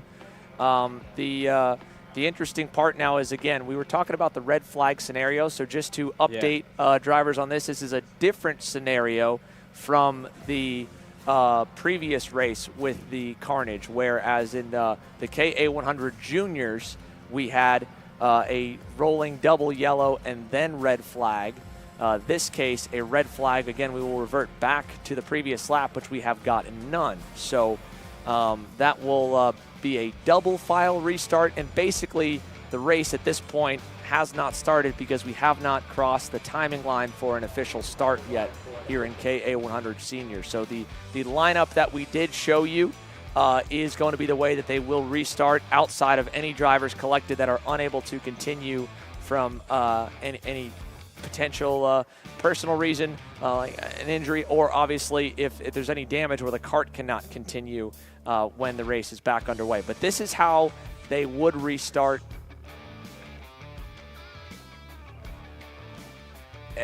If they are able to continue. Typically as well, the drivers that are involved in the red flag do have to be cycled to the rear. On a complete race restart, I'm not 100% on the ruling, so I won't get too in-depth into it, not to confuse anyone. We will obviously see the way that they will restart when it is time. But this was how they were set to go green, as we mentioned, so we'll take you through roughly. They will obviously start around the same start here. Also, we are looking for an external starter. Oh, I believe we've got one just for the drivers that do not have the onboard starter working, to make sure that everyone's able to fire back up when they go back green.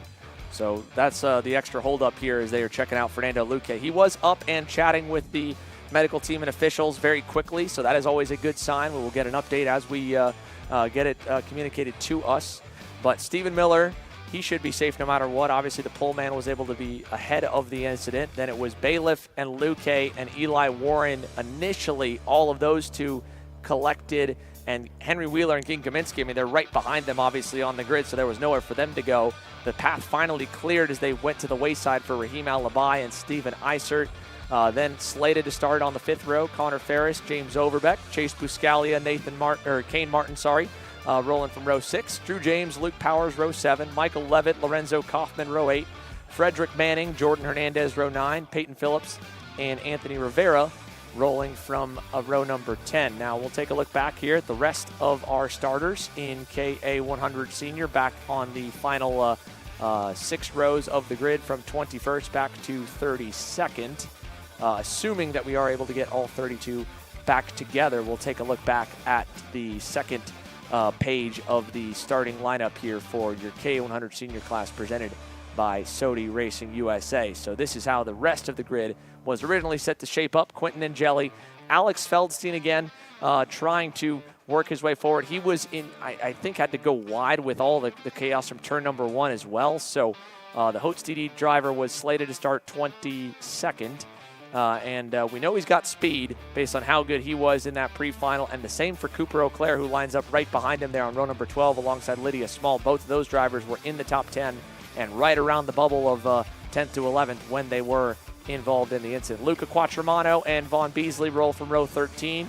Christopher Guillermo and Gene Reyes on row 14. Carson Sauter and Aiden Shimbashi on row 15. And then Jorge Ortiz and Keikai Hawanio were set to roll from the tail end of the field after failing to finish in the pre-final. So that is how the grid was set. We were obviously getting an update on Peyton Westcott's status during the pace lap, getting ready to go green. So we just wanted to make sure that you could see where your favorite driver is slated to start. And again, this incident, the driver being checked on is Fernando Luque, for those watching along. So that is the driver that we are checking to make sure he is okay, or if not, to make sure he gets the medical attention he needs. So that's put a pause in the racing action for this moment here, Caleb.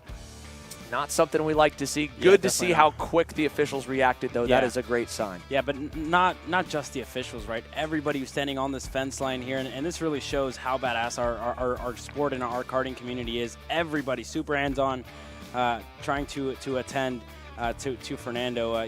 When they realized it was pretty serious, but it was definitely good to see Fernando speaking with some of our medical team, but. Yeah, scary incident, but I mean, everybody, we still got a race to do later on, but obviously our thoughts with Fernando here. And just in case, for those wondering on the ambulances that are here, that we do have a couple that are coming to support the on-site medical staff as well, and there's a variety of reasons to go into that I won't touch on, but we do have great care and great setup, and SuperKarts USA has been doing national events for a long, long time, along with the rest of our American promoters. So they're doing everything in their power to make sure that they take the best care of all of the kids and adults on track and all of the rest in the paddock here this weekend. We will take a moment to step away, folks. When we return, once we get updates more on Luque and the track ready with the official all clear, these KA100 Senior drivers will be ready to get back out there for the full 20 laps to put on a show for you.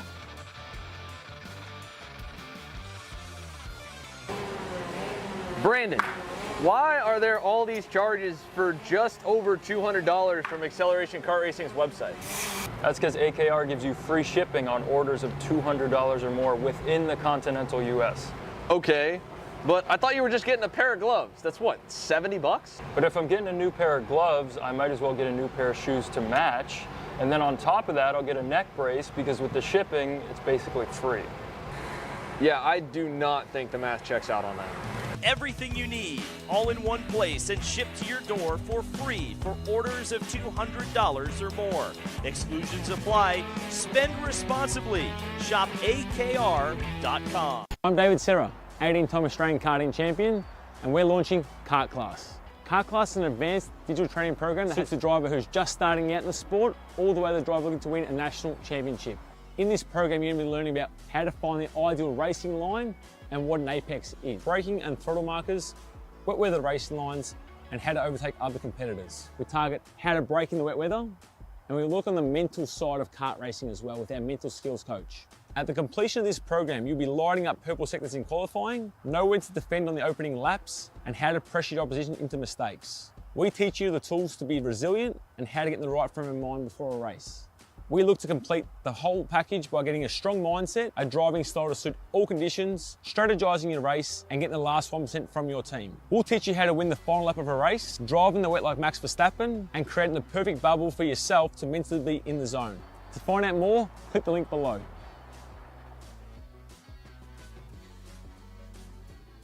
Are you ready to get behind the wheel? From Formula One to NASCAR and IndyCar, all the pros start here.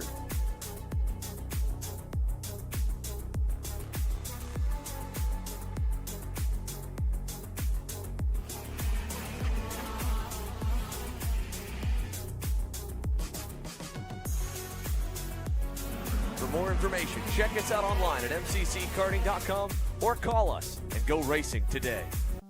USA, a top-level performance team with unmatched hospitality, offering a full-service driver development program with year-round testing available in Miami, Florida, and the official North America racing team of Parolin Racing Chassis. Chassis and parts available at ParolinUSA.com.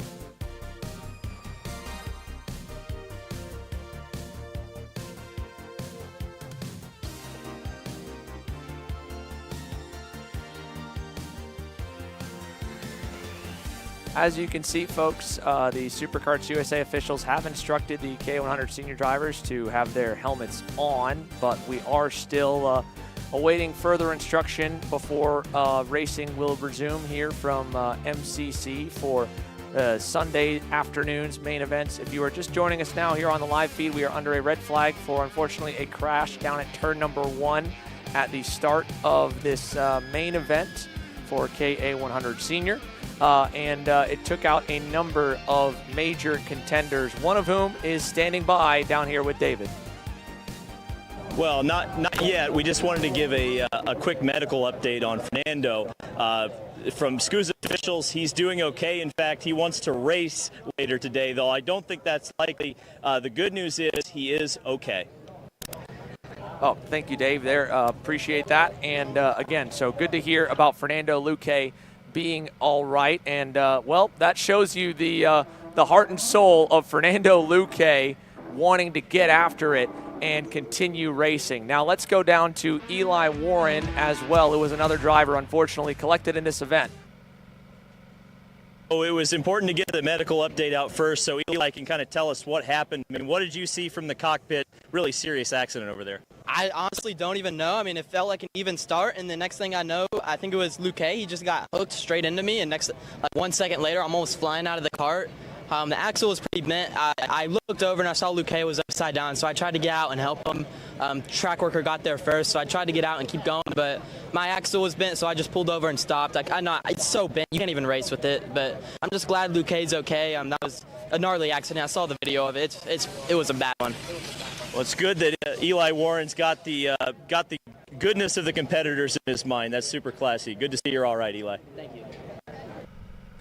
Okay, so there you have it again. Fernando Luque, thankfully all right. Obviously trying to make his case to get back out there and compete because technically, again, the race has not started for the drivers involved in the incident, but they want to go through the full checks here.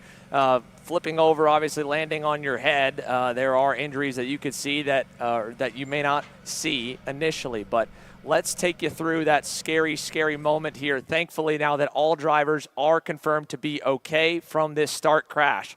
This ShopAKR.com official replay. Eisert there leading the way, and then you can see Luque was already getting kind of shoved wide, and then just a scary, scary moment there going up and over. And check this out here, folks. We panned away from the crash right at this moment because there was also Steven Eisert and Keegan Kaminsky involved as well, but both Finn Bailiff and Eli Warren, and Eli as well taking a look, realizing his day was done from that moment, got up and instantly went over to help Fernando from underneath the go-kart and check in on him. So a big kudos to Eli Warren for thinking first and foremost about his competitor's safety and secondly about anything else. So that was a very classy move by Eli. We appreciate the word from him and appreciate the update from Dave that Fernando is okay.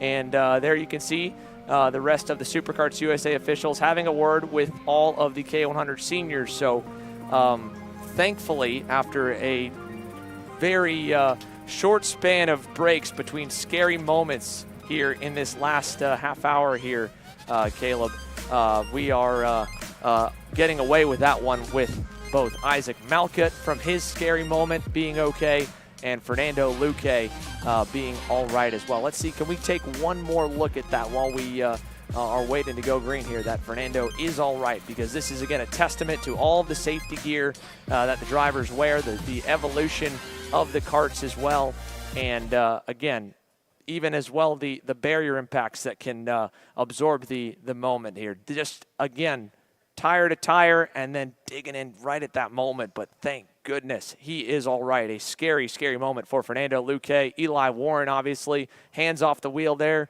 Once the wheel was ripped out of his hands, you can have, especially in major car racing, the wrist holding onto the wheel when you tag the wall. And then as well, Keegan Kaminsky, Steven Eisert, good to see them. They are okay as well.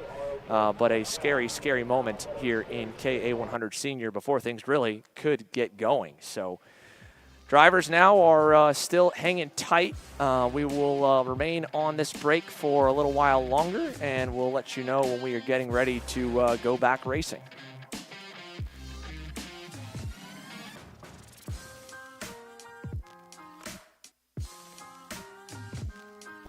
This is Henry. Henry feels sad.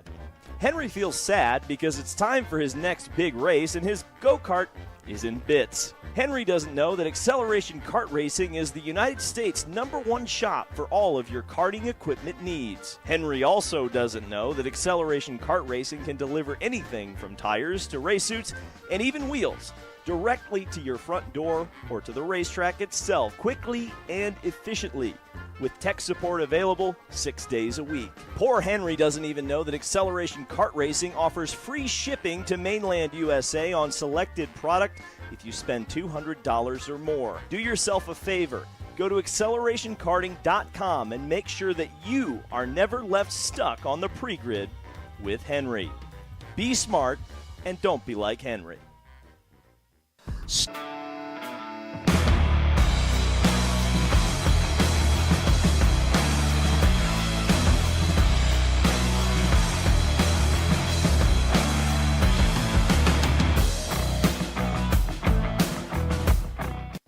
Are you looking for an advantage in your competition? Well, Kart Class has done the hard work for you. We've traveled to your racetracks to give you the inside knowledge. So what does Kart Class offer? We've got drone footage that captures the racing lines, visual markers for your braking points, acceleration zones, and the best overtake opportunities on your racetrack. Pedal cam to show you where to brake and when to accelerate, and 360-degree footage to make sure you don't miss any parts on the racetrack. We've covered 13 racetracks in the United States, and Australia, you're up next. So visit kartclass.com to get your track information. Are you ready to get behind the wheel? From Formula One to NASCAR and IndyCar, all the pros start here.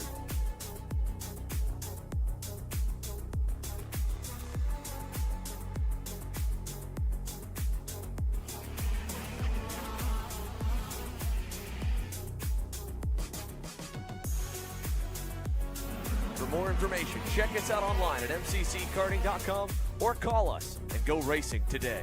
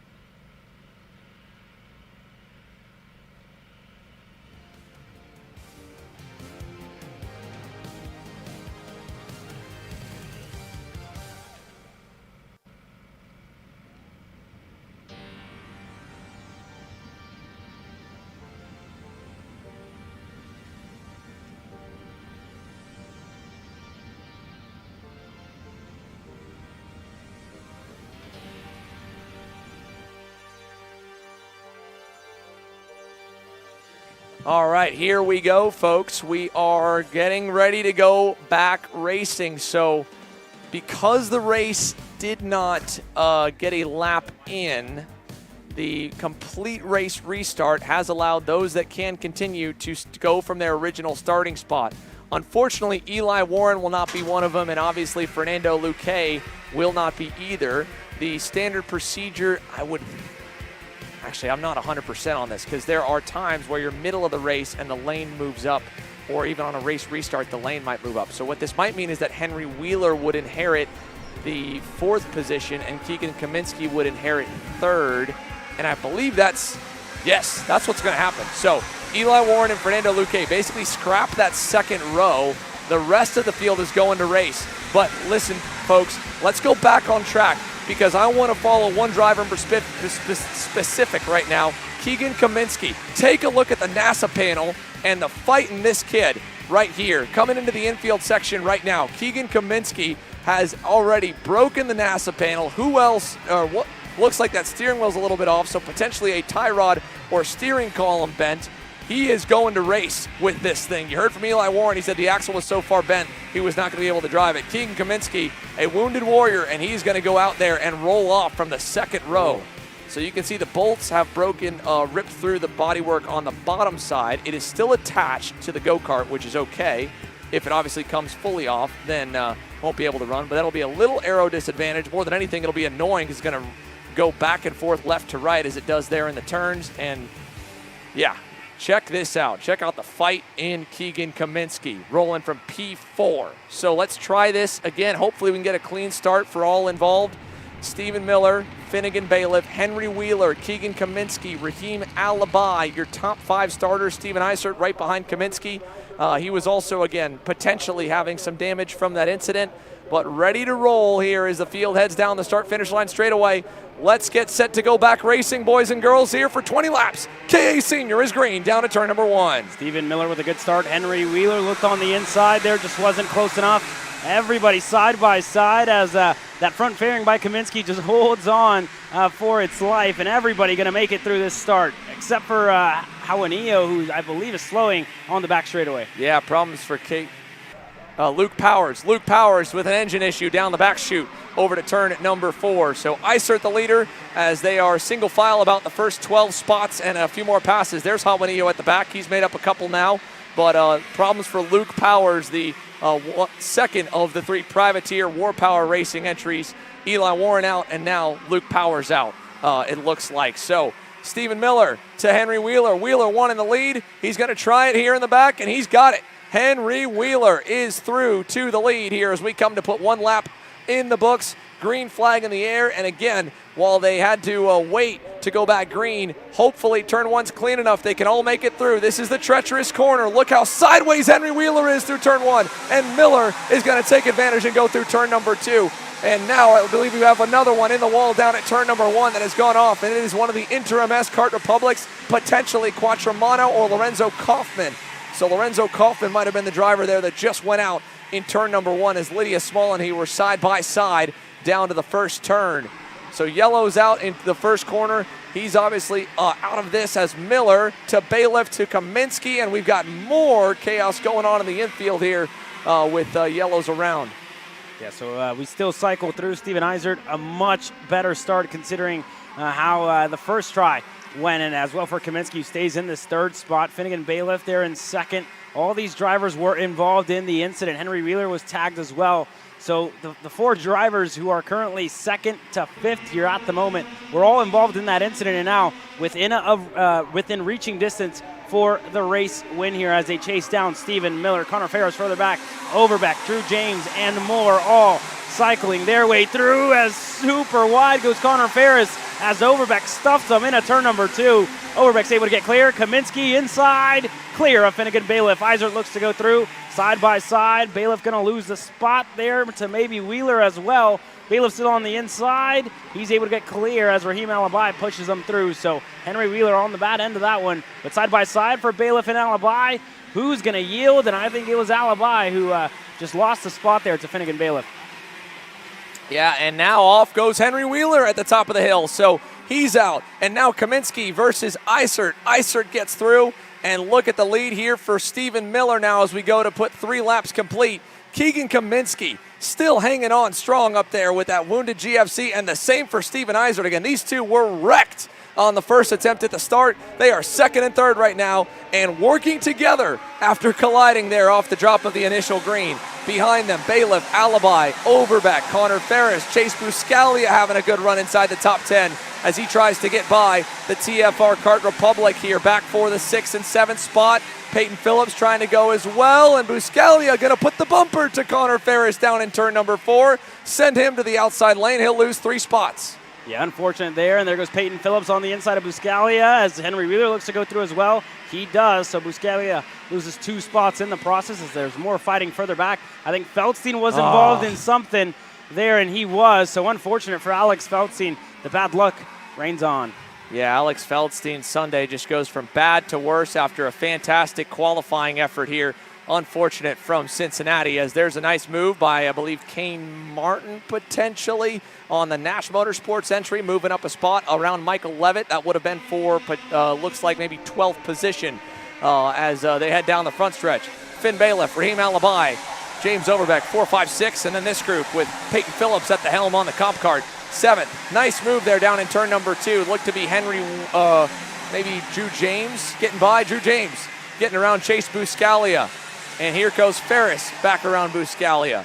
So change in there at the back of the top 10 while Kaminsky and Eisert are trying to work together to reel in Stephen Miller, who was 1/10 slower than the pair last time by. Although, look at that for Keegan Kaminsky. And watch him. He's going to have a straightaway to try and beat that thing back down, and he does. I mean, the fight is just unreal. And Steven, obviously seeing that go up, he's like, yeah, that parasail, I can't stay behind that thing. I got to go. Yeah. So King Kaminsky still looking fast, but every time he starts to lead the train, the wind hits that nose cone and moves it forward. He's going to have to push someone. He will not be able to lead a pack, I don't think, even as fast as that GFC Kart is. Yeah, definitely not. And Keegan Kaminsky now going to go on Steven Eisert with the flat back down. But something to note here about Keegan Kaminsky, only 14 years old, racing in the senior category. Had to get a waiver to race here. And Eisert going to go back on him there on the inside on turn number 4. Finnegan Bailiff looking to go through, and Overbeck goes through in the process there. But just the fight in this 14-year-old to fight against some of the best drivers in the nation in the KA100 senior package is insane. Well, here's the one downside of the fight and that youth and energy from Keegan Kaminsky is if by making that move again on Steven Eisert to force Eisert to go back around him again, he cost this pack a couple of tenths. If he would have been a little more patient behind Steven, even if Steven's not the fastest, which obviously Finn Bailiff thinks he's a little better off, and so he's going to go by with Overbeck. Being a little patient there might have bought Kaminsky more time. I don't know, but I'm just, again, we've got the bird's eye view of this entire deal, and we can see when things get crazy, which it is right now. Alibi and Henry Wheeler, and Alibi's got to be careful about that late move to the outside in turn 1 to not get dinged for a blocking or a multiple move penalty. Ultimately, no real loss, as still getting on by was Henry Wheeler and Peyton Phillips. Now, James Overbeck has gone to the helm of this second group, and until these kids can figure out their differences, we are going to watch Stephen Miller open that gap up even more. It's now going to be probably around 2 seconds, and the pressure is on the Ohio natives, James Overbeck, Finn Bailiff, and the Californian and Steven Eisert to track down the Florida kid, Stephen Miller, for the lead and the race win. The good news, there is a lot of time, and the bad news, of course, is whatever that number from first to second on the gap on your screen is going to show when we hit the line this time. 7 laps complete, 13 laps to go. What is the margin? 1.8. So they actually didn't necessarily lose anything yet. And since Overbeck has gotten Bailiff to follow him for the last half a lap or so, Finn showed a lot of veteran experience there. The 21-year-old has already won twice this year. He leads the points. He's driven like a points-minded driver in the pre-final today. I could see him being content to ride behind Overbeck and follow him up to the promised land of the race lead. Yeah, not only Finnegan Bailiff, but Steven Eisert, considering how his weekend started here. I mean, yesterday he was absolutely nowhere at the back of the pack after an abysmal qualifying in yesterday's qualifying. Today, they had a lot of work to do overnight. He raced his way up the field in the main event yesterday, and today as well has been, on the horse all day long, trying to find pace in his Sodi Racing USA machine, whether it's engine package, whether it's driving, whether it's chassis, but he's there now and in 4th place. Side by side further back, Raheem Alibi going to go back through on Peyton Phillips' comp cart at the end of the straightaway, so move Raheem up to 7th, Phillips back to 8th. Check out Lydia Small, having a really solid performance right now in the 951 Sodi. The young lady running just ahead of Cooper Eau Claire. Now they're outside the top 10 currently in 13th and 14th, but they have tracked up to Drew James, and she's going to make a move and go on by. So Lydia Small working her way up the grid as well. Nice stuff from the young lady for Sodi. Yeah, she's up 11 spots now and in that 12th position, so a good drive is definitely the least you can say about Lydia Small so far. And as there goes Chase Buscalia on the inside of Alibi. He's going to lose another spot. Everybody shuffling through. Ferris was able to get ahead as well as a couple of other drivers there. Kane Martin, the driver, was able to get ahead of Raheem Alibi as well. So everybody still cycling through when they cross the stripe. We'll see what the lap times look like now. That gap to Stephen Miller staying stagnant. Ferris on the inside of Peyton Phillips. Ferris up another spot. And check this out, as now Martin is going to go by. Buscalia will go by. Alibi looking on Phillips as well as this pack starts to come together. Here comes Alibi as he goes to the high side and the low side on Phillips. But The drivers behind, Cooper Auclair, Lydia Small, up 11 positions apiece, and they are not done yet. They are now on the rear cusp of the top 10, looking to get up to 11th, and they can see all the way up to Henry Wheeler. Phillips as well having to go from way back to make up positions. He's up 12 by the looks of things. Overbeck, of course, up 8 to get to second, working his way through the top 10, but he needs some big laps now for himself, Isert and Bailiff and Kaminsky and even Wheeler, who's still there in that second group, to hunt down Stephen Miller. Let's see if this time's any better. It is 10th and a half at the halfway mark. Crossed flags, and at that rate, they would not get there in time, but you have to account for the draft window at about 7, 8 tenths away. If they can pick up a 10th and a half, they'll get within a second at about 4 or 5 laps, and the draft will help accelerate that curve as the battles continue. Wheeler getting around Steven Isert, and that front fairing, that front bumper on Henry Wheeler's PSL Beer Alert, it does look a little bit loose, doesn't it, Caleb? From the looks of it, see if we can get a better look on the back straightaway here, as it seems to be all right for Henry Wheeler, but it could be a half pushback. It could be a lot of things here from how the race has progressed throughout, but Keegan Kaminsky went purple in the process last time by a 58.5. Let's see what it looks like this time for Kaminsky, and the gap was at a 10th and a half. Did it get a little closer for James Overbeck? It certainly looks that way, and it didn't. No. It grew a second and 7 tenths, so Stephen Miller found a 10th over James Overbeck. Oh, we had problems that lap. Lydia Small, something happened to the young lady on the Sodi. She just got shuffled way down the boards to 16th.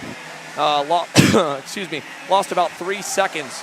Not sure what was the issue for Lydia, but she was right there in 12th, trailing Raheem Alibi, and I think things must have exploded in that pack. Look at the difference at the back of the top 10 now. Auclair around Phillips, Martin into 7th, Ferris 8th, Alibi, then Buscalia. So there you can see, yeah, they have all split apart, and right as we had gone back up to the main group. So apologies for missing that, folks, but Connor Ferris trying to work with Kane Martin and get away from the craziness for now. They've got a little bit of a cushion back to Alibi in 9th. Yeah, just a little bit as they still continue to fight. Cooper Auclair was able to get ahead of Peyton Phillips the last time around. So Auclair was able to get ahead of Buscalia as well. So those drivers still working together. The lap times ahead. Still just the same. That gap not closing down to Stephen Miller. Kaminsky continuing to put in personal best lap times, but just not much going on. Miller just a leisurely Sunday drive on this Father's Day Sunday for him at the moment. And Overbeck and Finnegan Bailiff with no answer as of yet. No, not quite. Stephen Miller, you got to give a tip of the hat here to this young man. I mean, this is tough. This is a big ask to be able to run laps by yourself against a pack that is able to run laps pushing and drafting off of each other and keep them at bay. That is a testament to the speed that Seth Nash and all the boys under the Nash Motorsports camp have found for the 973. It's a testament to Steven's consistency in driving as well. Let's see if this lap is going to still hold it at that 1.6 to 1.8 second barrier. Looked a little better maybe for Overbeck. I don't know. Did it come down? It came back down a tenth. So a game of inches, but we are now with 7 laps to go. They're running out of time. They need 2 tenths a lap at least to get there to Stephen Miller to challenge for this race win. Yeah, so may just end up running out of time. A look further back, Kaminsky there, that gap to Wheeler closing down as they start working together here to try and salvage a podium. Steven Isert as well. He was busy on the needles a couple of laps ago as everybody cycling through. There's Cooper Auclair still ahead of Chase Buscalia. Peyton Phillips lost a spot to Alibi, so not much going on inside the top 10. They're all pretty stagnant. Cooper Auclair, again, he was working his way up the field with Lydia Small. Buscalia going to go on Claire this time by, and he's able to get through, but 15 spots gained for Cooper, so a good drive nonetheless on his return to the KA100 package here this weekend. Well, you have first, second, and fourth in the championship in almost inverse order. Stephen Miller, after his performance yesterday, found himself 112 points back from Finnegan Bailiff.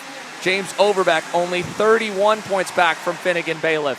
all of them obviously very close in the pre-final. This is going to be a championship that is probably going to go all the way down to the wire when we get over to Indiana here in a month's time. No matter what happens today, as long as Bailiff, Overbeck, and Miller all finish in the top 3, they may leapfrog Connor Ferris and leave him a bit further down. He is still having a decent day, even with all that said, in 8th, but that just shows you what is required to win this KA Senior Championship. As close and competitive as the class is, you've got to be in the top 3 spots almost every session, because that's what the championship contenders are doing right now. Stephen Miller, 4th in the points, leading. Overbeck, 2nd in the points after yesterday, and 2nd.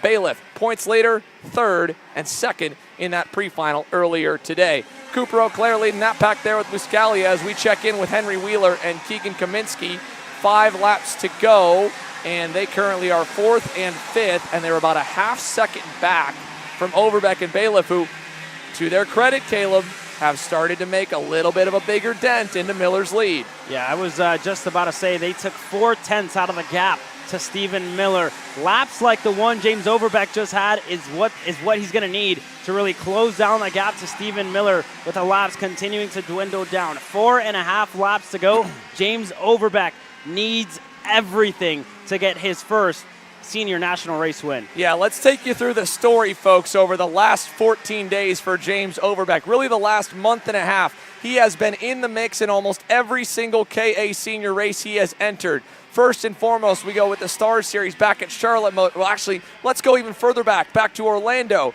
with the crazy 360 spin, and then still ends up on the podium by weekend's end in 3rd. Then we move forward over to the Stars Series at Charlotte, wins a pre-final, ends up coming up shy there in the main of a major spot.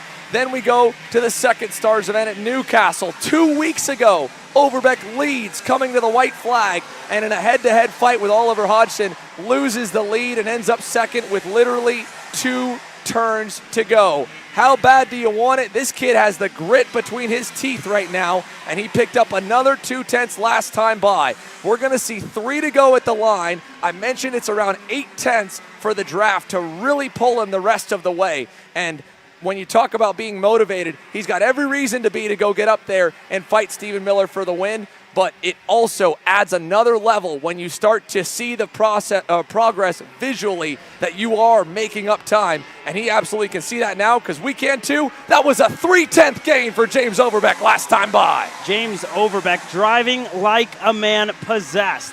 Very, very quick live time of 58.5 compared to the 58.9 of Stephen Miller. 3 laps to go. He has to give it everything that he's got to get there. Further back for 3rd, Henry Wheeler has gotten ahead of Finnegan Bailiff. So Wheeler, the last of the podium places here at the moment, with Keegan Kaminsky not too far back in that 5th spot. James Overbeck is going to have this BJR MDR group on fire here if he can pull off this win. He grew up just a short stone's throw away from this place here. He has been an Ohio native and a proud representative of his home track and his home state with all the variety of circuits around here for many seasons now. This is a young man who has been in karting for a good amount of time. He is a CKNA Grand National champion, and after his awesome performances in the 206 divisions, he got an offer to continue to race there in coordination with some support from the multi-time pro national champion Brandon Jarsakrak's own team. And with BJR and MDR, he has blossomed year after year. He got his first national title with the Stars Championship Series just last season with no wins but consistent podiums. And he said he didn't even want to wear the number 1 plate this year because he didn't feel like he deserved it.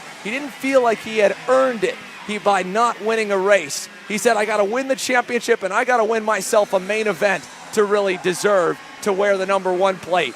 With 2 laps to go right now, coming to see the white flag this time by based on timing and scoring. He is going to have to do 1 final heave, but we're going to double check that, I believe.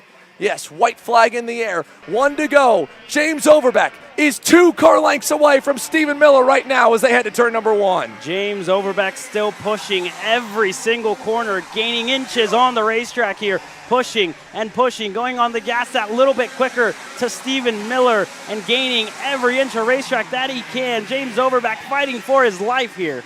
He is doing everything he can, but he was a little bit wide there. A great close shot down in turn number 2. Just barely missed the mark. He needs an absolute monstrous run through the S's right now to give himself a chance. Over the curbing, Miller has picked up the pace the last lap or so. He was within 0.003 of his personal best. Overbeck, a big run down the back straightaway. Stephen Miller trying to hang on. The last 2 corners are going to be critical here for James. He's close, needs a major exit. I just don't think it's going to be enough. He is so close. As they run to the line, a big run will just come up shy as Miller is going to celebrate. At the line, he's almost got him. And no, into the barriers for James Overbeck. Wow. Stephen Miller had close. And there's another one in the wall. James Overbeck comes up 400.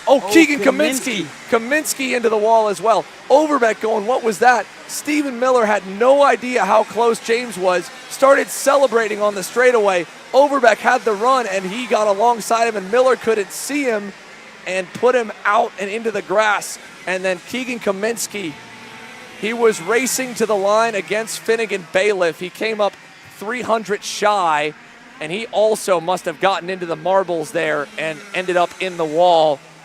We talked about the grit and determination of both drivers here. Keegan Kaminsky with a broken front NASA panel, just hanging on and ends up 5th across the line. Stephen Miller is your provisional winner here, folks. Overbeck 2nd. Henry Wheeler, amongst all of that, ends up 3rd and is going to kind of catapult himself back in the conversation of this championship with a good performance today and 1 drop round allotted. He entered before drops 8th in the point standings, and he's going to get some hardware provisionally as long as all hold. And then Bailiff 4th, yesterday's winner, unfortunately lost out by just about 0.5 at the line there as they were about 3 wide.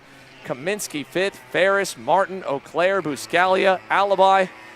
We've got to catch our breath after that one, so let's do it by going back through the full highlights of this 20-plus lap main here with our Coastal Link Custom Printing recap. First and foremost, scary, scary moment right off the start in this KA Senior main with Fernando Luque, Eli Warren, Finn Bailiff, Alex Feldstein, Steven Eisert, and Keegan Kaminsky.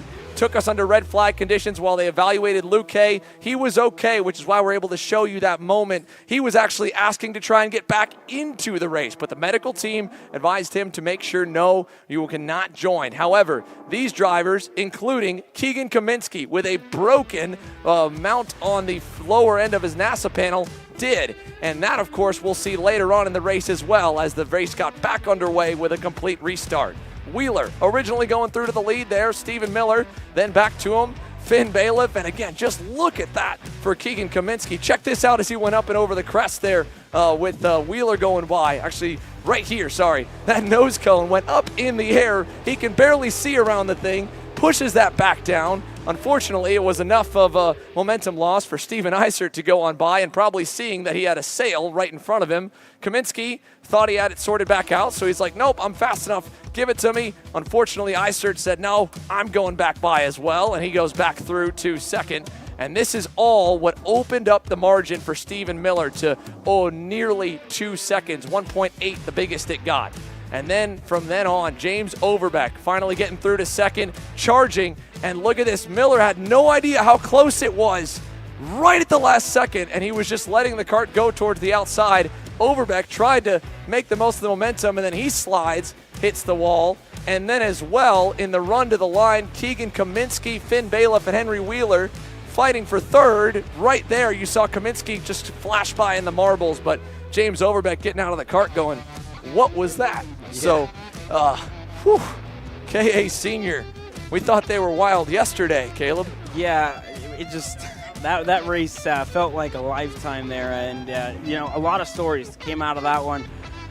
It wasn't what James Overbeck would have wanted, but he could definitely be proud after a drive like that. One more lap, and, I mean, who knows how that race would have ended for James Overbeck. But a podium, good for his championship run, for Finnegan Bailiff as well, finishing in the top 5.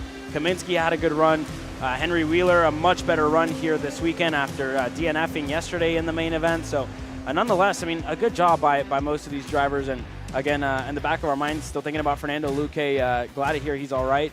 But, yeah, a lot to decompress from that race, Andrew. Yeah, and again, we've just got only 2 mains complete. We still have 6 more races to go, and I don't know if the excitement, the crazy bar can get any higher than that, but we've still got the youngest stars here in the SKUSA Pro Tour, the Micro Swifts, set to put on a show for our next race, and hopefully we can get them through the opening couple laps cleanly and go green to checker for those young superstars ages 7 to 10 years old. And I'm sure as well David Land is going down to check in on all that is going over in the scale area. James Overbeck's going to be a minute to get to as he has to go to the back of the line and ride the pickup trailer on in. So it'll be a moment before we would be able to even potentially hear from the BJR MDR driver. But on the other end, Stephen Miller ends up as our winner. So provisionally, again, all results provisional, and there I'm sure is a lot that is going on in race control right now. I can tell you one thing, Caleb, I'm happy that we are doing our job here, and we are not tasked with the unreal job that is the SuperKarts USA or any National Karting Series race control room. So they are, at the same time here, doing a little more track repair, track prep, and track clearing before the micro drivers will get the command to fire engines. So we'll take a moment to go quiet on the airwaves so we can catch our breath and bring you some more of the action.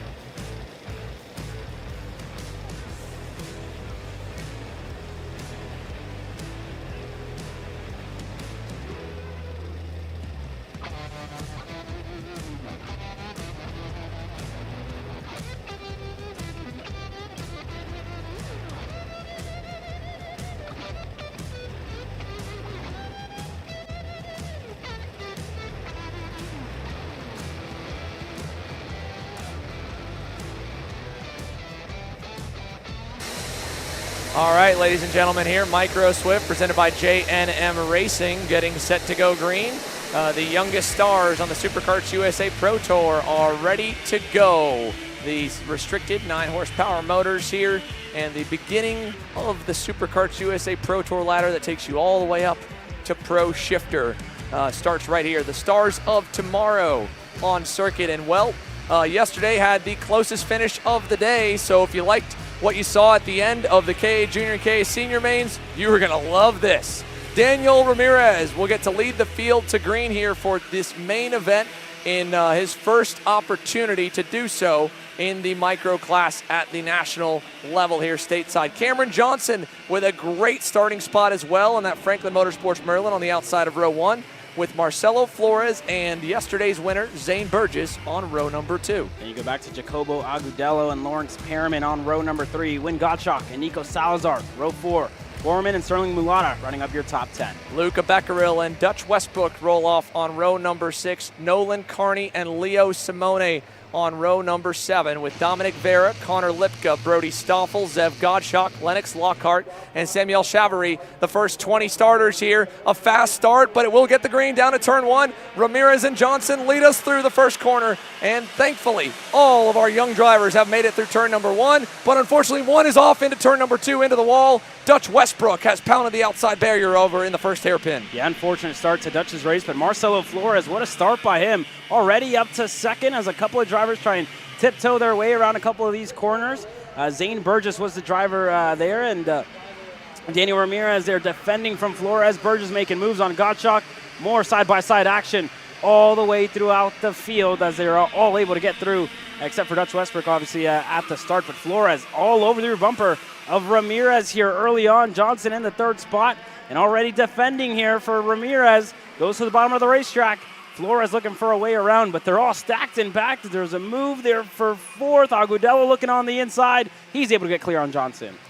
Yeah, and now as they come to the line here to put 1 lap in the books, 17 laps to go in J&M Racing Micro Swift. Danny Ramirez will lead us, and Marcelo Flores with some cushion room now as Cameron Johnson goes through to 2nd at the end of the opening circuit. So Cameron Johnson back up 1 spot closer to where he originally started as the field heads out of turn number 3 and on the run to 4. Going into turn number 4 here, Perriman out of line, going for a move there on Agudelo, goes on the inside, he's able to get clear. One driver way wide, that was your race leader, Ramirez, who loses the lead and now going to get eaten up by Perriman. Zane Burgess looking to go on him as well. Not close enough for Burgess, looking for the over-under, may have help from Gottschalk, and Ramirez going to bail out and go back in line behind Zane Burgess. But man, what happened to Ramirez? He was in the lead of the race, and all the way back falling down the order. Flores, your new leader. Yeah, Marcelo Flores on that SLA kart racing, Kart Republic, trying to fight for his first career national win as well. Cameron Johnson trying to do the same, Perriman the same, because this year has been dominated by the likes of Burgess, Orioli, and only a handful of these young superstars have gotten to taste victory between the big 3 major series. Across the line now, 2 laps complete. Flores, Johnson, Perriman, the top 3, and about a half second back to Burgess with a little bit of help in Jacobo Agudelo, who got his first career podium yesterday with Team Bennick, and he is looking to try and back that up again. He's going to get a little help as Luca Becquerel and Danny Ramirez are battling it out right now for that 6th position. Yeah, as Johnson closes in on the rear bumper of Lawrence Perriman, and Perriman looks to close down his gap to Marcelo Flores. So let's see what the gap looks like, and Burgess on the inside. What a send there by Burgess. Johnson loses a lot of time, and Agudelo going to go ahead. Yeah, and now as they head down the backstretch, Johnson finds himself back to the 5th position. Burgess 3rd, but he cost himself some time with that move there at the end of the S's. It's a exciting move and a fun move for us to watch and call, but it does cost you more than most of the passes. As you can see, Santi Orioli making a move there and didn't lose all too much on the front straightaway. Down the front stretch now, 3 laps complete of the 15 laps to go. And we've got a lot to catch you up on from the aftermath of that KA100 Senior main event. So there is obviously, with all the chaos, a lot of chatter of what it will end up as the official results. But one story that, regardless of the result, is absolutely worthy of a chat is the one of Keegan Kaminsky. Dave?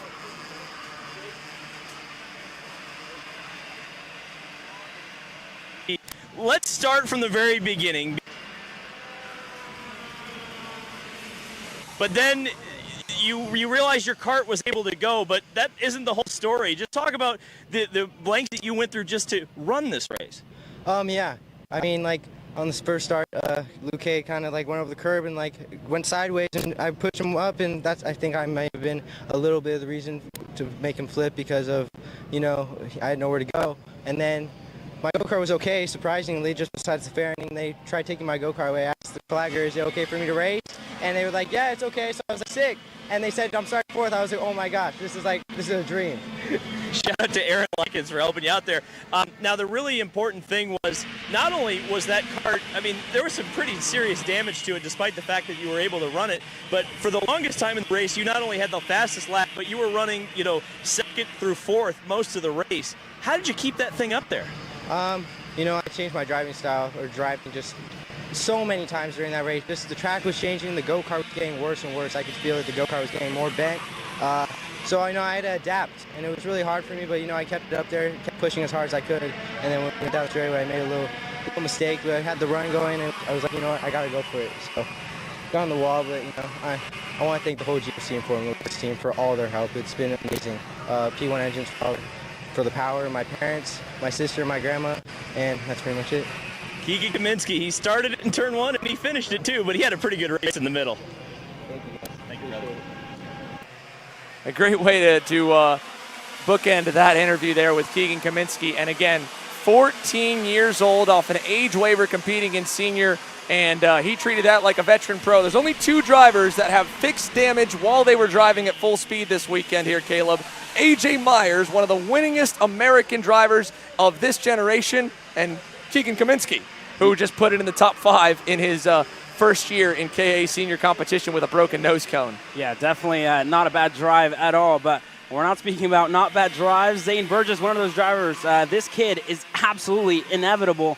Going to the point of the field after starting further back and getting shuffled back at the start of this race. He's your new leader. Lawrence Perriman fell back to second as Agudelo looks for a move on the inside of Flores. He's going to keep him pinned. Flores back on the inside, able to get back clear. But Flores from the lead fell back to third. Agudelo, your driver in fourth. Cameron Johnson rounds up your top 5 with Ramirez making a return to the top 5 here shortly. Lawrence Perriman has been right there, stride for stride with Zane Burgess, more sessions than not so far this weekend. And he is another one of those BJR, MDR stories with so much speed, just like what we witnessed with James Overbeck, but looking for that breakthrough victory with a bit of a gap beginning to build for himself and Burgess. All they need is about 1 or 2 more passes behind for third, and they might be able to make this a mano-a-mano fight. But for now, they are kind of holding station, although that was a big bobble back behind them, behind Marcelo Flores. A big slide from Jacobo Agudelo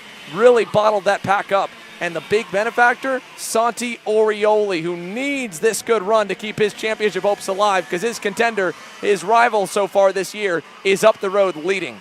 Yeah, Santi Orioli up 14 spots. Going to gain another one there as he goes on the inside of Agudelo. He's able to get clear, so he's going to gain a couple more, 2 spots I believe he gained in that lap. He should cross the line 5th here at the moment. Fastest lap of the race, a 63.804, as Lawrence Perriman is your new leader. Zane Burgess is going to be in second here. Flores in that 3rd spot. So the 2 leaders are fighting, kind of not what we're used to seeing whenever Zane Burgess was leading, right? But I've seen Zane be in this position a lot of times before, and he pushes his opponents into deep waters every single time. He's happy to push. He's happy to make it a heads-up battle here. But that gap just opens up a little bit in that 2nd sector.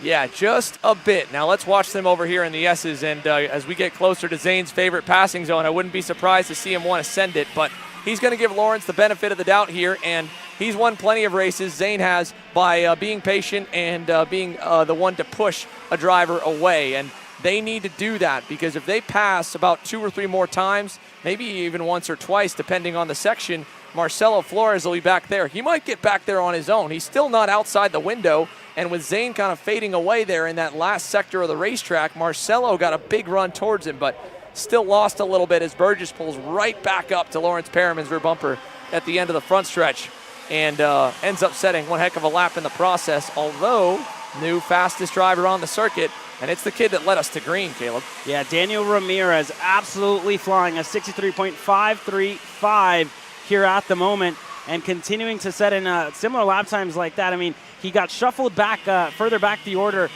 near the start of the race, and now he just kind of had to work his way back up. So in that 5th spot at the moment, and still looking to go a lot spots better here in this one. So let's see how this race progresses for Danny Ramirez and Wynn Gottschalk, another driver who got shuffled back in the field, currently 7th. And speaking of a lot of spots better, Santi Orioli, as you can see, is up 17 positions. The Orioli Kart Performance MPG Motorsports driver is making a bit of a return here this weekend. A broken arm at a club race down in Homestead, Miami, Florida about a month ago took him out from being able to compete at the Stars Championship Series event in Newcastle. I'm sure he's probably not back to 100%, but this is basically weekend number 1 back on the saddle, and Santi is ripping. That is another huge lap from Santiago Orioli. He was nearly 3/10 better by himself than the race leader, Lawrence Perriman. Zane Burgess on the inside of Perriman. So Burgess, your new leader. Flores there, going to be allowed to close down his gap, as well as Santi Orioli. So this story continuing to progress here as Orioli just on a tear here, and is going to be in drafting range now from Marcelo Flores. So a lot can change. Burgess, your new leader, wasn't content with Perriman leading, now going to take control. Now as they crest the hill and head towards the long sweeper, Santi Orioli closes in as they fight again. Lawrence Perriman back to the lead. Here comes Burgess to the outside. Flores even high and wider out of the last turn. So they are all going to get really packed up, and the couple kart breakaway from Saturday, just as in KA Junior earlier today, it's not happening now in this Sunday Micro Main. At least with 8 laps to go, it looks like we've got a real fight of 4 and maybe 5, and you could almost make the argument it could get up to 7 with the Benix of Agadello and Gottschalk back there only 2 seconds away. Yeah, Ramirez still in that 5th spot, so he's closing in as well, right behind the top 4 here at the moment. So we'll see what it looks like here. He was 2/10 slower than Orioli, but whenever the fighting ensues, he'll definitely be there with no time. Now let's go down to David Land here on pit lane. He's got a bit more of a status report update for us as we continue to watch the battling unfold here in Micro Swift. Dave? Yeah, a bit of a developing story down here, boys. We had as many as 7 karts here in Tech for the previous race. Stephen Miller's kart has been removed from Tech. We don't know exactly. We don't have a confirmed report about what exactly that means right now. There are still 6 go-karts down here in Tech, so we're waiting for official word from the SKUSA officials on exactly what's going on down here, but I guess you guys will have to speculate a little bit more up in the booth. Well, so to give a bit of context before we focus back in on the Micro Swift main event as we get towards the end, there are 3 stages on post-race scrutineering, folks. First and foremost, there are the provisional results on the racetrack that you see through the scale area and then over into post-race tech. The top 5 have to be gone to tech, and depending on the what the tech rule is, I mean, they can bring more, but typically the top 5. First is obviously motor torn down. 2nd and 3rd are there as well. 4th or 5th are on standby if the top 3 fail. But that has to be the top 5 finishers after penalties are assessed on the racetrack. If they are unsure about penalties, then they might bring 6th or 7th in the event a penalty resets the on-track top 5, because it's after the race control top 5, they need to decide who gets torn down and who does not. And even after that, there is a protest window of 30 minutes once the race control results and penalties are made official, where you can both get a penalty removed, or at Superkarts USA and Stars Championship Series events, you can get a penalty added that was not originally there. At USPKS, you can only reverse the penalty. So there is a lengthy process to try and make sure everyone's given a fair shake, a fair trial, and obviously the end-all final results on track are proven to be legal by their engines and their chassis being checked to be all within specs of the rule book. So because of that, we won't know exactly until we get later towards the end of the day, probably in another race or 2, and it may drag on further if there's a protest and then a counter protest back and forth. Race control will obviously hear all sides, and that is all not necessarily just for what we witnessed there coming to the line between Overbeck and Stephen Miller, but we had a total 20-plus lap race as well, Caleb. There's a lot that goes on. Yeah. We're seeing a lot go on right now in 18 laps, and we're still only 13 complete, coming to 5 to go. Yeah, a lot of laps still left in this one as we have some shuffling in position here. Wynn Gottschalk there further back in the field as Cameron Johnson in the 210 sits in 9th, looking to get some work done on Dominic Vera. So let's see what it looks like for Johnson. Can't make the move in at turn number 2, and just not close enough that time by for the Franklin Motorsports Merlin. Yeah, not quite there for Cameron Johnson here. And this has been a backward slide, sadly, for the Merlin driver. Now 6 seconds away from the leaders. Here's another big group battling further back in the field. This is around the mid-teens to the edge of the top 20. Looking at a couple of the Orsolon Parolin entries. The Luca Becquerel, I believe, is one of them who was a contender earlier. Marina Brandau in this pack. She's up 12 spots. Remember the young lady with Velocity Racing, Brandau Motorsport? She's third in line in that group on the red or purple and orange.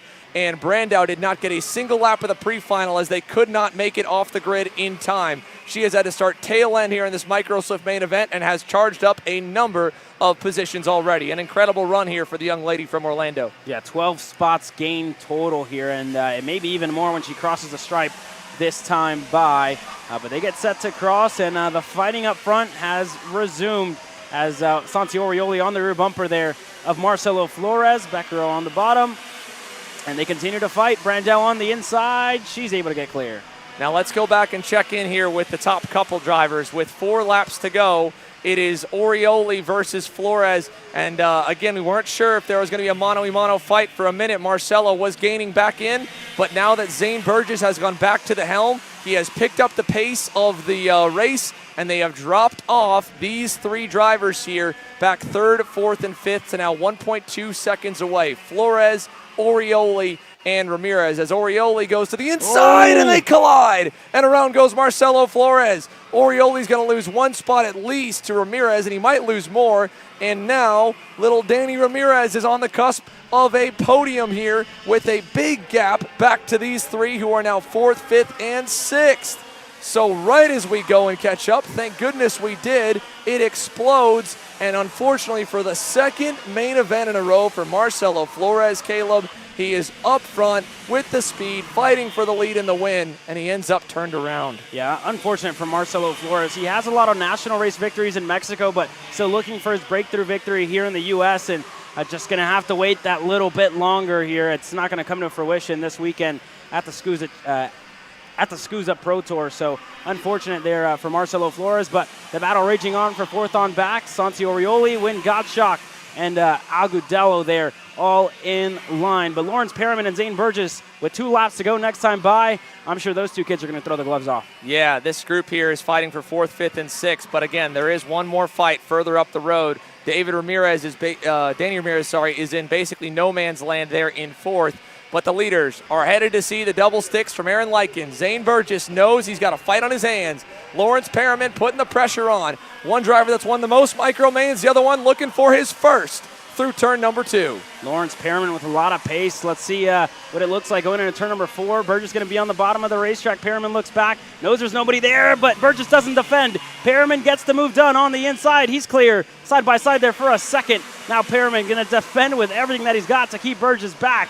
And this is make or break here for Lawrence Perriman with the lap and a half to go. And at only 2 seconds back with a lap and a half remaining, Danny Ramirez could try and maybe get there and play spoiler depending how much these 2 slow down. So it's not necessarily out and done and over yet for the RPG Cosmic. He's got to keep going. Here comes Burgess trying to get a nose low. Perriman throws the door shut as they go through the slong sweeper, and now he's going to block it to the inside. These are only 9 horsepower machines. They're going to get really bogged down coming out of this corner. Burgess is going to get a big run towards Perriman, but it is so slow still that it's not a big gain, but maybe about 7 or 8 tenths for Ramirez. He's got to keep going. Down the front stretch, white flag, Aaron Likens. Look at this all the way to the bottom for Lawrence. An over-under for Burgess. Can he get there? Yes! Oh, it's tight, and he backs out.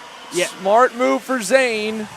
He's got to think championship as well, Caleb. Yeah, Daniel Ramirez definitely closing down the gap here as Perriman continue to defend. Burgess on the outside. Ramirez going to join the party here shortly as they're going to go side by side there for a second. Perriman still leading. Danny Ramirez in a good shot here, and these two kids don't realize he's right behind them. Again, these are 7 to 10-year-olds, folks. These are your first to third graders basically racing for the lead and the win, and Zane having to keep the big picture in mind. As much as he wants to win this race, he can't afford a major crash because he's going to still gain on his points lead and build on it. To the outside, Ramirez is almost clear for second. Side by side, Perriman has a gap now to the last 2 turns.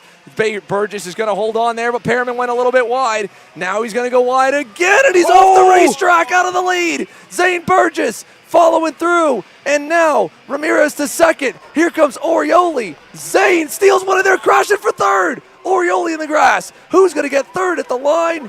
It is going to be Godshock.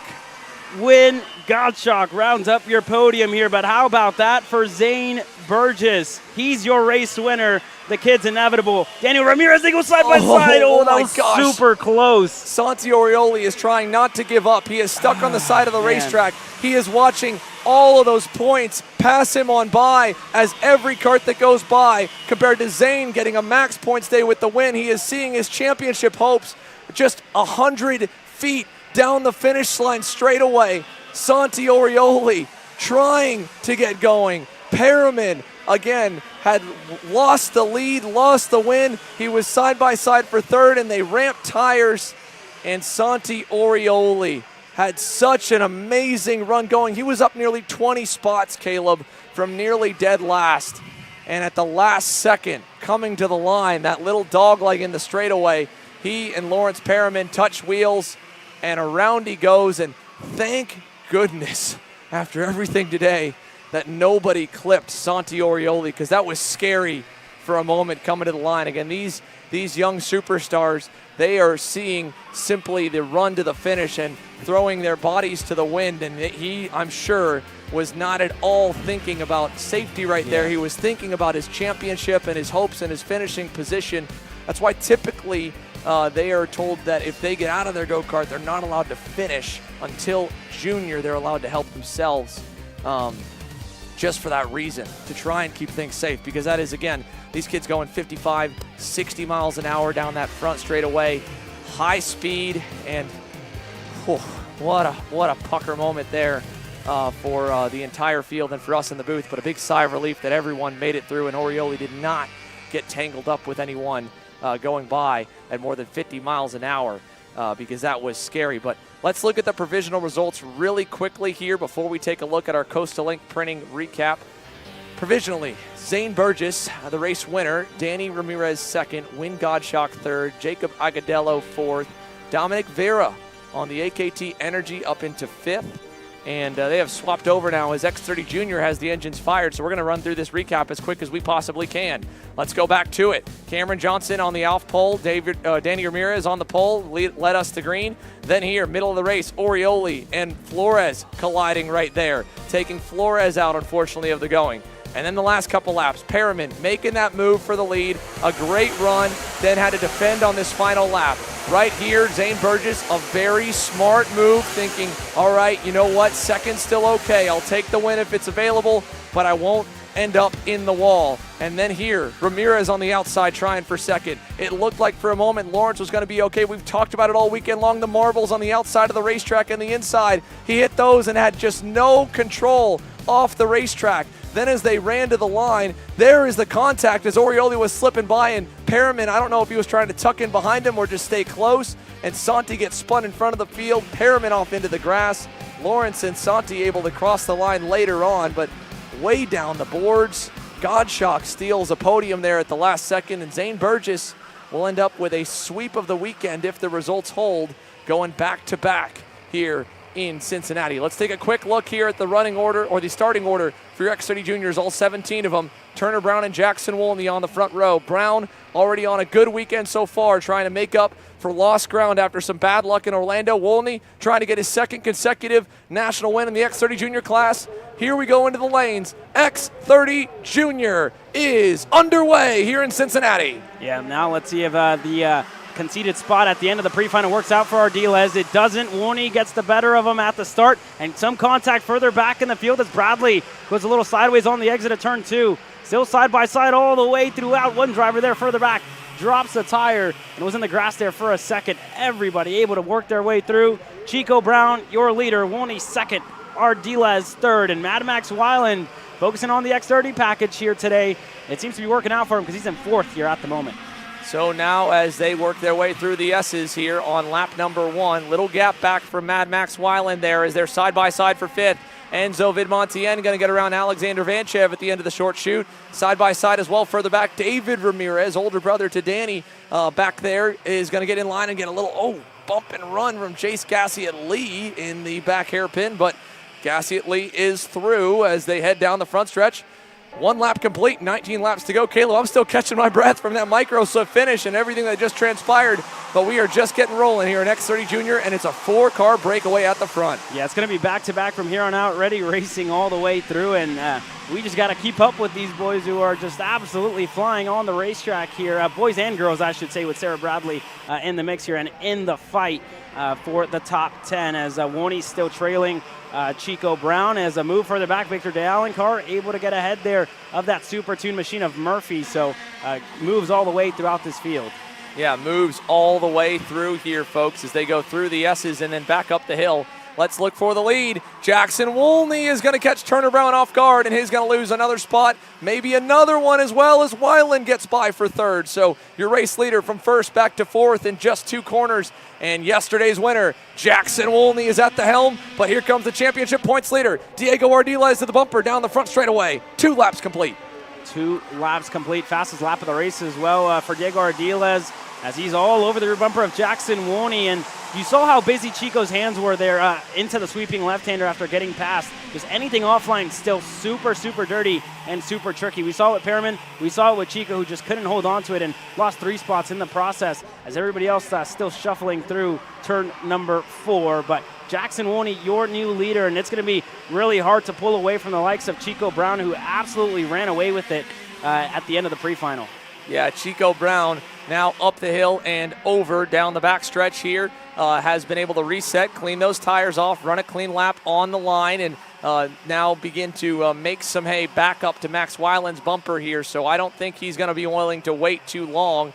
But still, that lead group of 4 that looked initially like they might quickly break away, if they fight some more, Enzo Vidmontien and the rest of the pack might be able to get into it. Remember, it was a 5-car battle from start to finish back yesterday here for these X30 Juniors, and this one's not done. Vidmontien quicker, Vanchev quicker, Sarah Bradley fastest on the racetrack back there in 7th as her teammate Jackson Woolney controls the race. Yeah, Jackson Woolney definitely in control here. Similar lap times in between the top 4, so nobody getting the better of anybody here in this stage of the race. But Enzo Vidmontien, I mean, I must note, he is closing down the gap. He was 2/10 quicker than the top 4 last time by, so Vidmontien already leaving the group behind with Bradley. She was able to get ahead of Vanchev, so that gap going to open up and close down to the top 4 here if Enzo Vidmontien can stay in this rhythm here. Enzo Vidmontien drove his tail off yesterday to put himself in contention. He's going to get a little help now as Turner Brown goes by Max Weiland. That was for third. So Weiland now falls back a little bit. Vidmontien's going to get the benefit of the draft down the long front straightaway. He's almost there. Woolney continuing to lead over Ardiles, Brown, Weiland, Vidmontien. Look at Victor DeAlencar trying the inside, backs out of it, and has to go back to work once again on the back of Alexander Vanchev's Sodi. So then behind him, Tristan Murphy in 9th, having a great run. The Super Tune USA rookie is running strong there in the 9th position. Back there just less than 3 seconds away from the race lead. Murphy trying to maybe go to work on DeAlencar after DeAlencar's mistake. And this is with the track conditions here, Caleb, as things have gotten tamed for a moment. Although it may not stay that way, as Ardiles is right there on Woolney and Brown is catching up as Vidmontien catches to Weiland. I do want to make a note that it is similar to the way that Mateus Morgado described the opening laps of the Pro Shifter races, where it's a mistake of the guy in front of you, and that's kind of how you're trying to capitalize and make a pass on him. So 2 carts in front makes a mistake. The guy in front of you has to bottle up or go wide, go low, or he makes a mistake trying to make a pass, and then you can capitalize on him. And because of how dirty and treacherous and slippery it is off the line, even a move like that to the inside by Ardiles now opens the door for Brown to maybe the next corner if he has a run to go by Wolney, because Wolney is going to lose so much grip for the next just 2 or 3 corners. Look at the gap. Ardiles pulls already a car length away as Vidmontien now gets around Weiland. Yeah, Vidmontien finally able to go ahead of Max Weiland after lapping 0.2 of a second quicker than him for a couple of laps. Just had to close down that gap and then had to make the move. But none of the drivers in the top 5 are the quickest on the racetrack. It's the young lady, Sarah Bradley, a 57.1, as we have fighting up at the front. Chico Brown inside of Jackson Woney. He's able to get clear up in a second. Yeah, Turner Brown now back close to the lead again. He's almost back to where he was. What does he opt to do with a big run of steam towards his teammate? He will push him down to turn number 1. And that corner, more than most, probably has the most amount of marbles and dirt and dust off the line. So in Chico's case, with time on his side, if he does want to get around Diego, the smart move would be to wait. Although Ardiles blows the corner in turn 4, his first lap out in front, missed the braking zone, and there might have been a little dirt or marbles kicked up by further back in the field. That's the other part of a dirty racetrack, or a track that tends to hold it, where you've got unlike some of the other circuits, like the last one we visited at Newcastle Motorsports Park has wide runoff curbs, or Trackhouse Motorplex with lots of concrete runoff. Here, drop one tire off of the track limits and you're in the dirt, and you bring all that back on with you and you trail it for a couple of corners. And the first driver to it is the race leader, and he's like a snow plow that clears a path. And that's what makes it so impressive when drivers like Chico and Diego were able to break away in that KA Junior main, because it is so tough to be the first one there, because sometimes the braking zone and the limit is different than the lap before, similar to rain racing. Yeah, Chico Brown, fastest lap of the race last time by. So 57.1 there for Chico as Bradley closes in on the rear bumper of Enzo Vidmontien. She was a 10th quicker than the Kart Republic driver in 4th there. So now I'm going to be interested to see if Chico Brown can pull away from the rest of the field. We saw it in the pre-final. Obviously, this is a much longer race, so whenever you think setup, he had a little bit of a slow start, move back a little bit, but now pounding in some lap times. That gap to Ardiles continuing to open up. So are we expecting to see a Chico Brown runaway once again? Yeah, Chico Brown right now in the 768. He's got a lot of laps to try and build that gap up. And with the lead, he just needs to put his head down, focus forward, forget about everyone behind you, and hit your marks. Do what you do, what put you on the pole in qualifying, and what had the awesome run to win that KA Junior main as he tries to sweep the day. Big bobble there from Victor De Alencar. You saw him go a little bit wider in turn number 2. And Vanchev closed up. Murphy even better than the two of them closing in towards Vanchev's tail. So this fight, this is 7th, 8th, 9th. And look as another driver joins into the picture. Ty Fisher on that Race Lab Karting TB in 10th here is marching forward with some good pace of his own as well. Yeah, really good pace. He's 2/10 quicker than Alexander Vanchev, who's 2 karts ahead, as we have a change for second. Jackson Woney, tired of waiting behind Ardiles, going to make the move there and going to get clear. So let's see what Jackson Woney can do against his ex-teammate who's in the lead and absolutely running away here at the moment. Vidmontien now going to put pressure on Ardiles, who lost a lot of time in that pass that was made by Jackson Woney. So does Vidmontien go in 1? He doesn't. Stays in line and waits, but I think he's definitely going to want to go in turn 2, and yeah, he is going to get clear that time by. What a shot right there by our camera down in turn number 2. That was slick down in the first hairpin. Ardiles now going to have to go defensive after going offline. Vidmontien even a little wide there through turn number 4, but keeping an eye on the positions gained. Vidmontien doesn't show a lot gained, but he started on the outside in 6th, so you have to imagine he went back to maybe 7th or 8th and then clawed his way back up to the 4th spot. And talking about Ty Fisher, he is up 6 positions here, so he had to start basically tail end back in 16th. He's up a ton as well and still moving up the chain. This time by, we'll put 10 in the books, halfway there, halfway home, and this is that middle part of the race while there still are passes and moves made further back in the field. The front of the pack is spread out, and you are looking at a head-to-head lap time slugfest. Let's see that lap there. Wolney a 57.0, Brown a 56.8, 2/10 give it to Turner as Ardiles goes a little wide following Vidmontien in turn number 2. And one other point that we haven't talked about as much here, and I'd be curious if any of the Pro X30s or Pro Shifter drivers, some of the coaches around the paddock have any thoughts of it. We cover it at places like Newcastle Motorsports Park and Trackhouse Motorplex with the high-speed corners that tick of aero wash running behind another driver. We know how fast they're going through turn number 1. Maybe that's a factor even through turn 2. There are obviously slow sections here, but there are a lot of high-speed corners like that long sweeper in the back where you might lose a little bit of front grip running close behind someone, or as well you'll lose some grip going off the line as Vanchev got shuffled wide when Fisher went around him, and now Tristan Murphy is door to door, and Vanchev closed the door back on him, and there goes David Ramirez by both. Yeah, elbows out racing all the way through as Murphy muscles his way by Vanchev, who didn't make it easy for him to say the least, as Ramirez going to be the leader of this group here on our screens. There's Ty Fisher closing down the gap to Victor De Alencar, so still pushing here for Ty Fisher and his TB kart machine. And then further back, this big scrum is Murphy on the inside. Ramirez, who looked to close the door, wasn't close enough. Murphy going to lead now. Yeah, Tristan Murphy now to the point of this group here, showing some veteran experience in his rookie junior season. And as we love to see the progression of these young drivers in their first year, there is such a quick learning curve. Oh, whoa, Vanchev there trying to go to the inside, and unfortunately, right on cue, Murphy kind of gets shuffled to the wayside. But what I was meaning to say is this is the part of the year, 6 months into the season, with a number of races under the belt where typically things start to click for those superstars in a new division, especially arguably the steepest jump is to go from the mini chassis in Mini Swift up to these full-size chassis here in X30 Junior. I mean, you're talking nearly triple the horsepower. We got problems with the points leader. Problems for the points leader. Diego Ardiles is slowing down to turn number 4. Max Weiland going to go by. Bradley went by. He's going to over-under.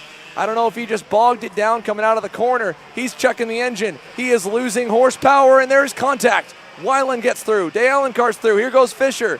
Championship implications as Diego Ardiles looks to the heavens above in despair. This is unbelievable here, the stories that are unfolding today. And now your championship points leader at the end of the weekend, who had been so consistent in the first 3 rounds all the way through today's pre-final and qualifying, is slowing, and that's it. He's going to head for the scale line. There is nothing he can do but watch all of those points and all of his competitors flash on by. Yeah, unfortunate there for Diego Ardiles, and if it stands this way, Jackson Woney currently sits second in the standings after yesterday's main event. So this is going to be a good points haul for him. For Chico Brown on the other side, he sits 6th. At the moment, Jackson Woney would be the favorite to take the championship points lead after this weekend. So a lot of implications, and unfortunate for Diego Ardiles, just needed to keep it on the racetrack, and that's not going to be the case here in this one after working his way into the pit lane. But for the guy who can possibly take the championship points lead, Jackson Woney falling under fire to Enzo Vidmontien now inside for Enzo Vidmontien, clear and up to second. And that gap to Chico Brown with that battling there just opens up that little bit more when they cross the stripe. Going to be at just over 2 seconds. So a lot of work to do as Chico Brown continuing to set in near perfect lap times here. Yeah, Chico Brown right now just making it look easy out in front. And this is talking about an exclamation point on a strong weekend where he has been the kid to beat speed-wise over both junior divisions. The best average pace, the best average finishes pretty much through the weekend, all sessions to this point. And now 2.5 seconds out in front with a change in second that obviously opened that gap even further. He is putting on one heck of a show, and we are so excited to continue to follow Chico. While, of course, for those of you watching online on Kart Chaser, we're going to have 2 races going next weekend, the Rotax Trophy East and the CKNA Spring Nationals as well. But Turner Brown's going to be headed to represent the Stars and Bars overseas in the second round of the FIA Academy Championship. And he is looking to really show everyone why he was selected, why he was our U.S. representative. And this is a proud moment for all of us here as an American to follow Turner's impressive performance today and wish him the best of luck as he boards a plane Monday to head over to Europe. Down the back stretch we go, another update. Diego Ardiles is still rolling on the circuit. At a certain point, the black flag will be displayed where he gets too close to going one lap down, they will force him in. But with 5 laps remaining, this kid is not giving up. He is continuing to make laps even when basically all hope is lost here of getting anything higher than a 16th place result. It's a smart decision to not come in when it comes to the championship because crashes, attrition, other drivers' mechanicals, potential on-track penalties could still bump him up a few spots. And if he has a bad day in Newcastle, because obviously today is going to be his lowest score, and yeah, right there I think the flag may have just came last time by for Ardiles. But I was going to say that this day is probably going to be his drop in the championship. Turner has obviously a mixed bag of results from Orlando. So for those two in the title fight, there will be no room for error when we head to close out the title in Indiana here in a month and a half with the final 2 rounds of the season. You're going to need 2 good rounds because you've already burned your 1 bad day, your 1 mulligan. 4 laps to go. And a big slider from Chase Gassiet-Lee, who has made a late race charge to try and crack the top 10. Yeah, he's currently now in 10th as it stands. Ramirez is the driver who's in 10th. Gassiet-Lee is the driver who's in 11th here. So they continue to jockey for position here. But let's see what it looks like on the back straightaway. Gassiet-Lee going to have a good run. Does he go on the inside? Not as of yet. Ramirez telling him to push. Chase Gassiet-Lee not going to listen. Going to have help from Murphy to get through. And Gassiet-Lee already into the top 10 now. Tristan Murphy falls back just outside. Ramirez in 12th. And then you go back to Chaparro, I believe, who's just behind them. So unfortunate end as Enzo Vidmontien still with very close range with Jackson Wolney.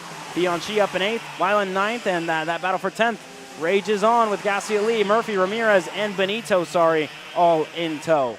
Coming to see 2 laps to go next time by. The fight for second is going to really get interesting here. Sarah Bradley got her first career national podium in the junior ranks back earlier this year in the month of Orlando. She is chasing down 2 of the best junior drivers right now. Her teammate Jackson Wolney, who got his first career win just yesterday on the national scene and has countless podiums over the last year and a half from his first back at the SKUSA Winter Series in 2023. And of course, Enzo Vidmontien. He's been the EKN Driver of the Month. He's won countless races. He's swept weekends. So she is going to have one heck of an ask to try and get around both of those 2 experienced pilots in front of her. But 2 laps to go, anything can happen, and you know the defensive driving will back them right up to her, and she's already close enough with a car length away. One move is going to open the door for potentially both SCR Red Speeds to get by as Wolney opens up for a potential over-under,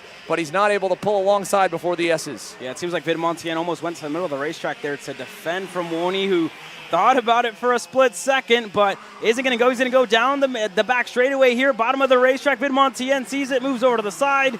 Wolney just not close enough, thinks better of it. Now going to fall under fire to Sarah Bradley here, who stays in line as well. Yeah, so no changes yet, but there's still 1 more lap to go. White flag in the air from Aaron Likens. Turner Brown's lead continues at nearly 4 seconds now on this dominant run here in X30 Junior. Here comes the fight for second through turn 1 right now. Vidmontien on the low side. Wolney around the outside trying to make a Superman move work. He'll hit the marbles and go wide. Bradley gets through to third as they roll to turn 4. Yeah, now Sarah Bradley going to look to go 1 spot better here. Vidmontien still defending. Bradley going to follow right behind him.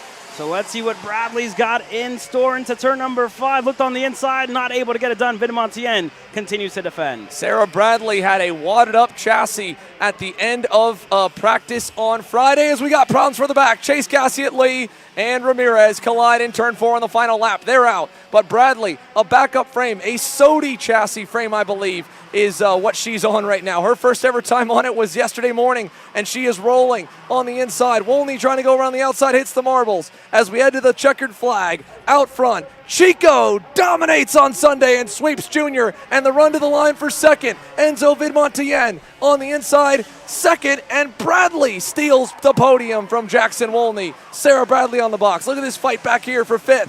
Fisher over Vanchev, De Alenkar, Fionn Shi rebounds from the scary moment he had in the pre-final to climb into the top 10 and 8th. Mad Max in 9th, Felipe Jesus Benito in 10th, and Turner Brown soaking it in, and he absolutely should with that kind of performance, Caleb. And that's his first X30 Junior win under the Rawlson Performance Group 10. He has come oh so close many times. He won on the racetrack a month ago at the United States Pro Kart Series, but after post-race penalties got it taken away. And you see his RPG teammates pass him, and that's definitely a feeling of relief for Chico Brown as he gets the win here today. Victor Dallenkart congratulating him, and I'm sure Chico's going to be elated after that one. Yeah, one heck of a run for Chico Brown as he takes the cool-down lap into the marbles to pick up a little extra weight, a little extra rubber to make sure that he passes through the scale line as well. And congratulations to Turner Brown as we take a look at the final results here.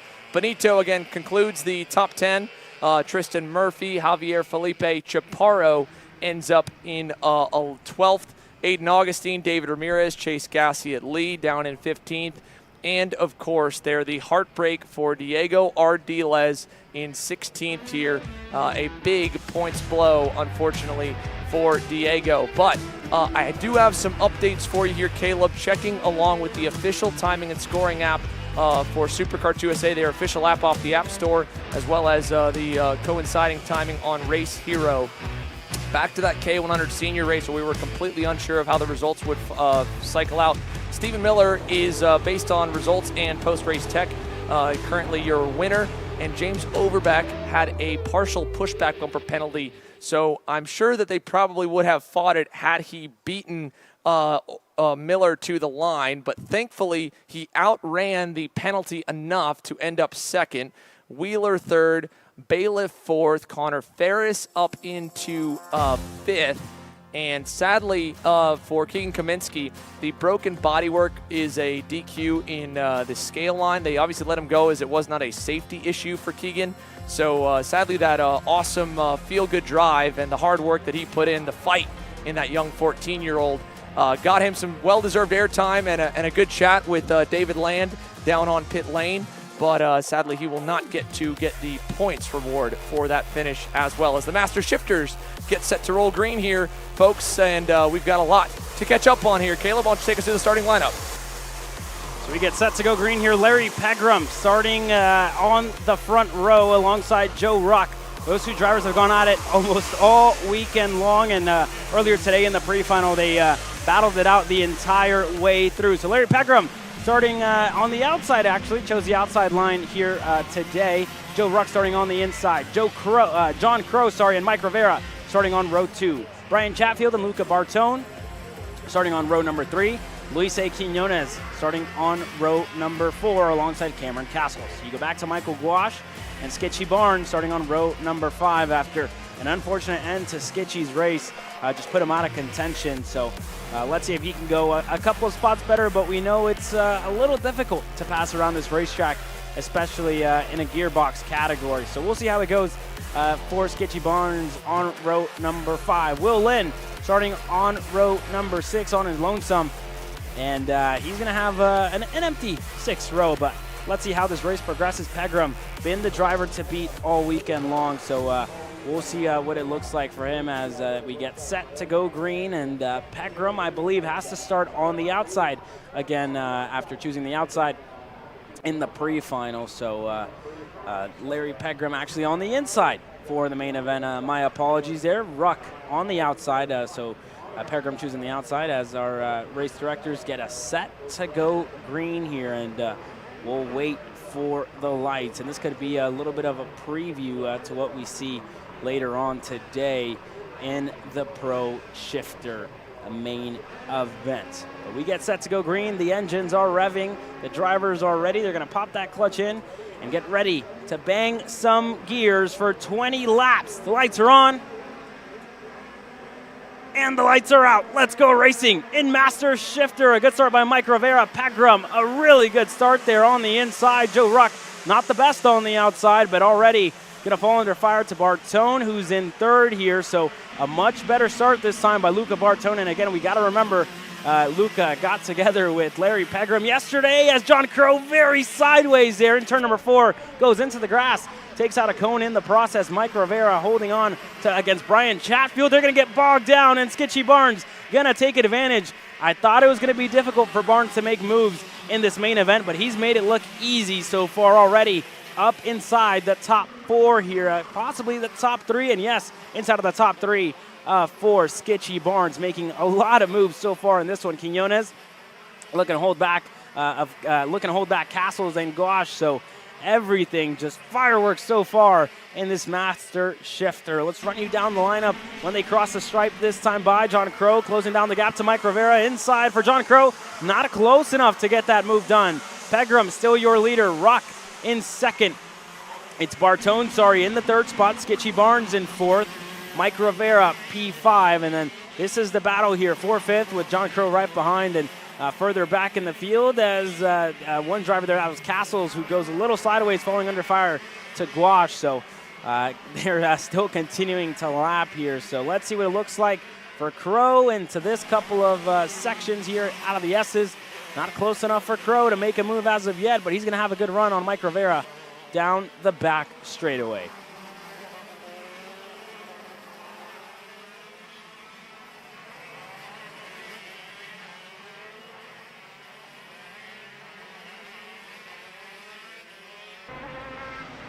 $18 laps to go this time by as they cross the stripe. As John Crow continuing to close down his gap to Mike Rivera. This is still the battle for 5th. Not close enough for Crow as of yet. Bartone, though, making a little bit of an impression on the gap to Joe Ruck in second. So we'll go and check in with them here in a second as the battle for 5th continues to rage on.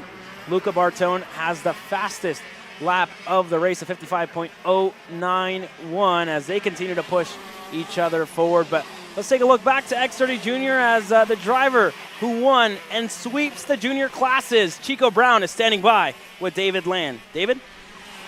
Yeah, this is turning into the Chico Brown hour. I mean, my goodness, dude. We're talking to you a lot, but you said to me, if we're talking to you, you're having a good day, and I would definitely say you've had a good day. Yeah, I mean, a lot of hard work and effort has been put into our program with the Rawls Performance Group, and it's really all paid off. And I mean, I couldn't ask for a better day today, but for sure, it's been a long, hot, and it's been a lot of blood, sweat, and tears today, so awesome. What was it like to get this victory in X30? They were talking in the booth about this is your first X30 victory for the Rawls Performance Group. Yeah, it's always a special one when you get your first one with the team, and I'm really excited. We couldn't execute the last few races, but we finally got it done today. And I mean, I was counting down the laps towards the end, like 5 to go, 4 to go, 3 to go on the Micron, but yeah. Now, Xander was talking about a trip that you're going to be making here very, very shortly. Tell us about your travel plans and what they're leading to. Yeah, so tomorrow morning I'm on a flight straight to Slovakia, and then as soon as I'm done there, I fly straight to Wisconsin. So it's an honor to represent USA, and I hope there's more to cheer for on my end this time by. I'll tell you what, kid, if you keep driving like that, you're definitely going to represent us very well. Chico Brown, back to you guys. Well, there you guys have it from Chico Brown, and he's going to represent the United States next week in Slovakia for the FIA Academy race that they're holding over there. So big congrats to Chico as he heads over to Slovakia tomorrow, and then we'll see him back in Wisconsin for the 3rd round of the United States Pro Kart Series. But focusing back on the racetrack, Joe Ruck closing down his gap to Larry Pegram, and going to be in striking range now. Inside for Joe Ruck, thinks better of it.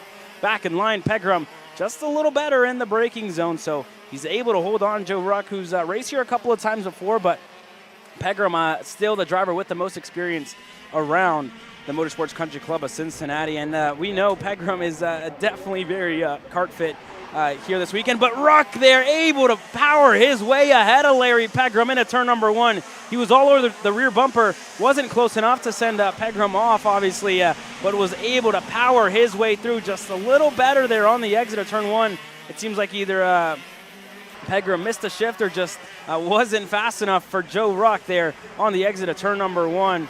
So unfortunate there for Pegram, but a lot of work to do and a lot of racing action still left. We have 14 and a half laps to go left in this second main event for the Master Shifter class. It was Joe Ruck yesterday, and we'll see what it looks like today if Pegram can deny him, or if his teammate Sketchy Barnes in 4th can do something, or Luca Bartone. But again, we're going to take a quick look back to X30 Junior. Sarah Bradley standing by with David Land. She was able to put herself on the podium here today.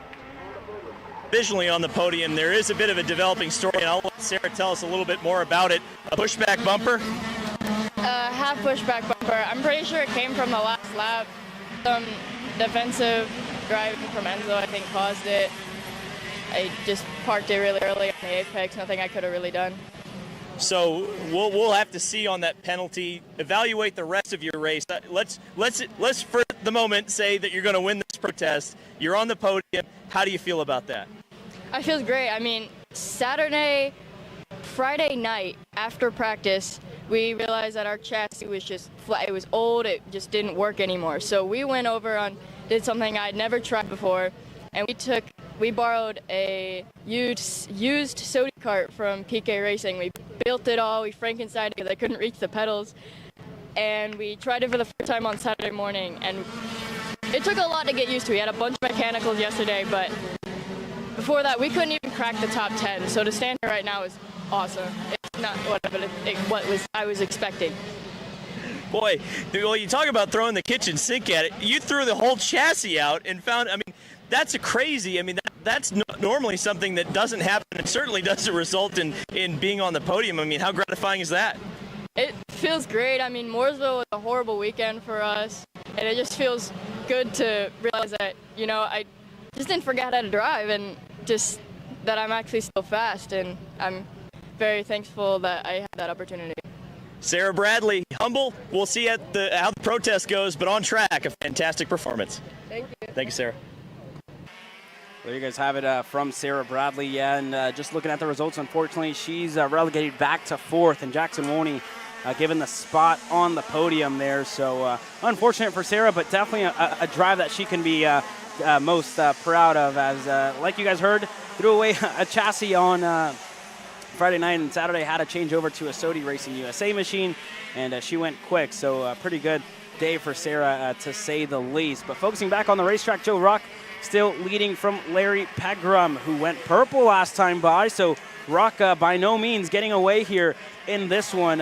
For Pegram, he was a 10th quicker than Joe Ruck. That gap just under half a second. So continuing to push forward for Larry Pegram. And this battle here on our screen, Skitchy Barnes was able to get the better of Luca Bartone this lap. So Skitchy leading this second battle further back in the field and putting himself on the podium after what was not the best end to his pre-final. So good to see Skitchy back up there on the podium, and this will definitely help out his championship hopes here this weekend as he continues to push himself further and further up the field and look to close down the gap to the drivers ahead. But, I mean, again, when you look at these master shifters, for them to even be driving here in these conditions at a racetrack like this at the highest level is really, really cool. So still a lot going on further back in the field. Brian Chatfield is behind John Crow there at the moment. Quinones here as well, as Michael Gosh looks to go on. Michael Gosh as well. I mean, we're speaking of Le Mans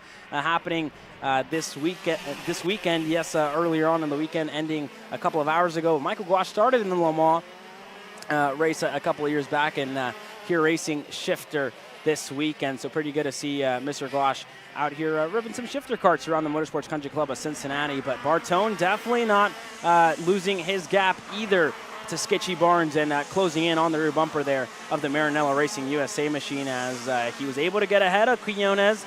Michael Gosh able to get ahead of Quinones, stay ahead of Quinones, I should say. And now Castle is going to look to go on the factory kart machine, who's just missing pace here in this one, a 55.596. Everybody else just almost a second quicker than Quinones, so something could be amiss on his factory kart machine, some sort of engine issue. We know Quinones is quick, so just an unfortunate series of events for Luis A. Quinones. But a look further back, still everybody pretty stagnant, kind of just not much going on the racetrack here at the moment. So we'll take this chance to look at the championship standings for your Master Shifter class, presented by Factory Fury GP USA. Skitchy Barnes is the championship leader, so all things considered after yesterday, finishing second, right behind his teammate Joe Ruck. This is going to be a really good points haul for Joe Ruck after getting a win yesterday, and it looks very, very promising here today as well to get himself back on the top step of the podium. So a good drive for Joe Ruck and Larry Pegram, who didn't do the first round, as we have one driver slowing back here. Mike Rivera something amiss on that Rivera Racing GFC. He's slowing into the short chute straightaway as they go side by side. Mike Rivera was in 7th here.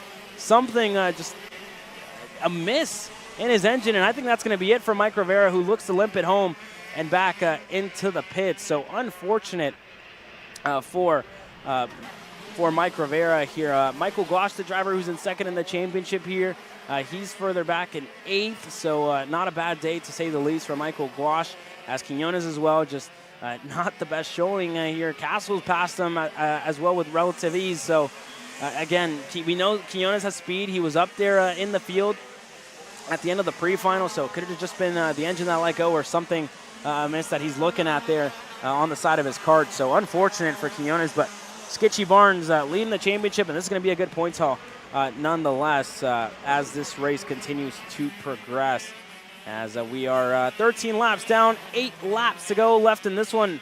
Joe Ruck still our leader, Larry Pegram behind, just a second back, and that gap continues to open up here. So, I mean, Simon, you're seeing this race continue to progress, and Joe Ruck still setting in really good lap times here. And if you're Larry Pegram, you're seeing the race win just kind of run away from you. How deflating is that feeling? It's got to be. I mean, it's one of those things where if you're leading, you want the race to be over instantly. If you're in that position of Larry Pegram in 2nd and falling back, you also want this race to just be over. But if you're 2nd and starting to catch the leader, you want it to be another 10 laps longer than it already is. So the race length, you're hoping for different distances just based on how your performance mid-session currently is going. And it's a trend I've seen so far with Larry Pegram. He's fired off really well at the beginning of these races throughout yesterday and today, often leading off the start the first couple of laps. And we've seen the powerhouse that is Joe Ruck come through lap 4, lap 5, and start to establish an advantage.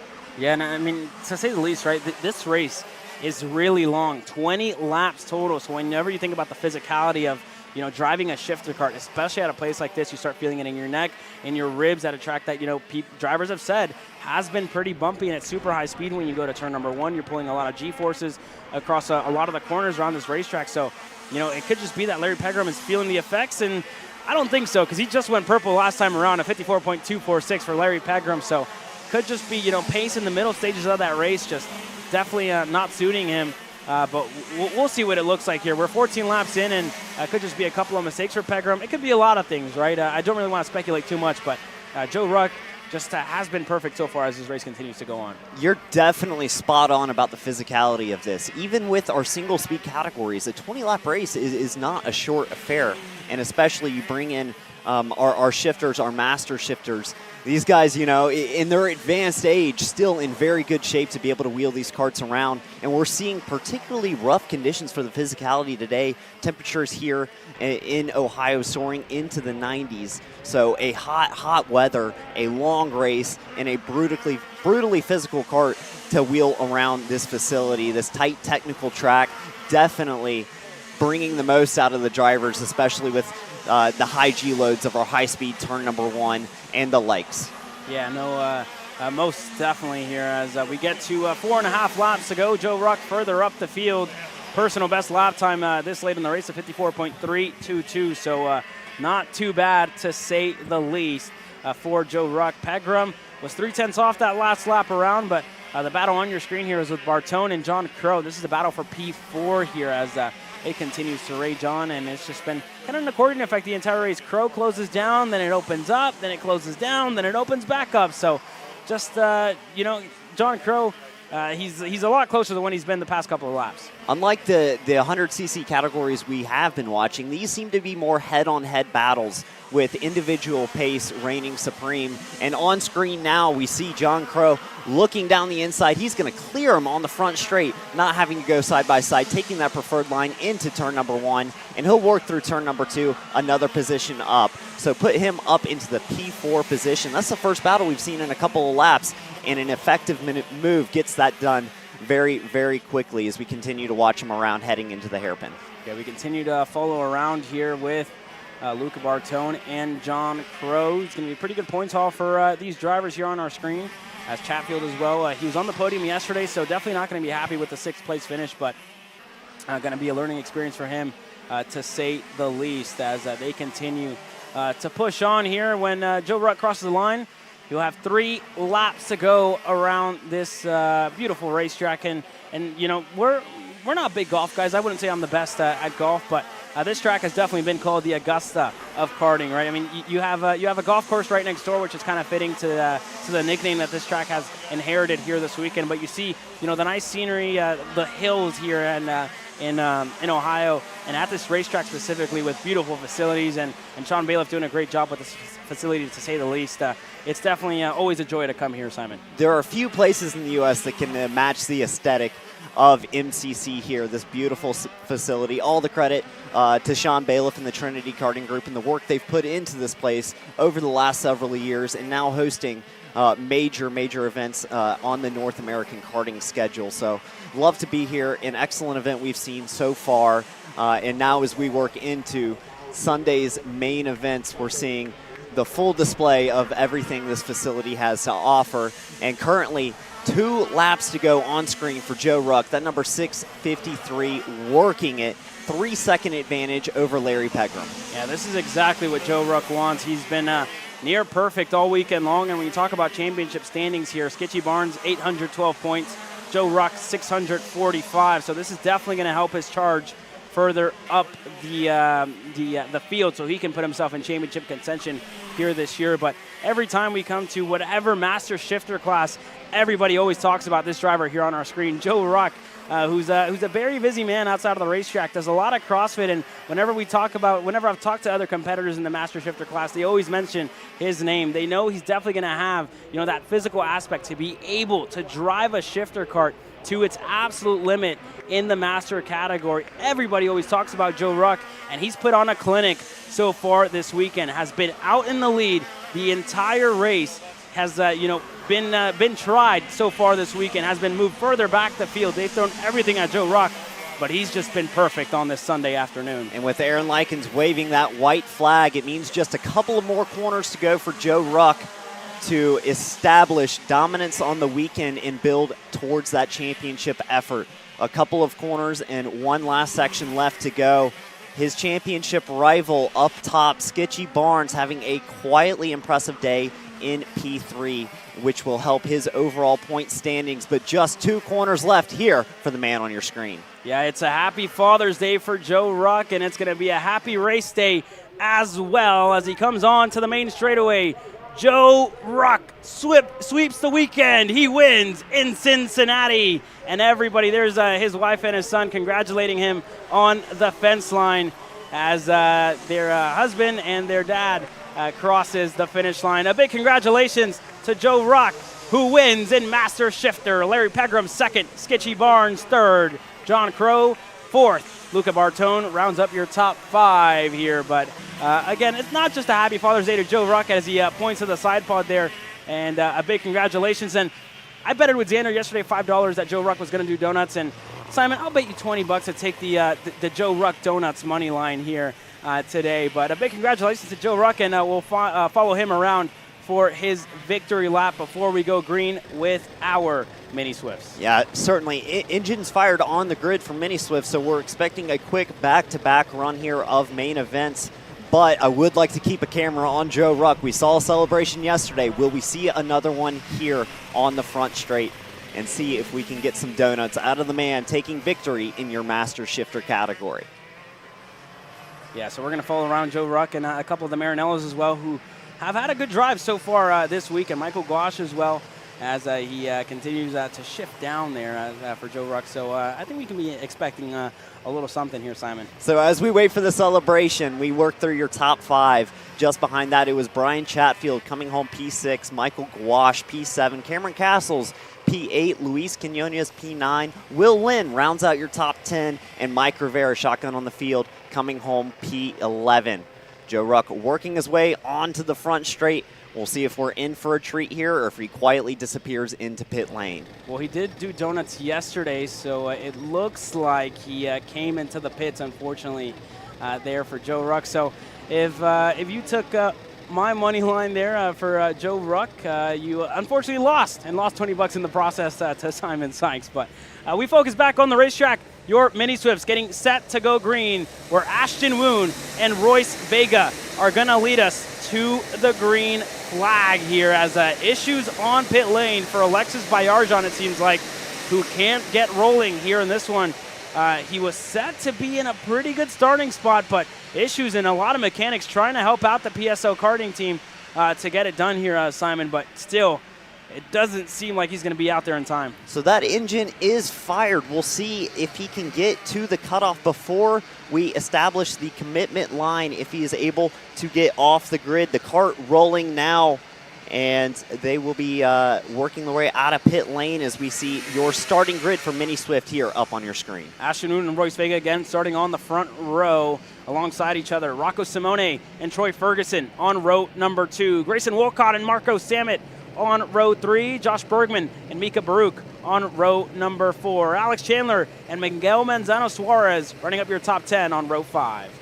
Behind that, John McClellan, row number 6, starting P11 next to Simon Klein in P12. We'll see the rest of your field cycle through, and we'll get you a few more names as the drivers work around the final couple of corners and get set to take the green flag here in Mini Swift. A deep field as the drivers slowly work their way around to the front straight. Yeah, crawling pace here for Ashton Woon, who's been in this position many times before. Royce Vega, a good starting spot in this main event, going to look to take the fight to Woon, who has had a pretty good weekend so far, to say the least.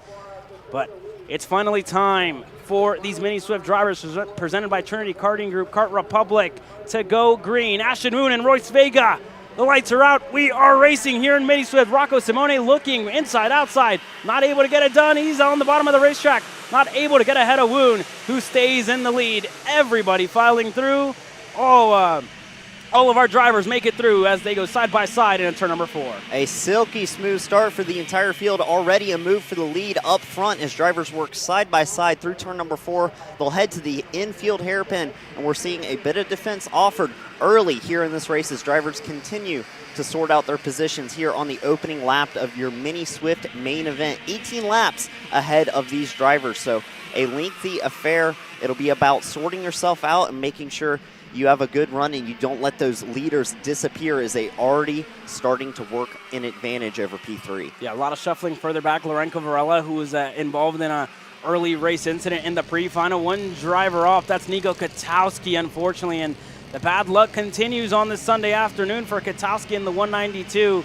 It was just unfortunate end to his pre-final, and the exact same here in this one. A couple of drivers that are further back in the field that look to be moving up are going to be Maxwell Macha, Nico Orbezos. We have fighting all the way through the field. Josh Bergman on the inside there. He's able to get clear on Grayson Wolcott. So a good move by Josh Bergman, who spends a lot of time in his tent doing a lot of data, a lot of video, and it's definitely paying off here. He's already up to P4, so a good drive so far by Josh Bergman. As Troy Ferguson looking to go back, he's going to get it done. And there's Alex Chandler on his BJR MDRL Kart, looking to go on the two of them. Not close enough that time by for Alex Chandler, who's had a pretty quiet weekend for the Houston, Texas local.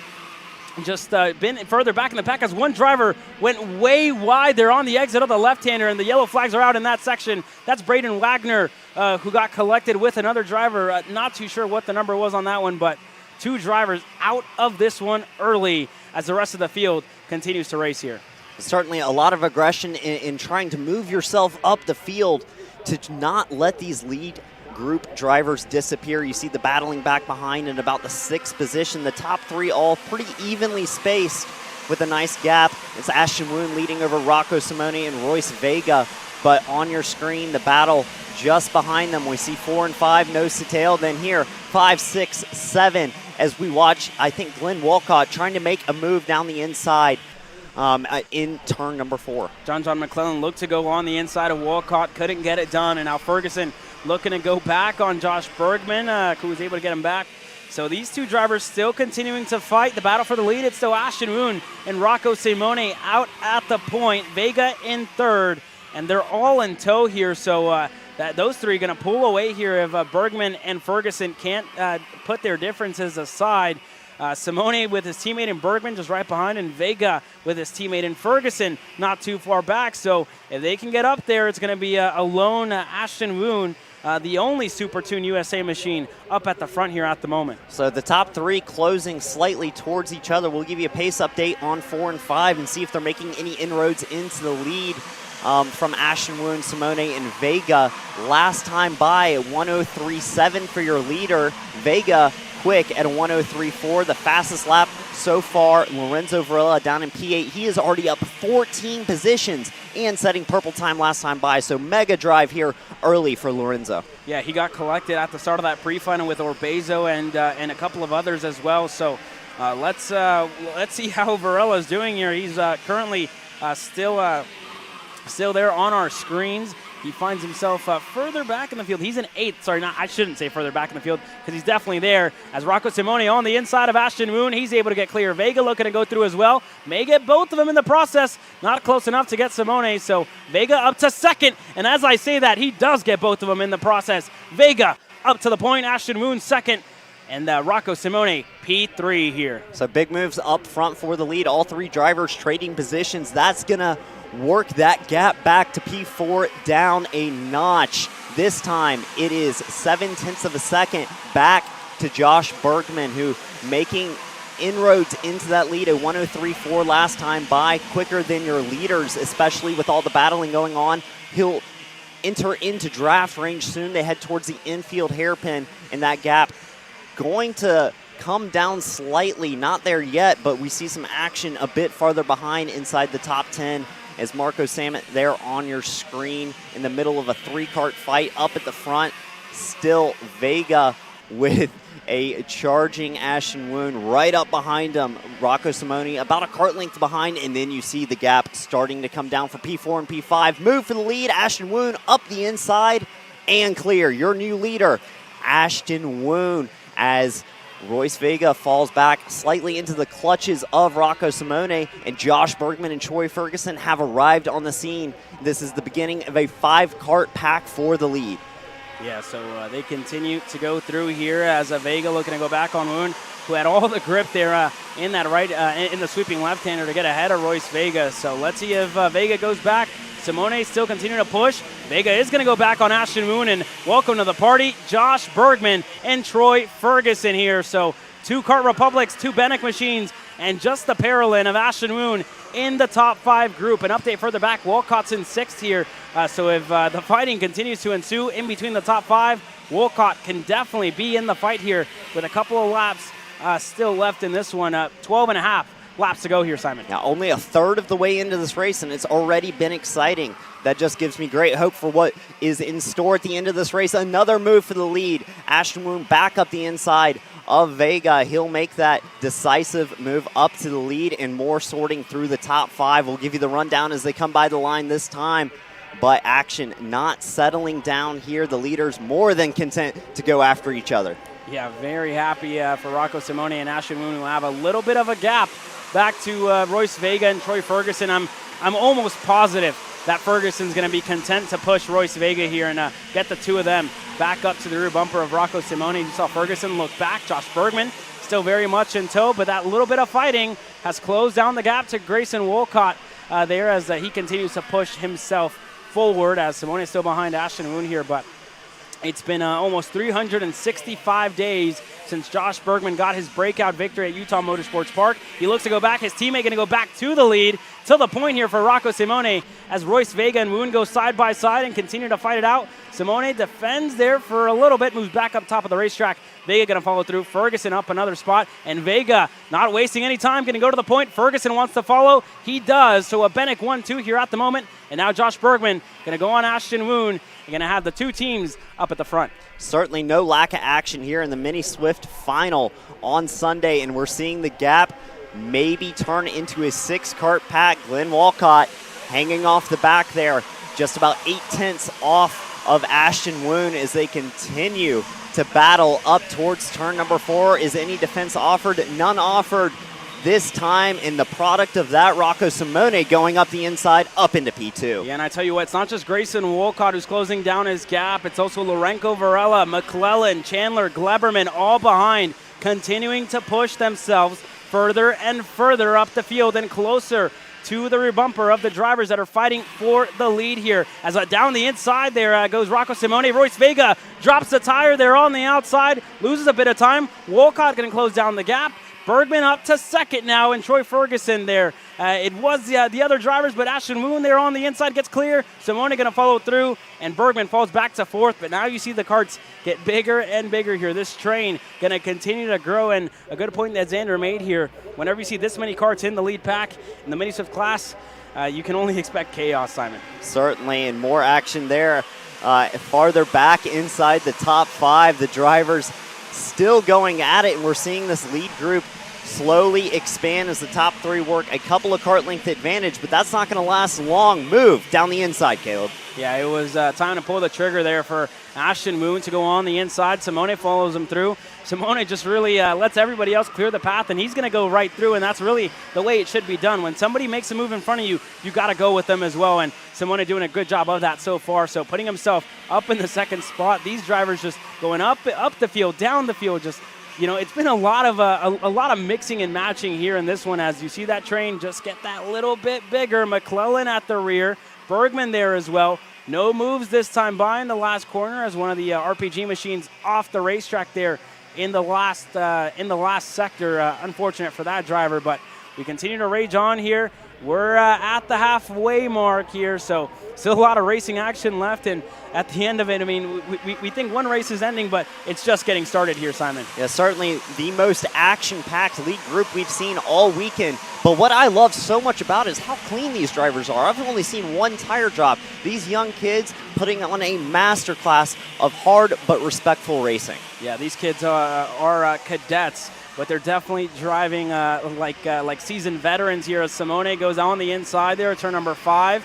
Ferguson follows him through. Vega gets through as well. Woon going side by side here with Grayson Wolcott. They're in a game of chicken, and Woon did not want to back out, but definitely had to after going a little bit sideways on the exit of the S's. As now Ferguson going to be the lead Bennick going into the final couple of corners. Simone, your leader, as Ferguson goes way wide. He blows the sweeping left-hander and loses a lot of time to Wolcott, who was able to get through, and Vega as well. So Simone, your leader, contact further back. And still, the bad luck continues for Lorenzo Varela here. Unfortunate end to the Brazilian's race. Lorenzo had such an excellent drive up the field. More action on your screen, but just to touch on Lorenzo again, such a good drive, making so many moves, the fastest kart on track at times, and his race cut short, unfortunately. But still action continuing in the lead group, defending down. Oh! Contact for the lead. Rocco Simone jumped over the front bumper of Royce Vega, and 2 of arguably the fastest kids in this race have made contact, and this has given Grayson Wolcott in his Paralin machine the lead of the race here in Mini Swift. Grayson Wolcott now your leader, and the action has reached a boiling point. I gave them so much credit for the hard but respectful racing. It all comes to an end at some point in this last lap. Action certainly reaching its peak as they continue to fight for the lead. Another move down the inside. We're side by side through the last corner. And it's kind of crazy to see Wolcott. The same thing happen to Troy Ferguson after being ahead of a couple of other drivers. Just a little bit too wide, and that sweeping left-hander can really catch you out. And you're going to lose a couple of spots as now Enzo De Janeiro, after crashing in the first race, he's on an absolute tear, driving like a man possessed. 25 spots gained for Enzo De Janeiro, who gets the move done back on him by Grayson Wolcott. But your leaders, Troy Ferguson here and Ashton Woon. De Janeiro still up there. Maxwell Macha, again, he crashed out of the pre-final. He's gained a lot of spots, and a couple of other drivers also making moves. At this point, everybody is in this fight. It's 3 seconds separating your top 15 drivers on track. So still anybody's game with 7 laps, 6.5 now left remaining in the Mini Swift final. 2 drivers starting to break away at the front, 1 driver wide. 1 driver went way wide there. That was Grayson Wolcott, who was in the lead there for a little bit. And that's going to end, well, I shouldn't say end his race win contention here, but he's going to have a lot of work to do, as everybody knows that they're all in contention here for something, for some points, for some hardware. And they start fighting side by side. Everybody throwing haymakers in this stage of the race. 6 laps to go this time by. Ashton Woon still leads from Troy Ferguson. Everybody going side by side. And Alexis Bayarjan welcome into the top 10 here. Goodness gracious, after not being able to get off the grid at the same time as his competitors, he's had to work his way up the field. 12 spots gained for Bayarjan. Because of the action we've seen, we'll take a quick look back at this incident for the lead in just a late move inside. I'm not going to assign fault at this time, but a tough break for two drivers who certainly had a chance at winning this thing. Yeah, like I mentioned, I mean, arguably the fastest drivers of this race, and both of them, I don't know if they're out here at the moment, but they're definitely, Vega is out, and Simone was able to get back going, but he's down in 26th as the fight up front rages on. And for the first time this race, we're seeing a bit of a breakaway up front. The mid-pack group still battling hard, but it's two groups of two drivers leading this race. Currently, Ashton Woon still over Troy Ferguson, Maxwell Macha up into P3, leading Enzo De Janeiro as they try and reel down your leaders. 3/10 better for Macha than your leaders last time by. So I think we're going to see this close back in here momentarily. Yeah, and Maxwell Macha and Enzo De Janeiro started alongside each other here, so they've had to work their way up the field together here in this one. So for both of those drivers, 24 spots gained for the two of them.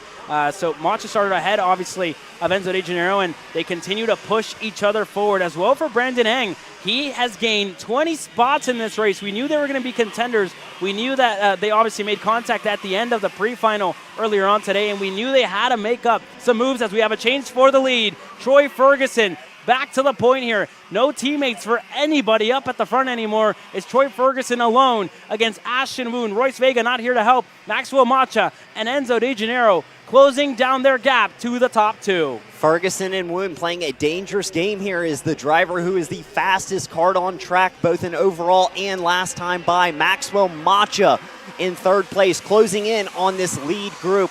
No passes offered into turn two this time, but this two-kart train up front is quickly turning into four. Only a couple of kart links separating them this time. No moves offered into turn four, but now you could throw a blanket over the top four drivers. Yeah, most definitely here. And by how this race has gone with all the action, you'd almost think that this is a KA Senior main event. But no, it's the Mini Swifts here at the two of our youngest categories here this weekend, and they are putting on an absolute show as Ashton Woon looks to go back on Troy Ferguson, who made a mistake there in the left-hander, and there goes Maxwell Macha, who goes through with Woon. De Janeiro going to go as well. So Ferguson has a lot of pace. Macha going to go to the point here. He's going to gain a lot more spots. De Janeiro goes through as well. But how about that for Maxwell Macha as they go side by side? De Janeiro drops a tire. Ferguson slots back to third. But how about it for this kid? Maxwell Macha has gained so many spots in this race. 26 spots gained here, Simon.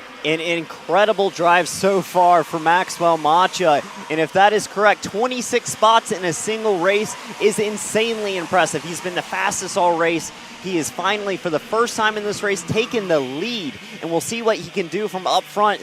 A new view for Macha, having seen the backs of karts all race long, 16 laps for the first time. Clean air in front and every driver behind him. Ashton Woon currently in P2, right up on that rear bumper of Maxwell Macha. No passes offered in this treacherous section. They'll head into the last section of the track, and we're already seeing defenses being offered. Just a little fade there for Maxwell Macha up front, and Woon down the inside, up to the lead again. Action not done here in this one. Yeah, most definitely not done at all as Maxwell Macha looks to close down his gap to Ashton Woon. That gap opened up a little bit here. Enzo De Janeiro in third, but the two sticks are in the air, and we are most definitely into crunch time here.